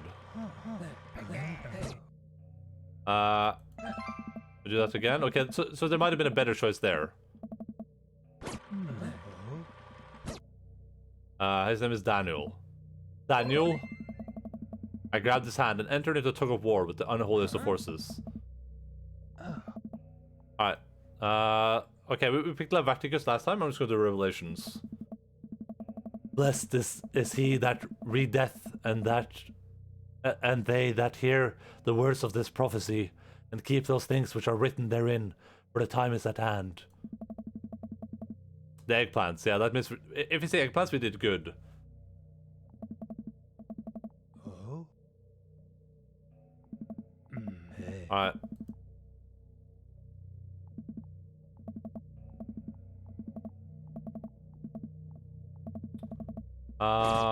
I think you like this one. Maybe that's a bit more too far-fetched again. That's the good stuff. That was incredible. I really can't believe they bought all of that. I didn't know you had it in you, Endaline. Excuse me, Dr. One. That bit about the pocket Bible as aces. Although giving that Dover ghost glowing red eyes was a little cliche. And the Kubrick conspiracy theory bit wasn't. All a part of the character. Well, we got the shirts out of it. We arrived from Robert's house. 1 hour drink. There we go. This, I think Robert's gonna take this well. I think he's gonna take this as a meme, so I'm gonna pick this. I know where this goes. Small. I know the steps. 1 second I'm sipping delicious aged scotch, the next I'm foaming at the mouth, and you're taking me over the throne. Long live the king, baby. Yeah, I knew Robert would love that. Robert leads me inside. I can't help but think about what Mary said to me. Robert did seem a little bit off, but that completely disappeared when we were joking around with the ghost tour. Are we gonna get to see Robert's daughter? I don't know, it's hard to read. But I'm thinking, and I hear claws skittering across the floor. Oh god, it's this pitbull. I might be torn to shreds. I shut my eyes tight and brace for impact. Betsy, hey, be nice. I don't feel anything but tiny paws scratching at my shoes. I open my eyes. Betsy? Robert's dog jumps away from me, running around in circles and sniffing Robert's legs. He pats her on the head. Hey, that's not a pit bull. This is the cutest, dumbest Boston Terrier I've ever seen. Betsy, you're not a pit bull, and you weren't taken by the Dover ghost? Pit bulls are pretty cute, yeah. Betsy's made of tougher stuff than that, ain't ya, girl? But this is not a pit bull. Betsy rolls over for some well-deserved belly rubs. I just keep a picture of a large pit bull in my wallet in case of emergencies. Comedic emergencies. We make our way to Robert's living room. For a quiet man with arguably the oldest pickup truck that can be legally driven, his place is amazing. There are sleek, modern appliances throughout the room, with big flat-screen TV mounted on the wall. We've already been here. This is what I mean when I said that, like, the game doesn't really care about the previous stuff you've done. Like, it doesn't seem to understand. Like, it doesn't remember. So I guess the game doesn't remember that we've even been here, even though we were here before. He has shelves upon shelves with DVDs. I guess he wasn't lying about being really into cinema. He pours us both glass of whiskey from a well-stocked bar in the corner, while Betsy curls up on a pile of cushions. So, how did you really get that scar? And don't tell me you got it fishing for Alaskan king crabs in the Bering Sea, or something. You've trained me too well. Robert laughs and takes a sip of his drink. My daughter and I were riding our bikes. I hit a rock, blew over the handlebars, and then we went to the hospital, and that's it. Hey. Not a very interesting story. I've never heard you talk about your daughter. Well, I have one.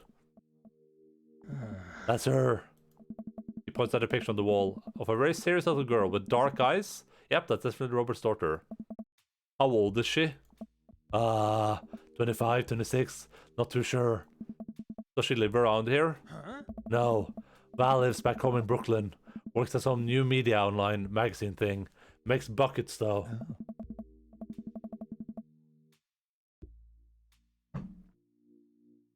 He suddenly seems really serious. French are adorable too, yeah. All dogs are adorable, honestly.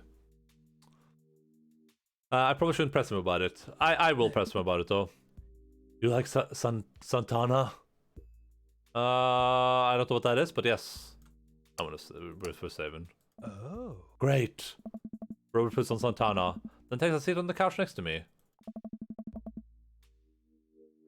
How does he not know how old she is? Well, okay, because they've probably been separated for a while. He suddenly downs his drink in one gulp. Hey, are you alright? Robert leans in and kisses me. The taste of whiskey burning my lips. I'm surprised at first, but slowly relaxing in his arms. He pulls away slightly, his lips barely brushing against my mouth.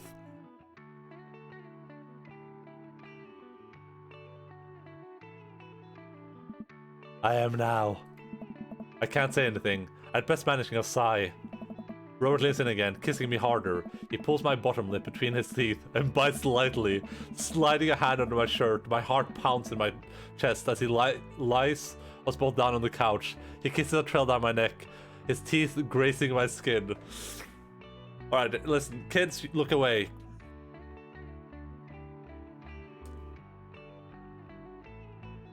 But if I had a child, I bet I would think it's birth every day. Now we're talking. I just wait. It's not that. Robert bites down and I have to stifle a moan. Stop. Robert stiffens up and pulls away. No biting. No. I'm more than okay with that. Something's up. Robert runs a hand through his hair and looks away. Okay, I have to go. I'm fine. I've just been kind of stressed out, tired. Not a big deal. I gotta push it. Listen, I want this as badly as you do, but I know something's wrong. I need to make sure you're okay. Robert stares at the ground. You don't know me that well, Endaline. I'm not a good person. He takes a deep breath. I spent my whole life only talking and talking and talking, and now where I am. Now here I am, an old broken man, sitting on top of a pile of everything I've ever taken, alone. But I want to know you. You don't have to keep hiding behind fake stories and acting like you don't have feelings. It's... He sighs heavily. It's Val. She's visiting tomorrow. She wants to patch things up. Are you... I'm sorry, but is this a bit... No. When was the last time you saw her? 3, 4, I think... months? Oh. Years. I sit up straight. Jesus, Robert, what happened between you two? I don't want to talk about it. Robert and I sit in silence, neither of us wanting to look at each other, both of us unsure of what to do next. Oh. Fine, my dad confirmed. If Val comes in and Val has like black hair on one side, like the green like stripe in the front, a bunch of tattoos, and says sauna a lot, oh, then you should sue someone for copyright. Things were already bad between us. I cared about her. I always did things. Things just got in the way. And before I knew it, she was leaving for college, wanting nothing to do with me. Marilyn and I moved out here to settle down. We thought it would help to get away from all the distractions, all the money, the drinking. But temptation gets to you. I tried to be better, but I just couldn't. If that happens, I will fall off my chair. And then the accident changed everything. I think about... Hey, was he in a drunk driving accident? Think every day about how she must have died hating me. I never became the better man that she wanted me to be. The one she always saw in me. It was the last thread Val and I had connecting us together. I don't know that when I lost my wife... I didn't know that when I lost my wife, I was going to lose my daughter too. Robert?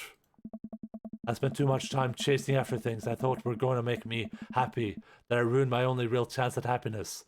Now my wife is dead, and my daughter hates me.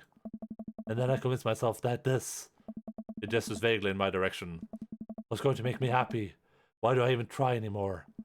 I'm so sorry. I know how hard it is to... No, you don't. How could you possibly know how this feels? You did everything right. Your daughter loves you. You're a good person. I was a terrible husband, and I'm even a worse father.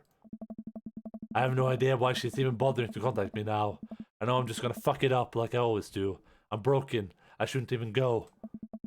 Robert puts his head in his hands.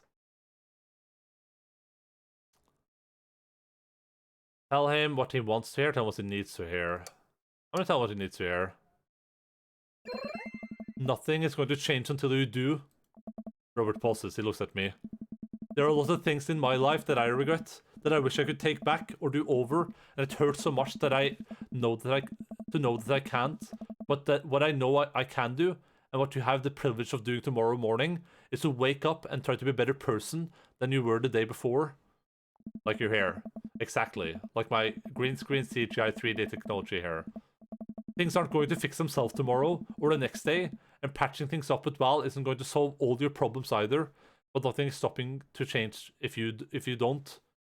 And nothing's going to change if you don't. And you can't love anyone else until you stop hating yourself. And you're right, I don't know you that well, but we have the same capacity for good that we all have, and I know you can find it. Val is giving you a chance, don't waste it. But, Robert, listen to me, it's gonna be okay. But... I lean over and embrace Robert, pulling him in as tight as I can. He buries his head into my shoulder, hugging me back. It's going to be okay. I place a hand on the back of his head and stroke his hair. He shudders, then sobs, and I realize he's crying. Thank you. Aww. We stay here for a while, holding each other. We both eventually drift off to sleep. That is adorable. This is an S. This is an S or an S plus guaranteed. There's no shot, bucko! That should be enough. I think that should be enough. Alright, we can skip over this. You asked me a question? Sorry, it's the feds.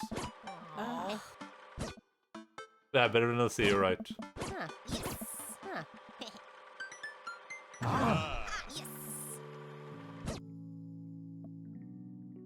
Alright. Oh! No!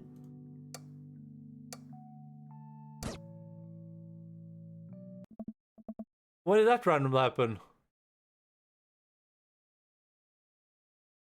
This game already asked me. Okay, we need to skip slowly.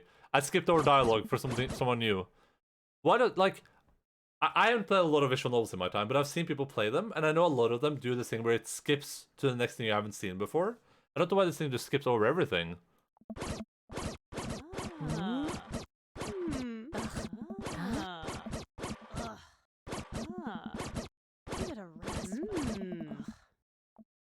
Oh, there we go. This is Val, 100%. Look at her. I don't think I recognize that girl by the snack table. I should go say hello. Hey, Miss Raelian. She has my shirt. Does she? Do you have those cool long black fingernails though? Hi, I don't think we met. Oh, we met years ago. And I'm here for my revenge. This is definitely... Hello, Ida. Thank you so much for that arithmetic, buddy.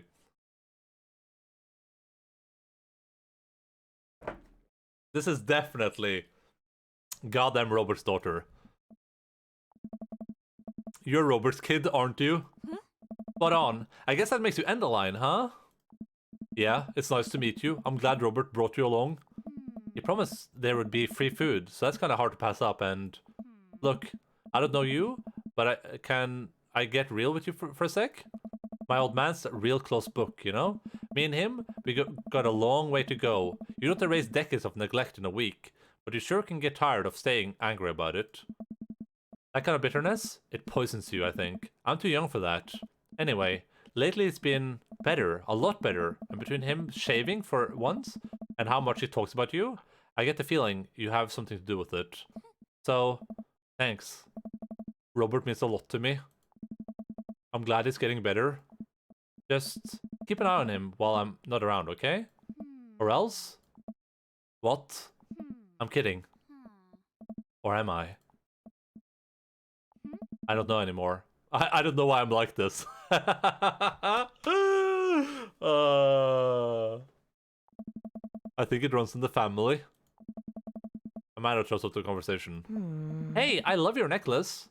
And you're here. And just, geez, your whole vibe is cool. Thanks. I like your jacket. My girlfriend collects pins too. Oh, this is my daughter Amanda. Amanda, this is Robert's daughter Val. Nice meeting you. I heard you're a photographer. Aspiring photographer. I'm going to school for it. You take pictures? Yes. Then you're a photographer. Welcome to the biz. Val hands Amanda a business card.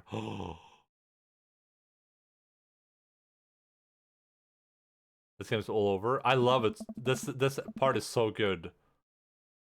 If you're looking for internship, shoot me an email. Anyway, I need to go make friends with that woman over there who's dual-wielding wine glasses. Catch you later. Val walks away. She's so cool. She gave me her business card. She touched my hand. Congrats, you just networked for the first time. I'm a regular business lady now. Quarterly projections, stock market, synergy. Good photographer, bag champ. Wait, do we not have the bag champ, or did you just write it wrong?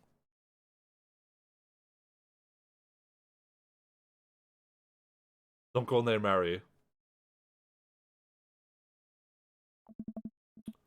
Catch you around, Pops. Endaline. Alright, Brian. We don't care about Brian. I'm just skipping this because we already did this. Oh. Bro. And then is it Matt following this? Hey. Oh. Oh, Joseph followed by Matt, I think. Hmm.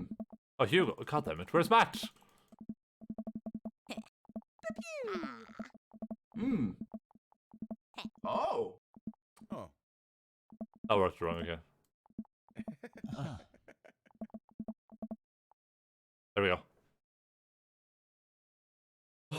Okay, please. As the party starts to wind down, I take a seat next to Robert. The sun is setting, and everyone seems to have eaten their fill. Hey. Hey, I haven't heard from you in a bit. How have you been?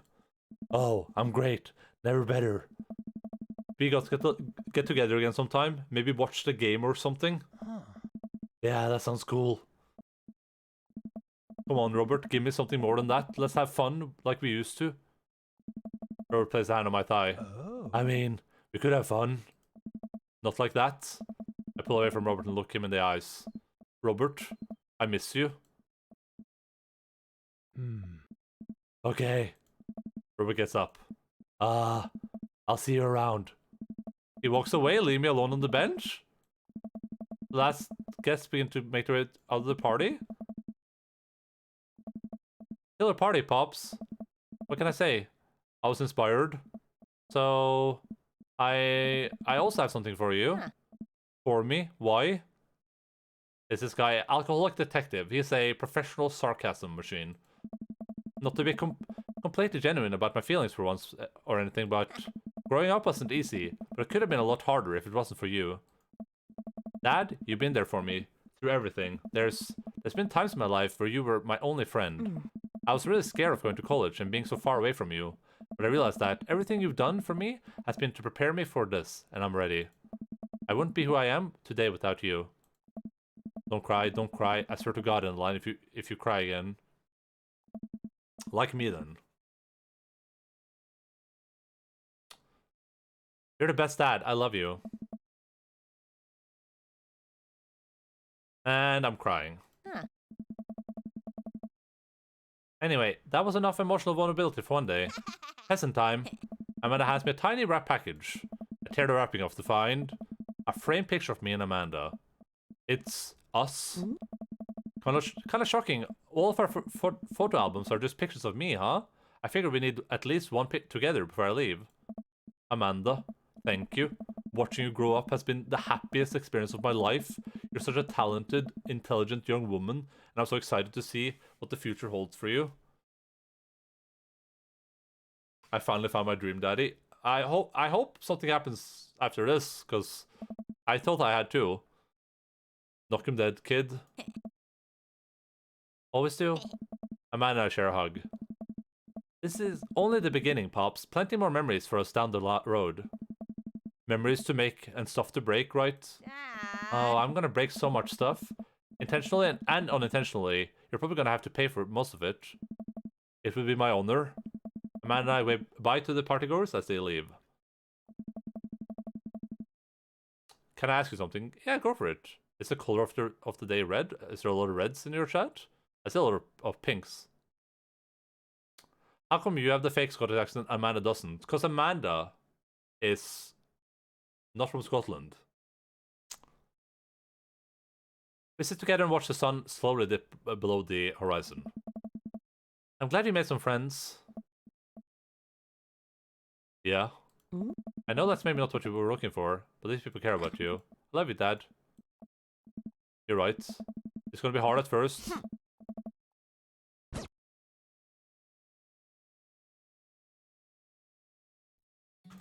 God, how hard is it to meet a dream daddy? Skip. Do you think we have to get perfect on all Robert's things?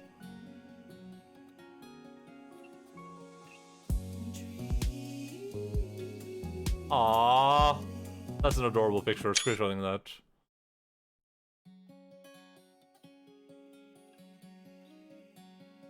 Do you think Robert is like the hardest guy to date?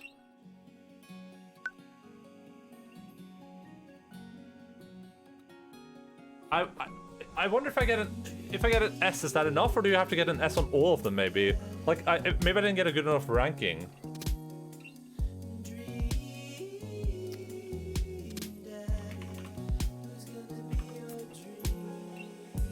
Does it look easy? Well, let's go back to the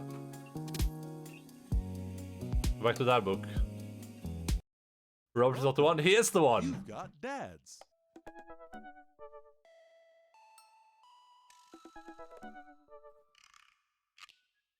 We will. We will be together with Robert one way or the other. Or is there no way?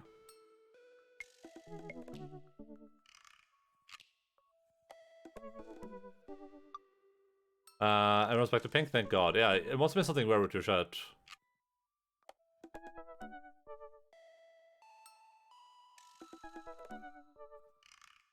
Look, Robert is working through some stuff. But how do we date him? Can we even?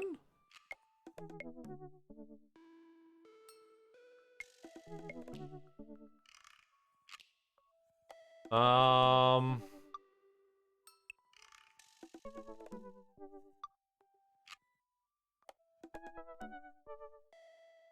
gonna Google this.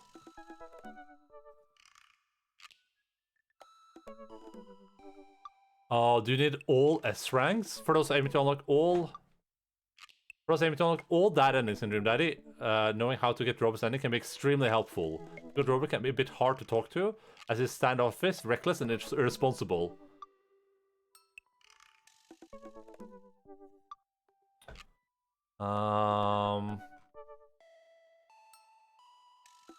Oh, there is a special ending for Robert.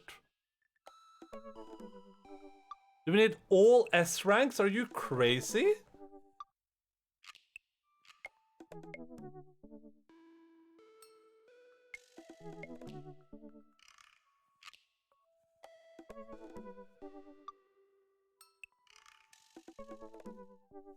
Oh boy.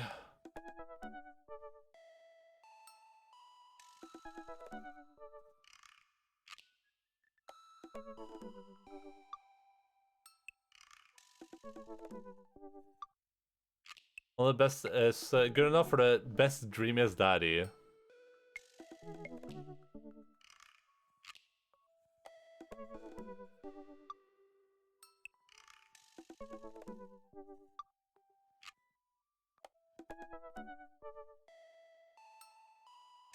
Dream Daddy no hit run. Wait!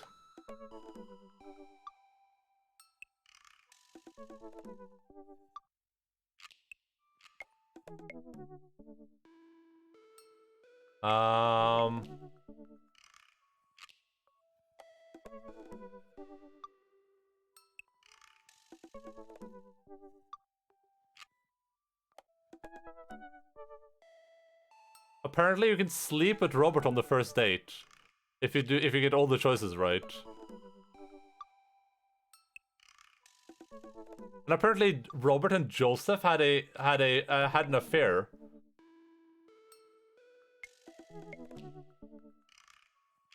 We have about 30 minutes. Do we try this?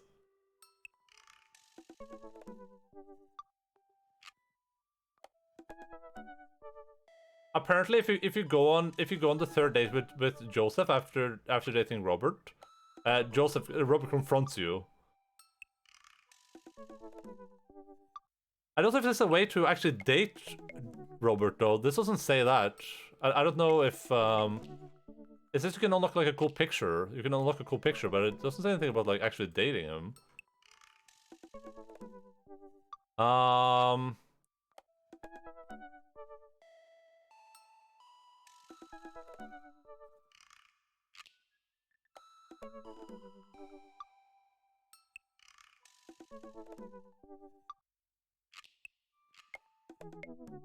Oh boy.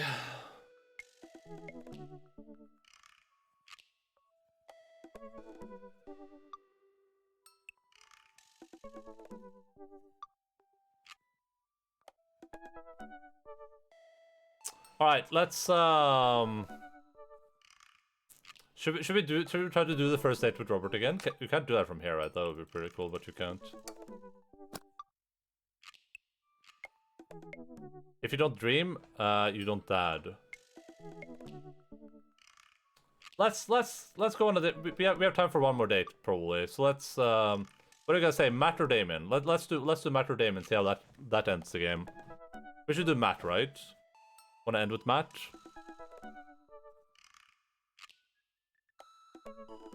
Damien?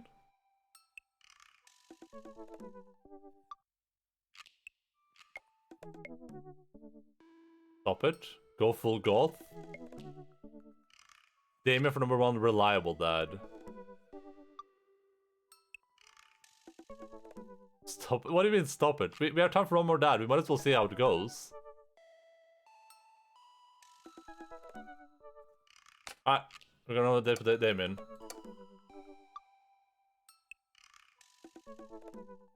We don't... we do not have time for Robert right now, okay? If, maybe at some later point we'll come back to this game and we'll try to date Robert, but for now we literally just do not have time. We don't have the time of the day to figure out how to get Robert to... I don't even know if we can, honestly. It didn't say anything about, like, him being with us. So maybe Robert is just, like, elusive? I don't know. But if you need all S ranks, then maybe we would have to play through the entire game again, apparently. Which is way too much for us. Ever since we had a picnic in the graveyard, Damien and I have been spending a lot of time together. We go on nighttime strolls pretty regularly. He was so impressed with the first letter I wrote him that he insists we only communicate by post instead of through dad book. I initially protested, but he gave me one of his old signet rings to use as a seal for my letters, and I just couldn't say no. Hanging out with that goth dad again? Please, Amanda, you know his name. And yes, be honest with me here, Pops. Is he actually a vampire? I remember you inviting him into our household the one time, and I've seen The Lost Boys, and I honestly would have preferred trying to see if he could have walked through the threshold of our home under his own power. Yes, Amanda, I have become Damien's familiar, and I'm compelled under his curse. I'm sorry, sweetie. Ugh. Turn into a bat. I don't think... Oh. What's the point of being a vampire if you can't turn into a bat? Well, okay, I'm off. Oh.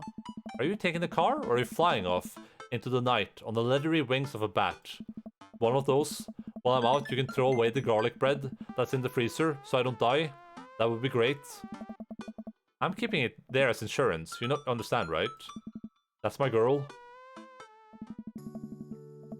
Damien and I walk along the water's edge, chatting.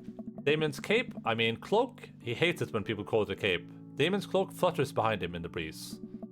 This is gonna seem like a silly question, but why do goths wear black? Gothic subculture has always been associated with death, so it would make sense that the style surrounding it would be greatly influenced by mourning. Huh. This endline's got killer comebacks, yeah, I know.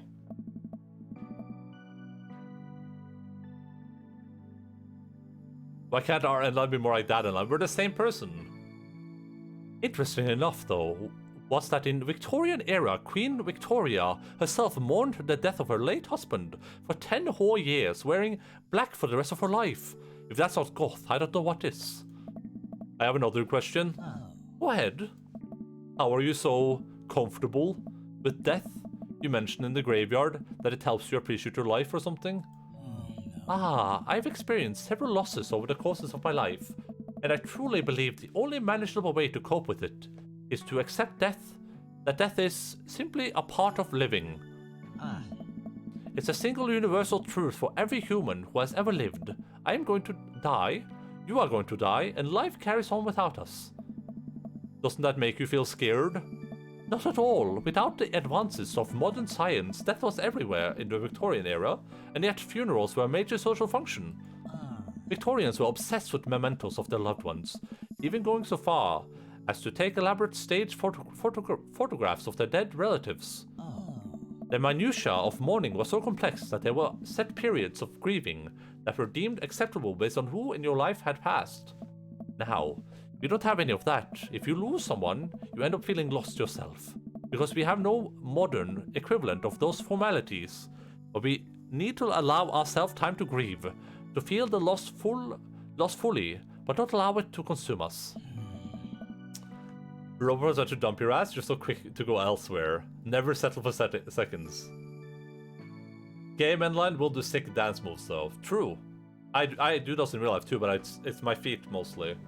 We're not settling for seconds, okay? Robert is our dream daddy, by far. But I just want to do another one so we can just see how this ends up. I just want to see if all of them are really hard and we need S ranks on all of them, or if it's one of those things where, you know, Robert is the hardest one.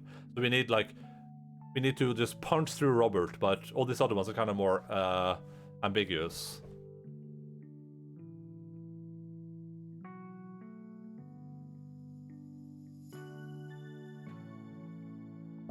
I believe it is a waste to spend your life dreading the end of it. And I'll join our next party night. If I have the time, I will for sure. I won't dance though, and I won't sing, but you know.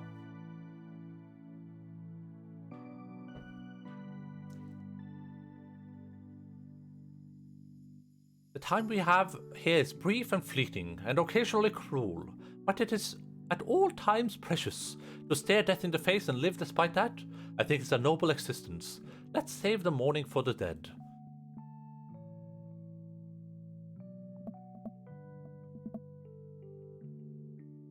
Yeah, there was a movie night. Wow, that's beautiful. I can see the moonlight in the big glint of Damien's eyes. He smiles. We turn to the harbor and watch ships pass, breathing in the salty sea air. I lost all my respect for Endaline. Well, I don't think I have a lot of that to begin with, so...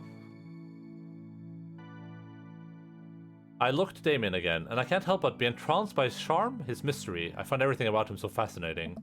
I lean in close to Damien, closing my eyes as I do so. I'm so sorry, I have to take this. Damien steps away from me to answer his phone. Oh no, I hope it isn't Lucian again. After speaking in hushed tones for a few moments, Damien returns to me. Everything okay? There's an emergency. Lucian? No, thankfully, but I must take my leave. Oh, okay. Is there anything I can do to help? Dads do have to stick together, right?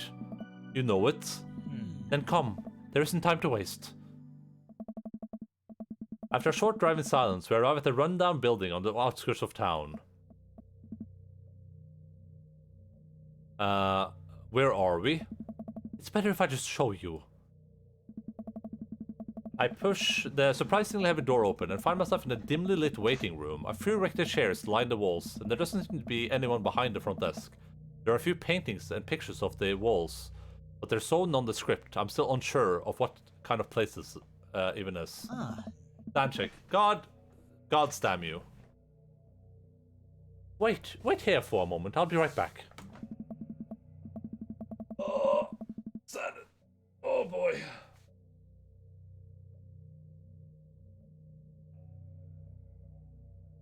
Alright, I have a wireless mouse, so...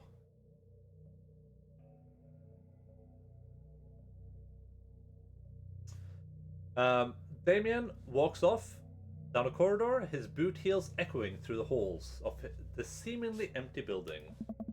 Distant howls echo from some place I can see. There's a faint scratching sound like claws on tile. I cautiously peek down the hall and find stall after stall of scarred-looking dogs, scared-looking dogs. A few of them notice me and skitter up to the chain link fence, sticking their noses through to sniff at the air.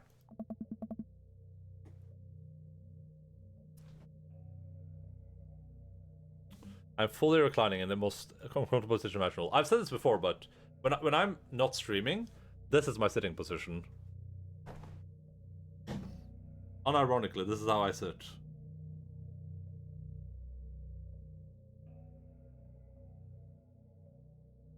Oh boy.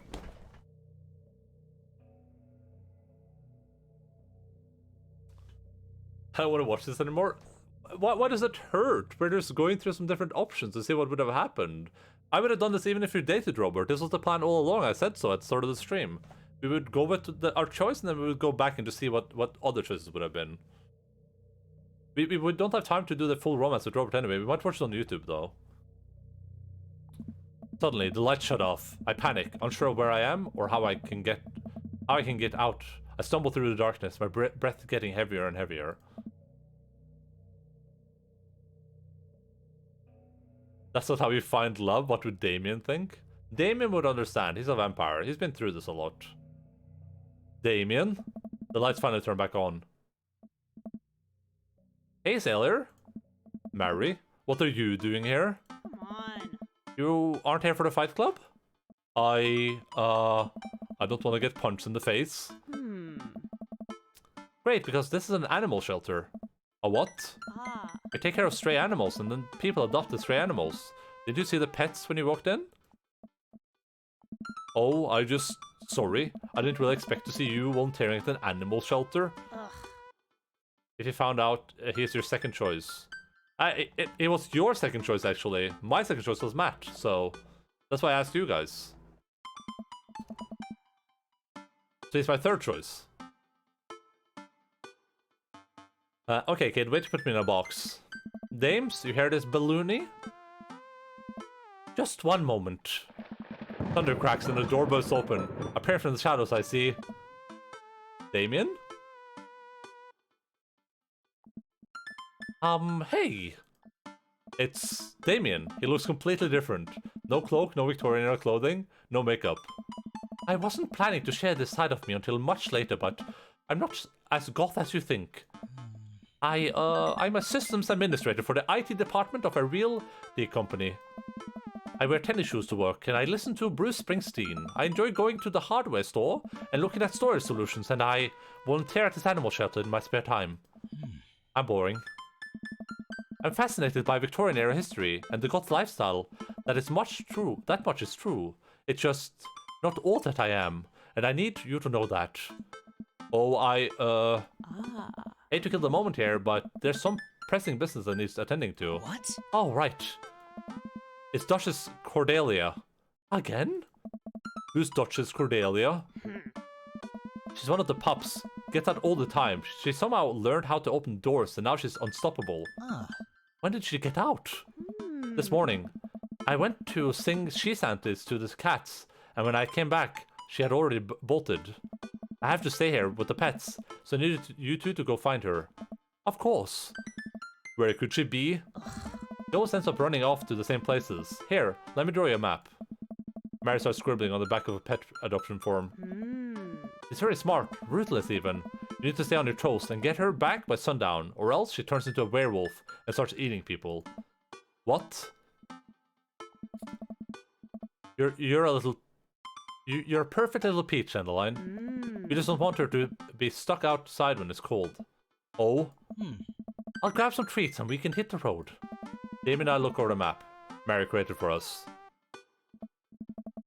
Oh my god, this is insane. Oh man, I'm Nerd's house? Other Nerd's house, Dave's, Smalls, Barry's sick dad, Kale, Mario, but Tali is this no, Coffee Dad is Coffee Dad has to be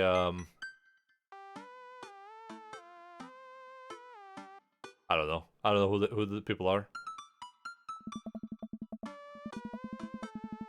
Oh yeah, Coffee Dad is Matt, but during the during our date with Robert had a house right next to ours. That's why I'm confused. Because it's not Mary's sick dad. I think it has to be Smalls, right? Because of this thing. At least you're not other... Oh, sick pad. Yeah, sorry. You're not other Nerd's house. Look! Looks like you're moving up in the pecking order. Congratulations, kiddo. Where should we head first?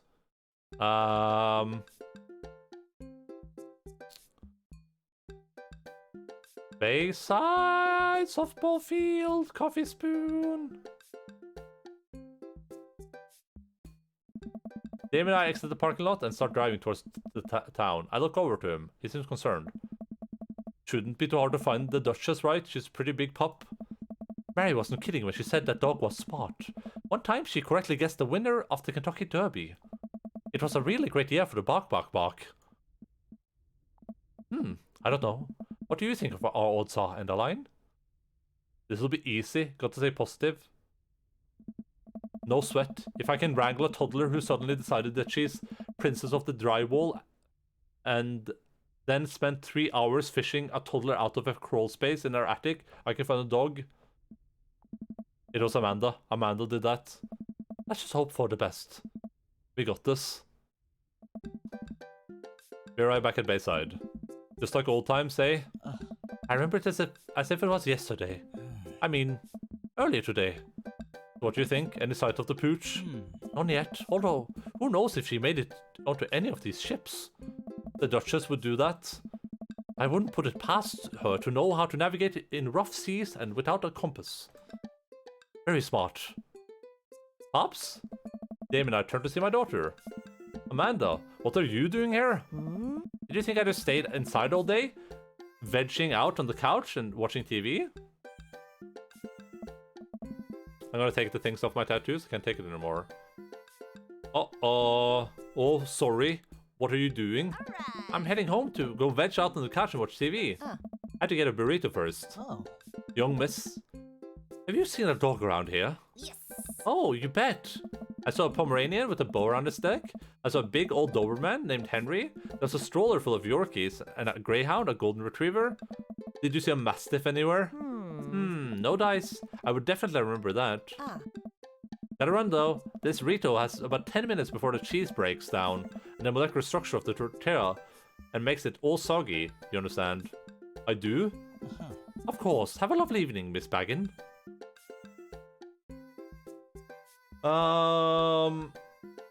Maybe the softball field? That could make sense. I'd rather not because it's easy to heal them with these there. I don't think this is good either. Yeah, if it's bothering you then. We drive to the softball field. It looks like Craig's team is practicing. I wonder if any of the kids saw something.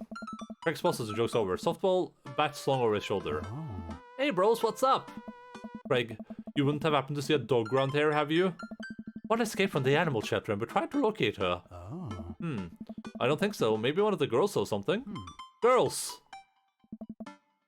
Hi, Amanda's dad. Hi, Lucian's dad. We have names. Girls, have you seen any dogs around? There's a big dog here just a few months ago. I don't think she had an owner, but it really wanted to play. We tried to play fetch with her, but she just took the softball and ran. I think she ate it, actually. There's a lot of a dog. Nice. Here, take another softball. Might come in handy. Many thanks, Craig. We know the dog was there. Let's just take the cul-de-sac then, I guess. We drive through the cul-de-sac and everything seems to be pretty normal. It looks like Brian's doing some yard work. We pull into Brian's driveway and hop out. Hey, don't step on the grass, I just mowed. Have you seen any unusual activity in the area today? Aside from your underwater drone? Oh, here we go. How dare you? I take my lawn care very seriously. Endaline, please. You haven't seen a dog run through here, have you? Well, a few hours ago I heard Maxwell barking at something. When I came outside, my garden had been torn to shreds. It's going to take forever to re-till the soil. That could be a dog, or rather a feisty raccoon. Whatever it was, it must have been hungry. Ate all of my tomatoes. I'm very sorry to hear about your garden. If you need assistance restoring it to its former glory, please don't hesitate to contact me. Will do, buddy. Good luck finding the dog. She's probably still hungry. I wonder if she's looking for more food elsewhere. Food. Coffee spoon. We park in front of Matt's coffee shop and walk inside. It seems like a slow day. Matt sits behind the counter reading a book. Hey, Matt. Hey. Didn't expect to see you two today. What's up? Have you seen any stray dogs around? Actually, yeah. I caught one digging through the trash earlier. It ran away when I tried to get closer, though. Did you see what direction it ran in? Matt thinks for a second. Hey. Might have been running east, I think. That pup tore through 3 plants of old, grateful banana bread. Want to take some for the road, just in case? Sure thing. Matt packs up a slice. Thanks for the slice, the road slice. This banana bread is going to be so good. I think he meant to give it to you for the dog. Right, I meant it's going to be so good for the dog to eat. Listening to you doing those voices while laying with my eyes closed is freaking hilarious. Yeah, because it really puts the images of them in your head, right? I fear that the hour is growing short. We must make haste if we are to find the Duchess by sundown. Dame looks more stressed out by the minute. I gotta think of something to lighten the mood. What kind of dog does the vampire have? Knock knock. How many guts does it take to screw in a light bulb? I would imagine it would be unwise for a vampire to take up the company of a smaller mammal for the means of companionship. It would be too tempting to... A bloodhound. I was gonna say bloodhound, Damien. Oh yes, haha. Jeez. I keep reading Damien's direction from the map as we drive around town. East. Cul-de-sac. We arrive at the cul-de-sac to find everything looking normal, except... Uh-oh, Hugo's front door is wide open. She can open doors. This is classic Duchess Cordelia, a telltale sign. We should approach with caution. Whatever goes down in there, I've got your back. We creep up to the porch and step inside. Oh, there it is! There, sitting in the center of Hugo's living room, like he owns the damn place, is one of the biggest dogs I've ever seen. Woof! Well, she hasn't broken anything in here yet. Huh. Wonderful. Now all we have to do is get this leash on her before she tries to escape again, and get out of here before Hugo comes home. Easy peasy. Duchess, come here. The Duchess eyes Damien warily. As he approaches, he begins to growl. She's on her guard. We'll need another plan. Hand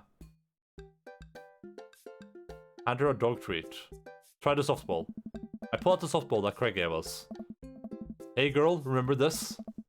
The Duchess' tail starts wagging, but she's not getting any closer. Damien stops me. If you throw that in here, she'll destroy the house. You're right. Banana bread.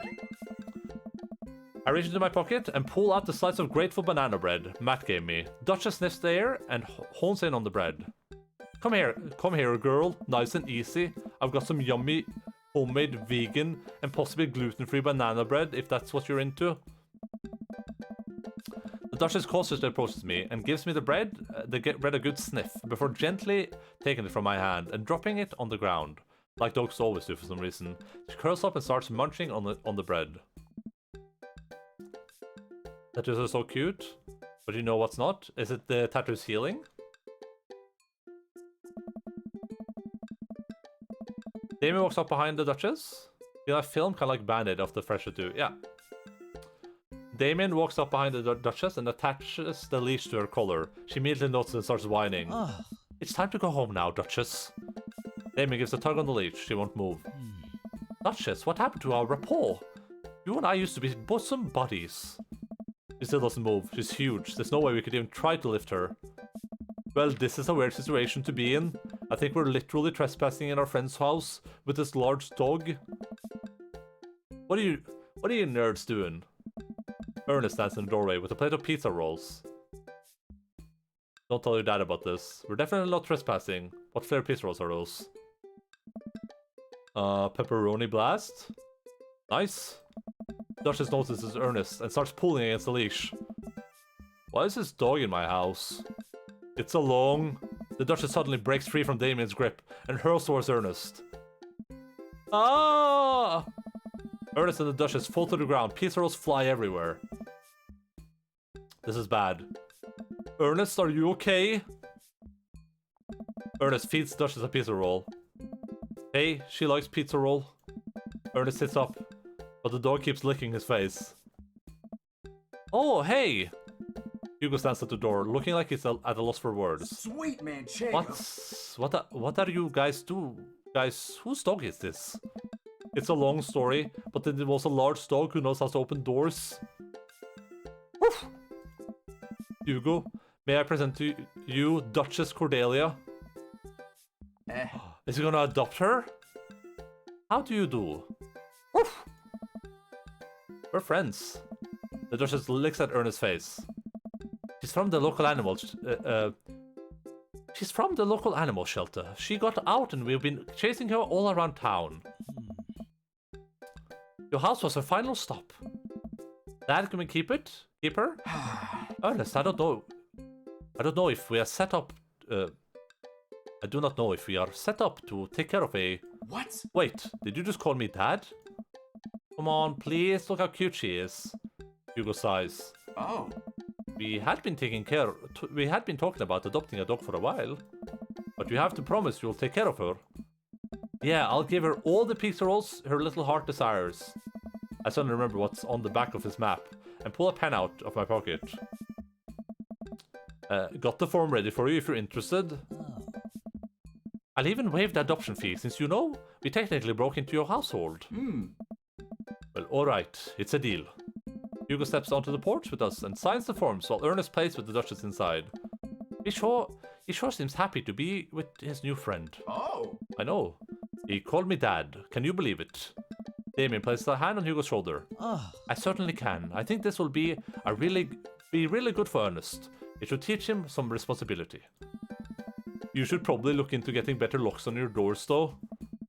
The Duchess is a willy one, but do right by her, and she will love you two forever. Thank you. And long story short, the Duchess now lives in a happy home, and neither of us were charged for breaking and entering. So all in all, I think it was a fine day's work. Nice work, you two. Hey. Endaline, you could be a valuable asset to our team of volunteers, you know? If you ever feel like petting some puppies, hit me up. Mary, I always feel like petting puppies. Good to know. Well, I'll catch you fellas later. Mary starts to leave. And one last thing. Damon's been telling me about you. Glad he finally brought you around. Oh, yeah? Ugh. Damon's my special boy. I love him. We go way back, and I got a vested interest in his health, success, and well-being, if you ever hurt him. Ah. Mary, Hey. you can fill in the blanks. I gulp. Yes, ma'am. Mary leaves me alone with Damien. So, about the whole goth thing. I, completely understand if you aren't interested in me anymore. What? Am I missing something here? I'm not a cool goth prince. I'm boring. I only own 5 pairs of tennis shoes. I wear dumb glasses. Don't you care? He looks so nervous. Damien, do you really think I only like you because of all the goth stuff? That's all cool, but the best thing about you is how passionate you are about these things you love. True.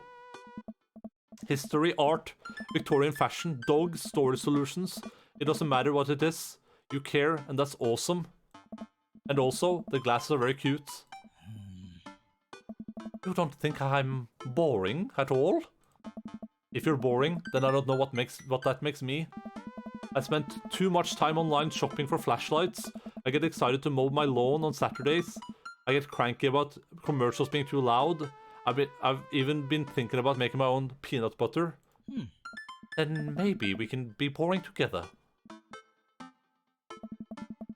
It would never be boring if it was with you. Damien suddenly closed the gap between us and pulls me into a hug. He buries his face in my shoulder. His hair smells like lavender and rosemary. I was so scared you wouldn't like me. Quite the opposite. Damien pulls away for a second and looks me in the eyes. Without the colored contacts, his eyes are so dark and soulful. Wait, he's still wearing them though. Ah. May I kiss you? Does a bat have wings? Ah, I believe I have my answer then.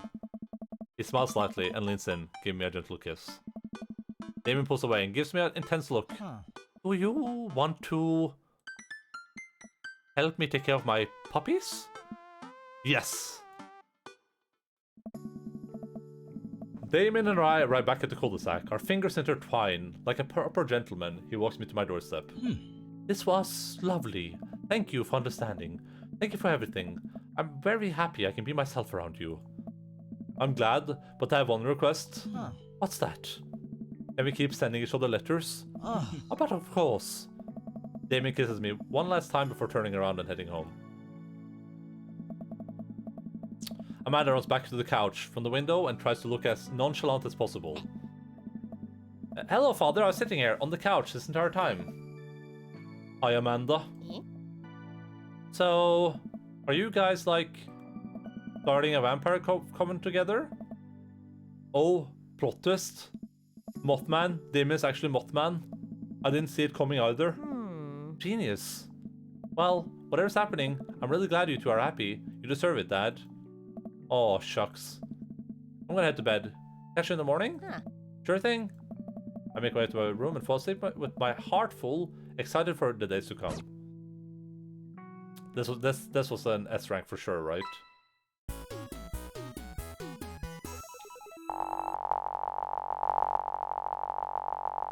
I think it is. This is an A, I think. Yeah. That was the jammiest bits of jam.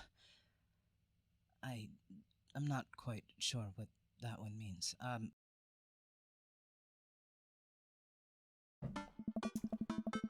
Alright, let's see what happens. Sorry, sweetie, it's the feds. Oh. Ugh. Ah, yes. Huh. Just gotta make sure we don't skip over anything.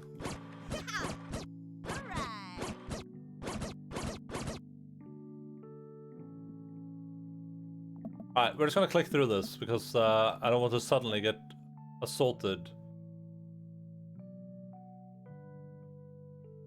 We have a real fluffy Samoyed-eyed right now. His name is Harold. Loves belly rubs. He always tries to lick your face if you get too close. Miss Christensen, thank you so much for telling me in great detail about every single dog currently at the animal shelter. Please tell me about the Afghan with the 3 legs again. Hey. I don't know what's a Samoyed. Can someone link a picture? Sure, Quadro we call him. It's one of those ironic nicknames. You know, if you're really interested, I could probably steal one for you. Really? Nah, but I could get you in to meet all of them. We also could use extra hands around the shelter.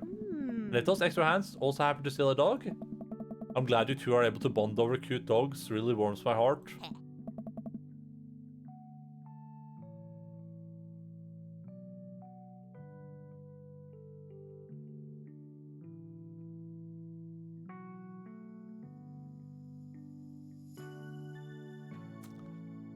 That is quite the interesting URL, I must say. But thank you for the attempt, though. Dad, we're having a moment. Hey. Hey, sailor, your kid's a good egg. Where's your goth prince? You two are usually attached at the hip these days. He's around. Tell her. Mary turns her attention to Amanda. Ah. It's not too hard to sneak a dog into college. Trust me, I did plenty back in the day. At one point, I had 3 cats living in my dorm. I just had to leave them to it. All of a sudden, a huge dog leaps up into my arms. Duchess! Hugo and Ernest run up to me. The Duchess gives my face a few broad licks and hops down. Oh no. We're working on that. Got here in a disciplinary class. I can click that link. Ah, it's these ones. Okay. She's a wild spirit who runs where she may. I don't mind at all, huh? Looks like the 3 of you are getting along nicely. Hey. It's a valuable addition to the clan. If I hold up my homework in front of her, she'll eat it. Please delete. Can you? How do you even delete? I don't. Listen, it's fine.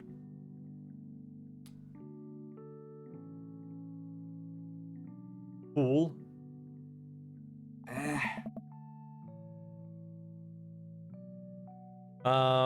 We'll deal with that later. Doja Coria spots a squirrel and darts across the yard. Ernest follows her, laughing. He's actually been a lot more manageable lately. I think taking care of the dog is good for him. Thanks for breaking into my house, I guess. Anytime. Endaline. Brian, you made it.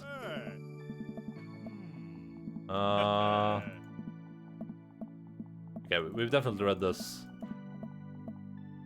Oh. Hey!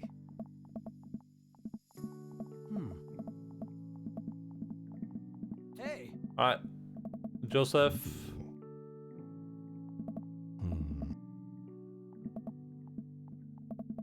Hugo. Ah.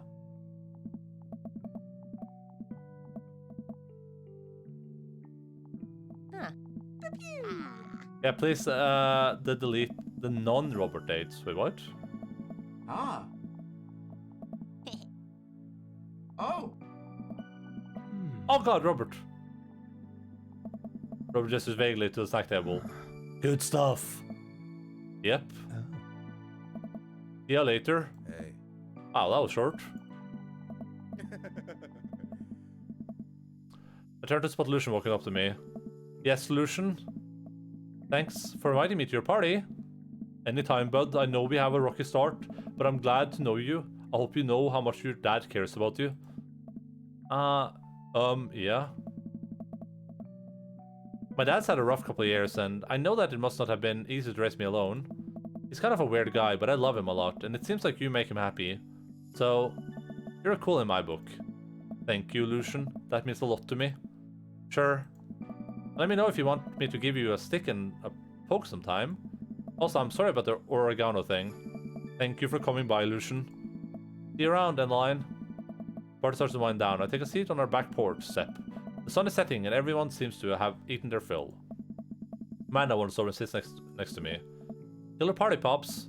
What can I say? I was inspired. So... oh shit, is this the same gift I assume, right? Hmm?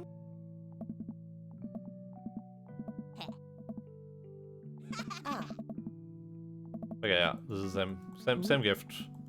Nah. Rather read this. Ugh. Looks like someone's waiting to talk to you. Oh, I glance over to the back of the yard where Damien is sitting on the bench. Beneath our cherry blossom tree, he smiles at me. I'll leave you to it. Me and Emma's are gonna go get ice cream. Love you, Pops. Amanda runs off to join her friends. Take a seat next to Damien. As the last guest makes their way out of the party. Oh. Did you know that in the Victorian era they would call benches seathy boys? What, really? Oh. I'm kidding, Endaline, but what if? It's good to see you in your civis again. Thank you. I had a revelation the other day, Endaline, and I think it was largely due to your continued influence upon me. There was a version of myself that might have been embarrassed to show you my true form, my information technology form. But what you said about me, about how my passion was what you truly admired, that emboldened me to feel like myself regardless of how I choose to dress and act. Instead of separate entities, they are simply different facets of myself. A three-dimensional human being with his own thoughts, wants, and needs. I love dressing the way that I do, but feeling constricted by what I thought was my own personal brand made me lose sight of why I did this in the first place. To make myself happy. I place my hand on Damien's and feel a light squeeze. Looking up, I'm greeted by Damien's warm smile. I'm trying to be more comfortable with who I am, rather than dwelling on what I could be to other people. I can't stop smiling. I'm so proud of him. Damien, I'm so happy you realized that you can be a dog-loving goth. Me too, Endaline. Me too. I feel myself inching closer and closer to Damien. I go to brush a lock of hair out of his face, and I'm shocked at how soft it is. How is your hair so soft? Dog shampoo. I keep running my hand through his hair as he leans closer to me, placing a hand on the side of my face. He strokes my cheek with his thumb. You know, public displays of affection were considered scandalous in the Victorian era. Damien pulls me in for a kiss. Oh. But I think I can make an exception for you.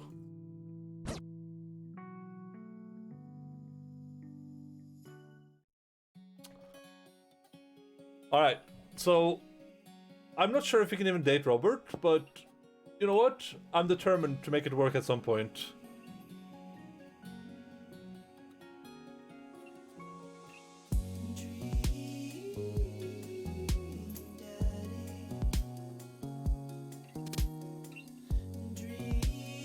Well, Kodak, you are extremely biased. You're upset that we did a photo jump. You're upset about a photo jump where we tried a different path.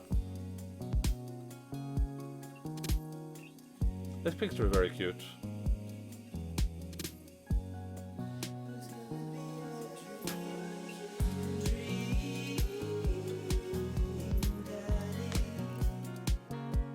Nice.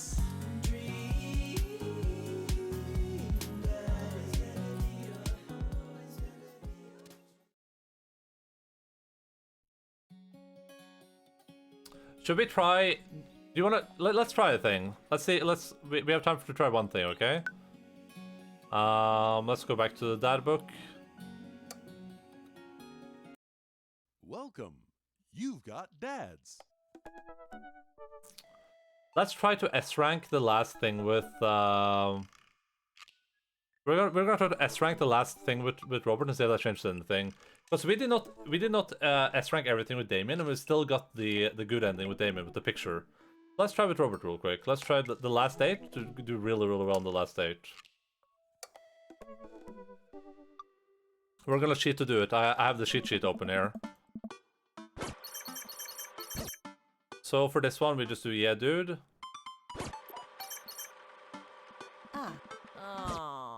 Oh. We do I don't give a fuck anymore, I think. Okay, so apparently here to you is better. Here's to your continued existence. We clink biscuits and watch him sip his, yeah, so he liked that a lot. He never convinced the jury. This one's the one we picked last time. That's a good one here. Alright, 80s reference, same thing we did last time. We were right on that one.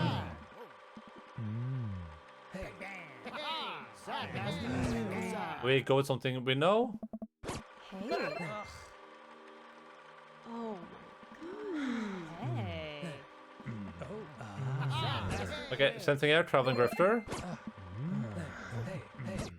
Working to up with short cons. Daniel. And oh, we're supposed to do this one apparently. Then shall the dust return to the earth as it was, and the spirit shall return unto God who gave it. Yeah, okay, that was a good one. Oh, and we're supposed to pick this one apparently.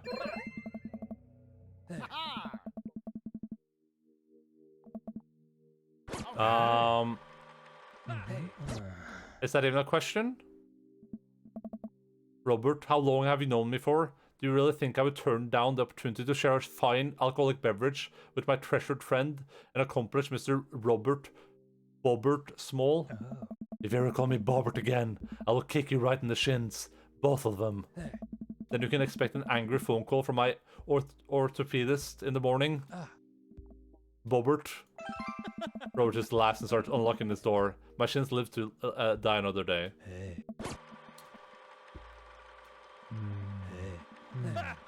Oh no. We do yes. Then we do push it and tell him what he needs to hear. The same thing as we did last time.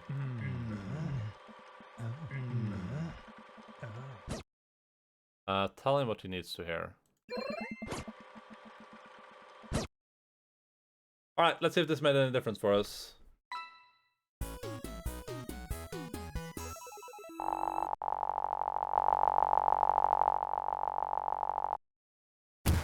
If it bleeds, we can kill it. If it bleeds, we can kill it.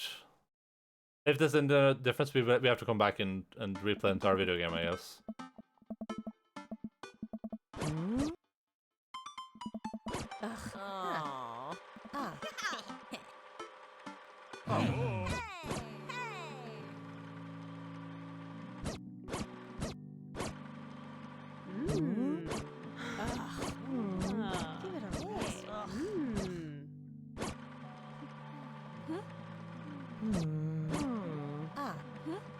Alright. Don't care about you, Brian. Oh. Hey. Yes. Oh.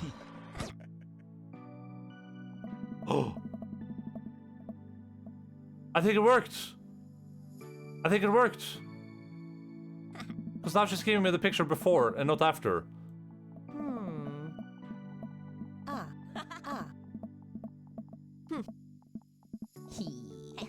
I'm gonna share a hug. Till the beginning, Pops. Plenty more memories for us down the road.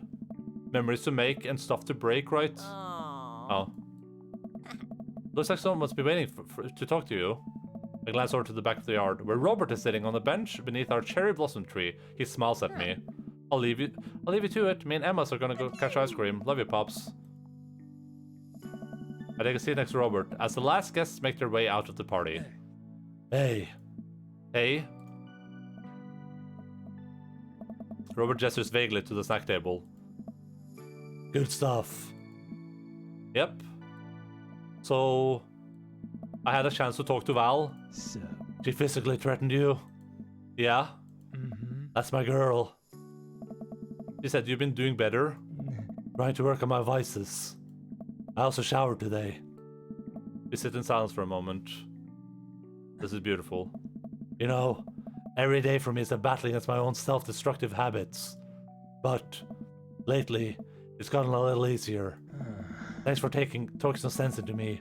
It's hard to get things through my thick skull sometimes, but what you said that night has actually helped. I'm glad. I like you, Endaline. I like you a lot. I haven't felt this way about someone in a long time. I lean in and kiss him for a moment before he pulls away. He takes my hand in his. Oh. You're special to me. But I have some stuff I need to work on, emotionally, before I can get into anything romantic with you. You deserve better than who I am right now. I need to be on my own for a bit, figure some things out. Of course. I think what you need right now is a friend, and I'm very happy to be that for you. Thank you. That means a lot to me. And if you're ever ready for more than that, you know where to find me. Let's hunt ghosts sometimes. I would love that. I put my head on his shoulder, and we watch the sun slowly dip below the horizon together. That was beautiful. I'm so glad we got that. See, Deb, at least he was mature enough to realize that he was not ready to be a dad. So you have to agree that he had some character development.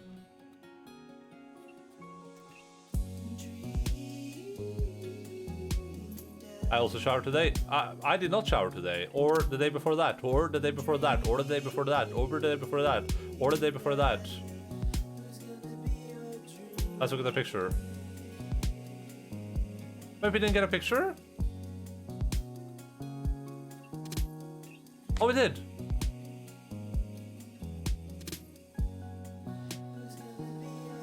That is adorable.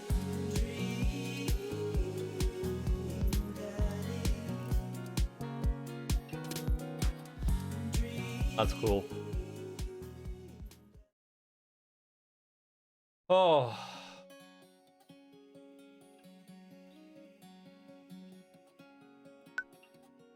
Oh, we can collect all the pictures.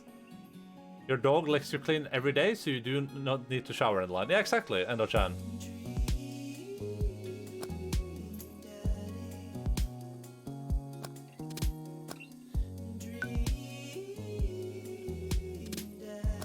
Cool. That was a great game. Honestly, that was really, really good. Man, that was a super, super good game. Oh boy, oh boy, oh boy. We went a bit over time, but that's fine. I don't have to rush too bad now, but I have to rush a little bit. But hey, that was really, really good. That game was really genuinely a really cool game. I super enjoyed that. I hope you guys had fun with that too. I think if we're playing any games in the near future, like the games we're playing coming up, the Katamari, I'll just put, it's not called Katamari, right? It's called Katamari. Yeah, so Count Lucanor and Katamari reroll. If they're short, like if we end the stream and it's like we have like an hour left or something like that, we're definitely gonna go and do another Dream Daddy date, just to see what all the different endings look like. Because I really, really want to do that. I super enjoyed that game. A lot of fun. Dream Daddy. Did you see my Amesinga setup in hashtag stuff? Not yet. I haven't looked yet. I can look right now though. Oh, I need to scroll down. Oh, Mason. You only have one monitor?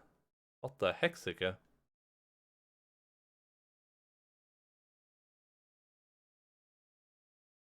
Your share could do some work, Shosho, I'm not gonna lie. Your share could probably use a little bit of work. I don't know what we'll call it laughing at, but when you're playing when you're going to play the next dating visual novel, I don't know if I mean we'll put them in suggestions. I'll play them, like with anything. This was a viewer suggested game, which is why we played it, and we had a good time. So if you have another suggestion for one, then you know, put it in the suggestion box, and we will consider playing it. Oh boy, man, I'm feeling a bit tired after that. That was really sweet at the end too. It was like surprisingly sweet. The I think the game could have done a bit more of a better job in terms of like remembering stuff you've done, because it's very obvious that they don't remember anything you've done. Like we were in Robert's apartment before, and we knew he had a dog, but then when we encounter him, when we go back into his apartment, the game is like, here's your description if you're here for the first time. Remember I told you to play it? You're like, nah, I don't think that's for me. Well, I didn't think it was for me. It didn't seem like it was for me. I have one more turn. One 4K TV. I think Doki Doki Literature Club is in there if you want to date more. Yeah, we're gonna play that when we're done with Outer Wilds. So we're playing Doki Doki after Outer Wilds for sure, and they have that new version of that coming out now too. So that's perfect timing. But that's not a dating visual novel, though, is it? I thought it was just like a normal visual novel. Maybe are all visual novels dating visual novels? School dating. Oh, okay, interesting. Well, then it's gonna be coming up soon, I guess. In about 2 or 3 months, depending on how much time it takes for me to finish Spiritfarer, Breath Edge, and Outer Wilds, which is probably gonna. I think those games are roughly 20 to 40 hours each, so depending on how much you play them. I am worried now that I don't know if Spiritfarer has voice acting. I know that Count Lucanor does not, and Katamari probably doesn't either. So I'm worried now that I've just set myself up for a billion more voice acting games. And then Yakuza Kiwami, probably not. We're playing here. The schedule's underneath the stream, by the way, but we're playing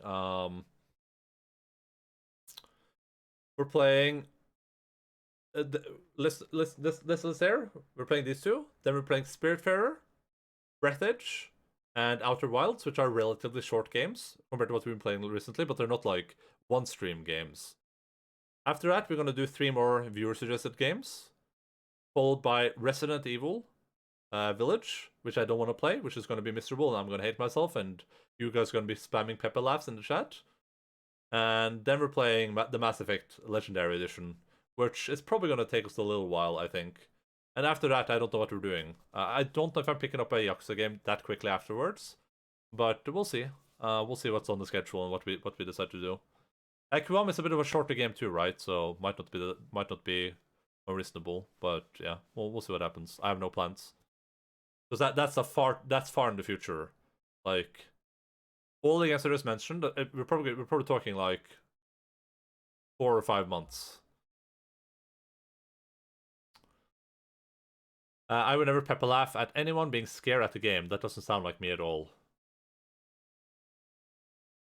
You should always listen to your Connect, but that doesn't mean they're right. Well, Connect has been all the games that have been suggested so far, I've loved. I don't think there's a single game we've played on the suggested list that I haven't had fun with. Right? I've found all of them. Even stuff like Yuppie Psycho, which I told Putamos, I was like, I don't think this game like I put that list on my ignore list on Steam. So like this doesn't look for me at all, and I love that game. That game was really, really good, to the point where we were playing the other game they made right there. This one. But yeah, I think the game was really good. I really appreciate when stuff goes together really nice at the end there, and it was cool that it was actually hard to get Robert. I thought the game was just gonna be like, okay, you're gonna date with him. Now you go on 3 dates. Now it's yours. But apparently that wasn't good enough. We have to like reach a certain standard in order to even be able to get the good ending with them, which I think is really, really cool. I really appreciated that. It makes all the choices matter a bit more.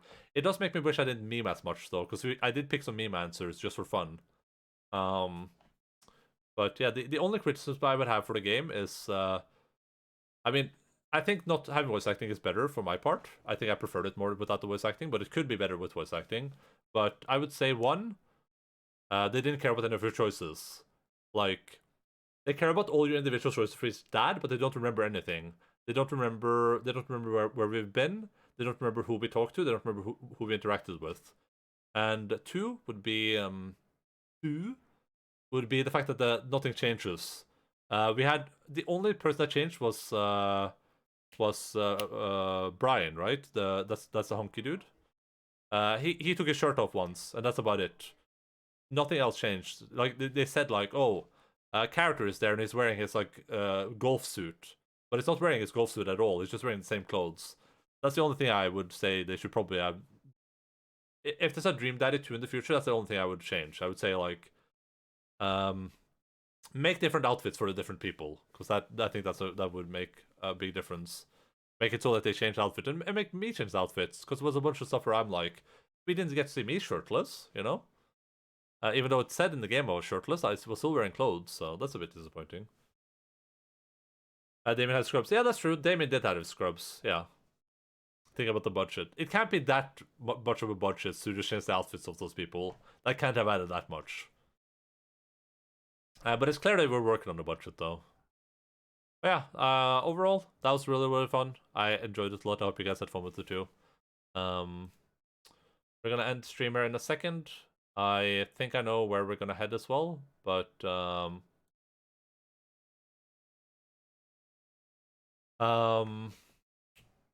it's a toss up though.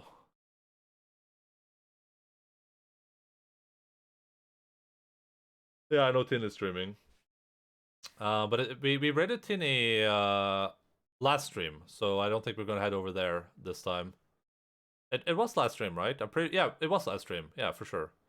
What was the stream before that? It was Thursday or Tuesday, one of those days we raided Tinny. I think it was Thursday. Tuesday. On Tuesday we did. So I think we're gonna go to 1 or 2 people, but I'm gonna think about it for a second while I go grab a dog. Was this gonna be important to see to show boring Damien?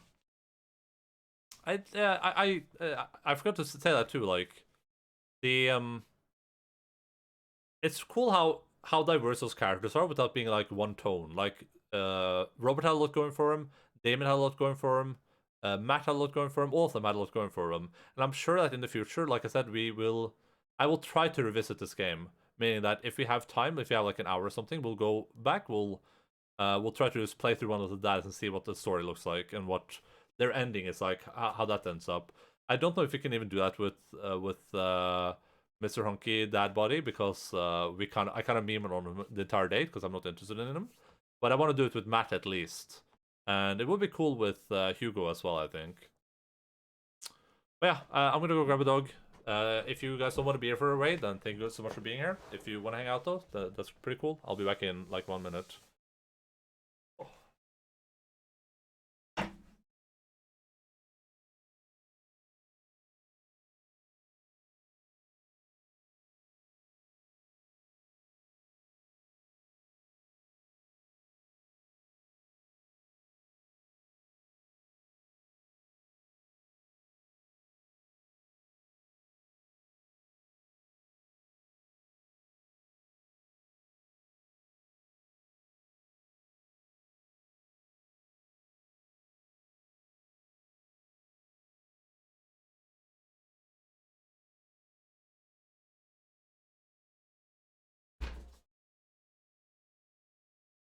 Beep.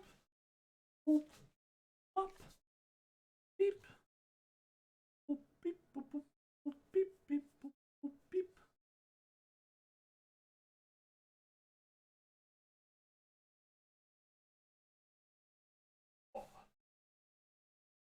Slappa.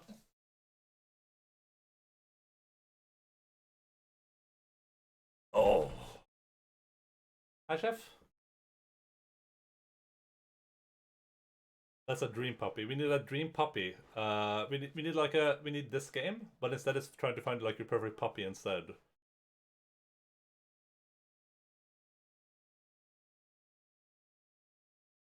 All right. Don't know how to choose who to raid. Can you? What a cute puppy gonna make all my worries go away. I think Logan could. Logan, come on. Come on. Not you go away. We're either gonna raid Motis or Pizza. I don't remember who we raided last though, so I'm trying to think. Should we go? I guess maybe we'll go to pizza. Don't be split as well, okay? Why can't you guys make a decision? Alright, listen. If you guys don't start behaving, I'm gonna do this. I'll summon another dog.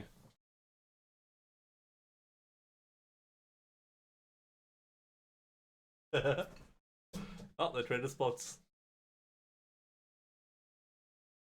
I recommend Wilkonek. Well, I would love to read Wilkonek, but Wilkonek doesn't stream, so...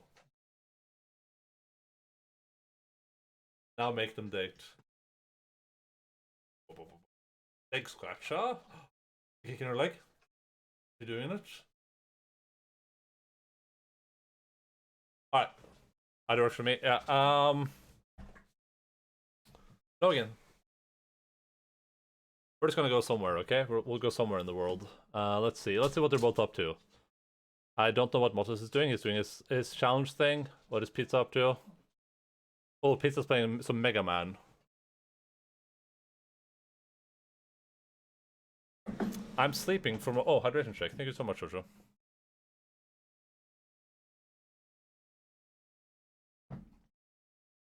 We'll head over to Video Game Pizza today. We'll probably have a chance to raid Mottis tomorrow anyway. Oh, let me just do that. Thank you all so much for being here. I hope that you had a good time. I adored this game. It was really, really good all the way through. I'm not sure what copyrighted music there was, except for that one date we did with Math. I don't know if there's any more than that. Because I remember the settings specifically had that streamer music thing. Give me a raid message. Exclamation mark raid and raids. Raids is for people that have a subscription. Tuck for streaming. Tuck for watching. And tuck for poppers. Normal stuff. If you're new here, feel free to follow the stream. We do variety streaming over here, so we play a lot of different games. Usually play one at a time. Sometimes we do some challenge runs and stuff like that. You can join the Discord. That's a place where people hang out. So yeah, that's about it. I love and appreciate all of you guys. Thank you so much for being here today. Thank you for the support. You are all great. This is Logan is drooling, by the way. This is Logan drooling. If you're curious, he's literally just drooling right now. That's how happy he is to see you guys. Slobbery Logan, yeah. Alright, well, I'm gonna... Bye, Logan and Bald Man. Goodbye, everyone. And you guys have a good rest of your Saturday. And say hello to Pizza for me. I guess that's it. Bye-bye. Keep foughten Foz.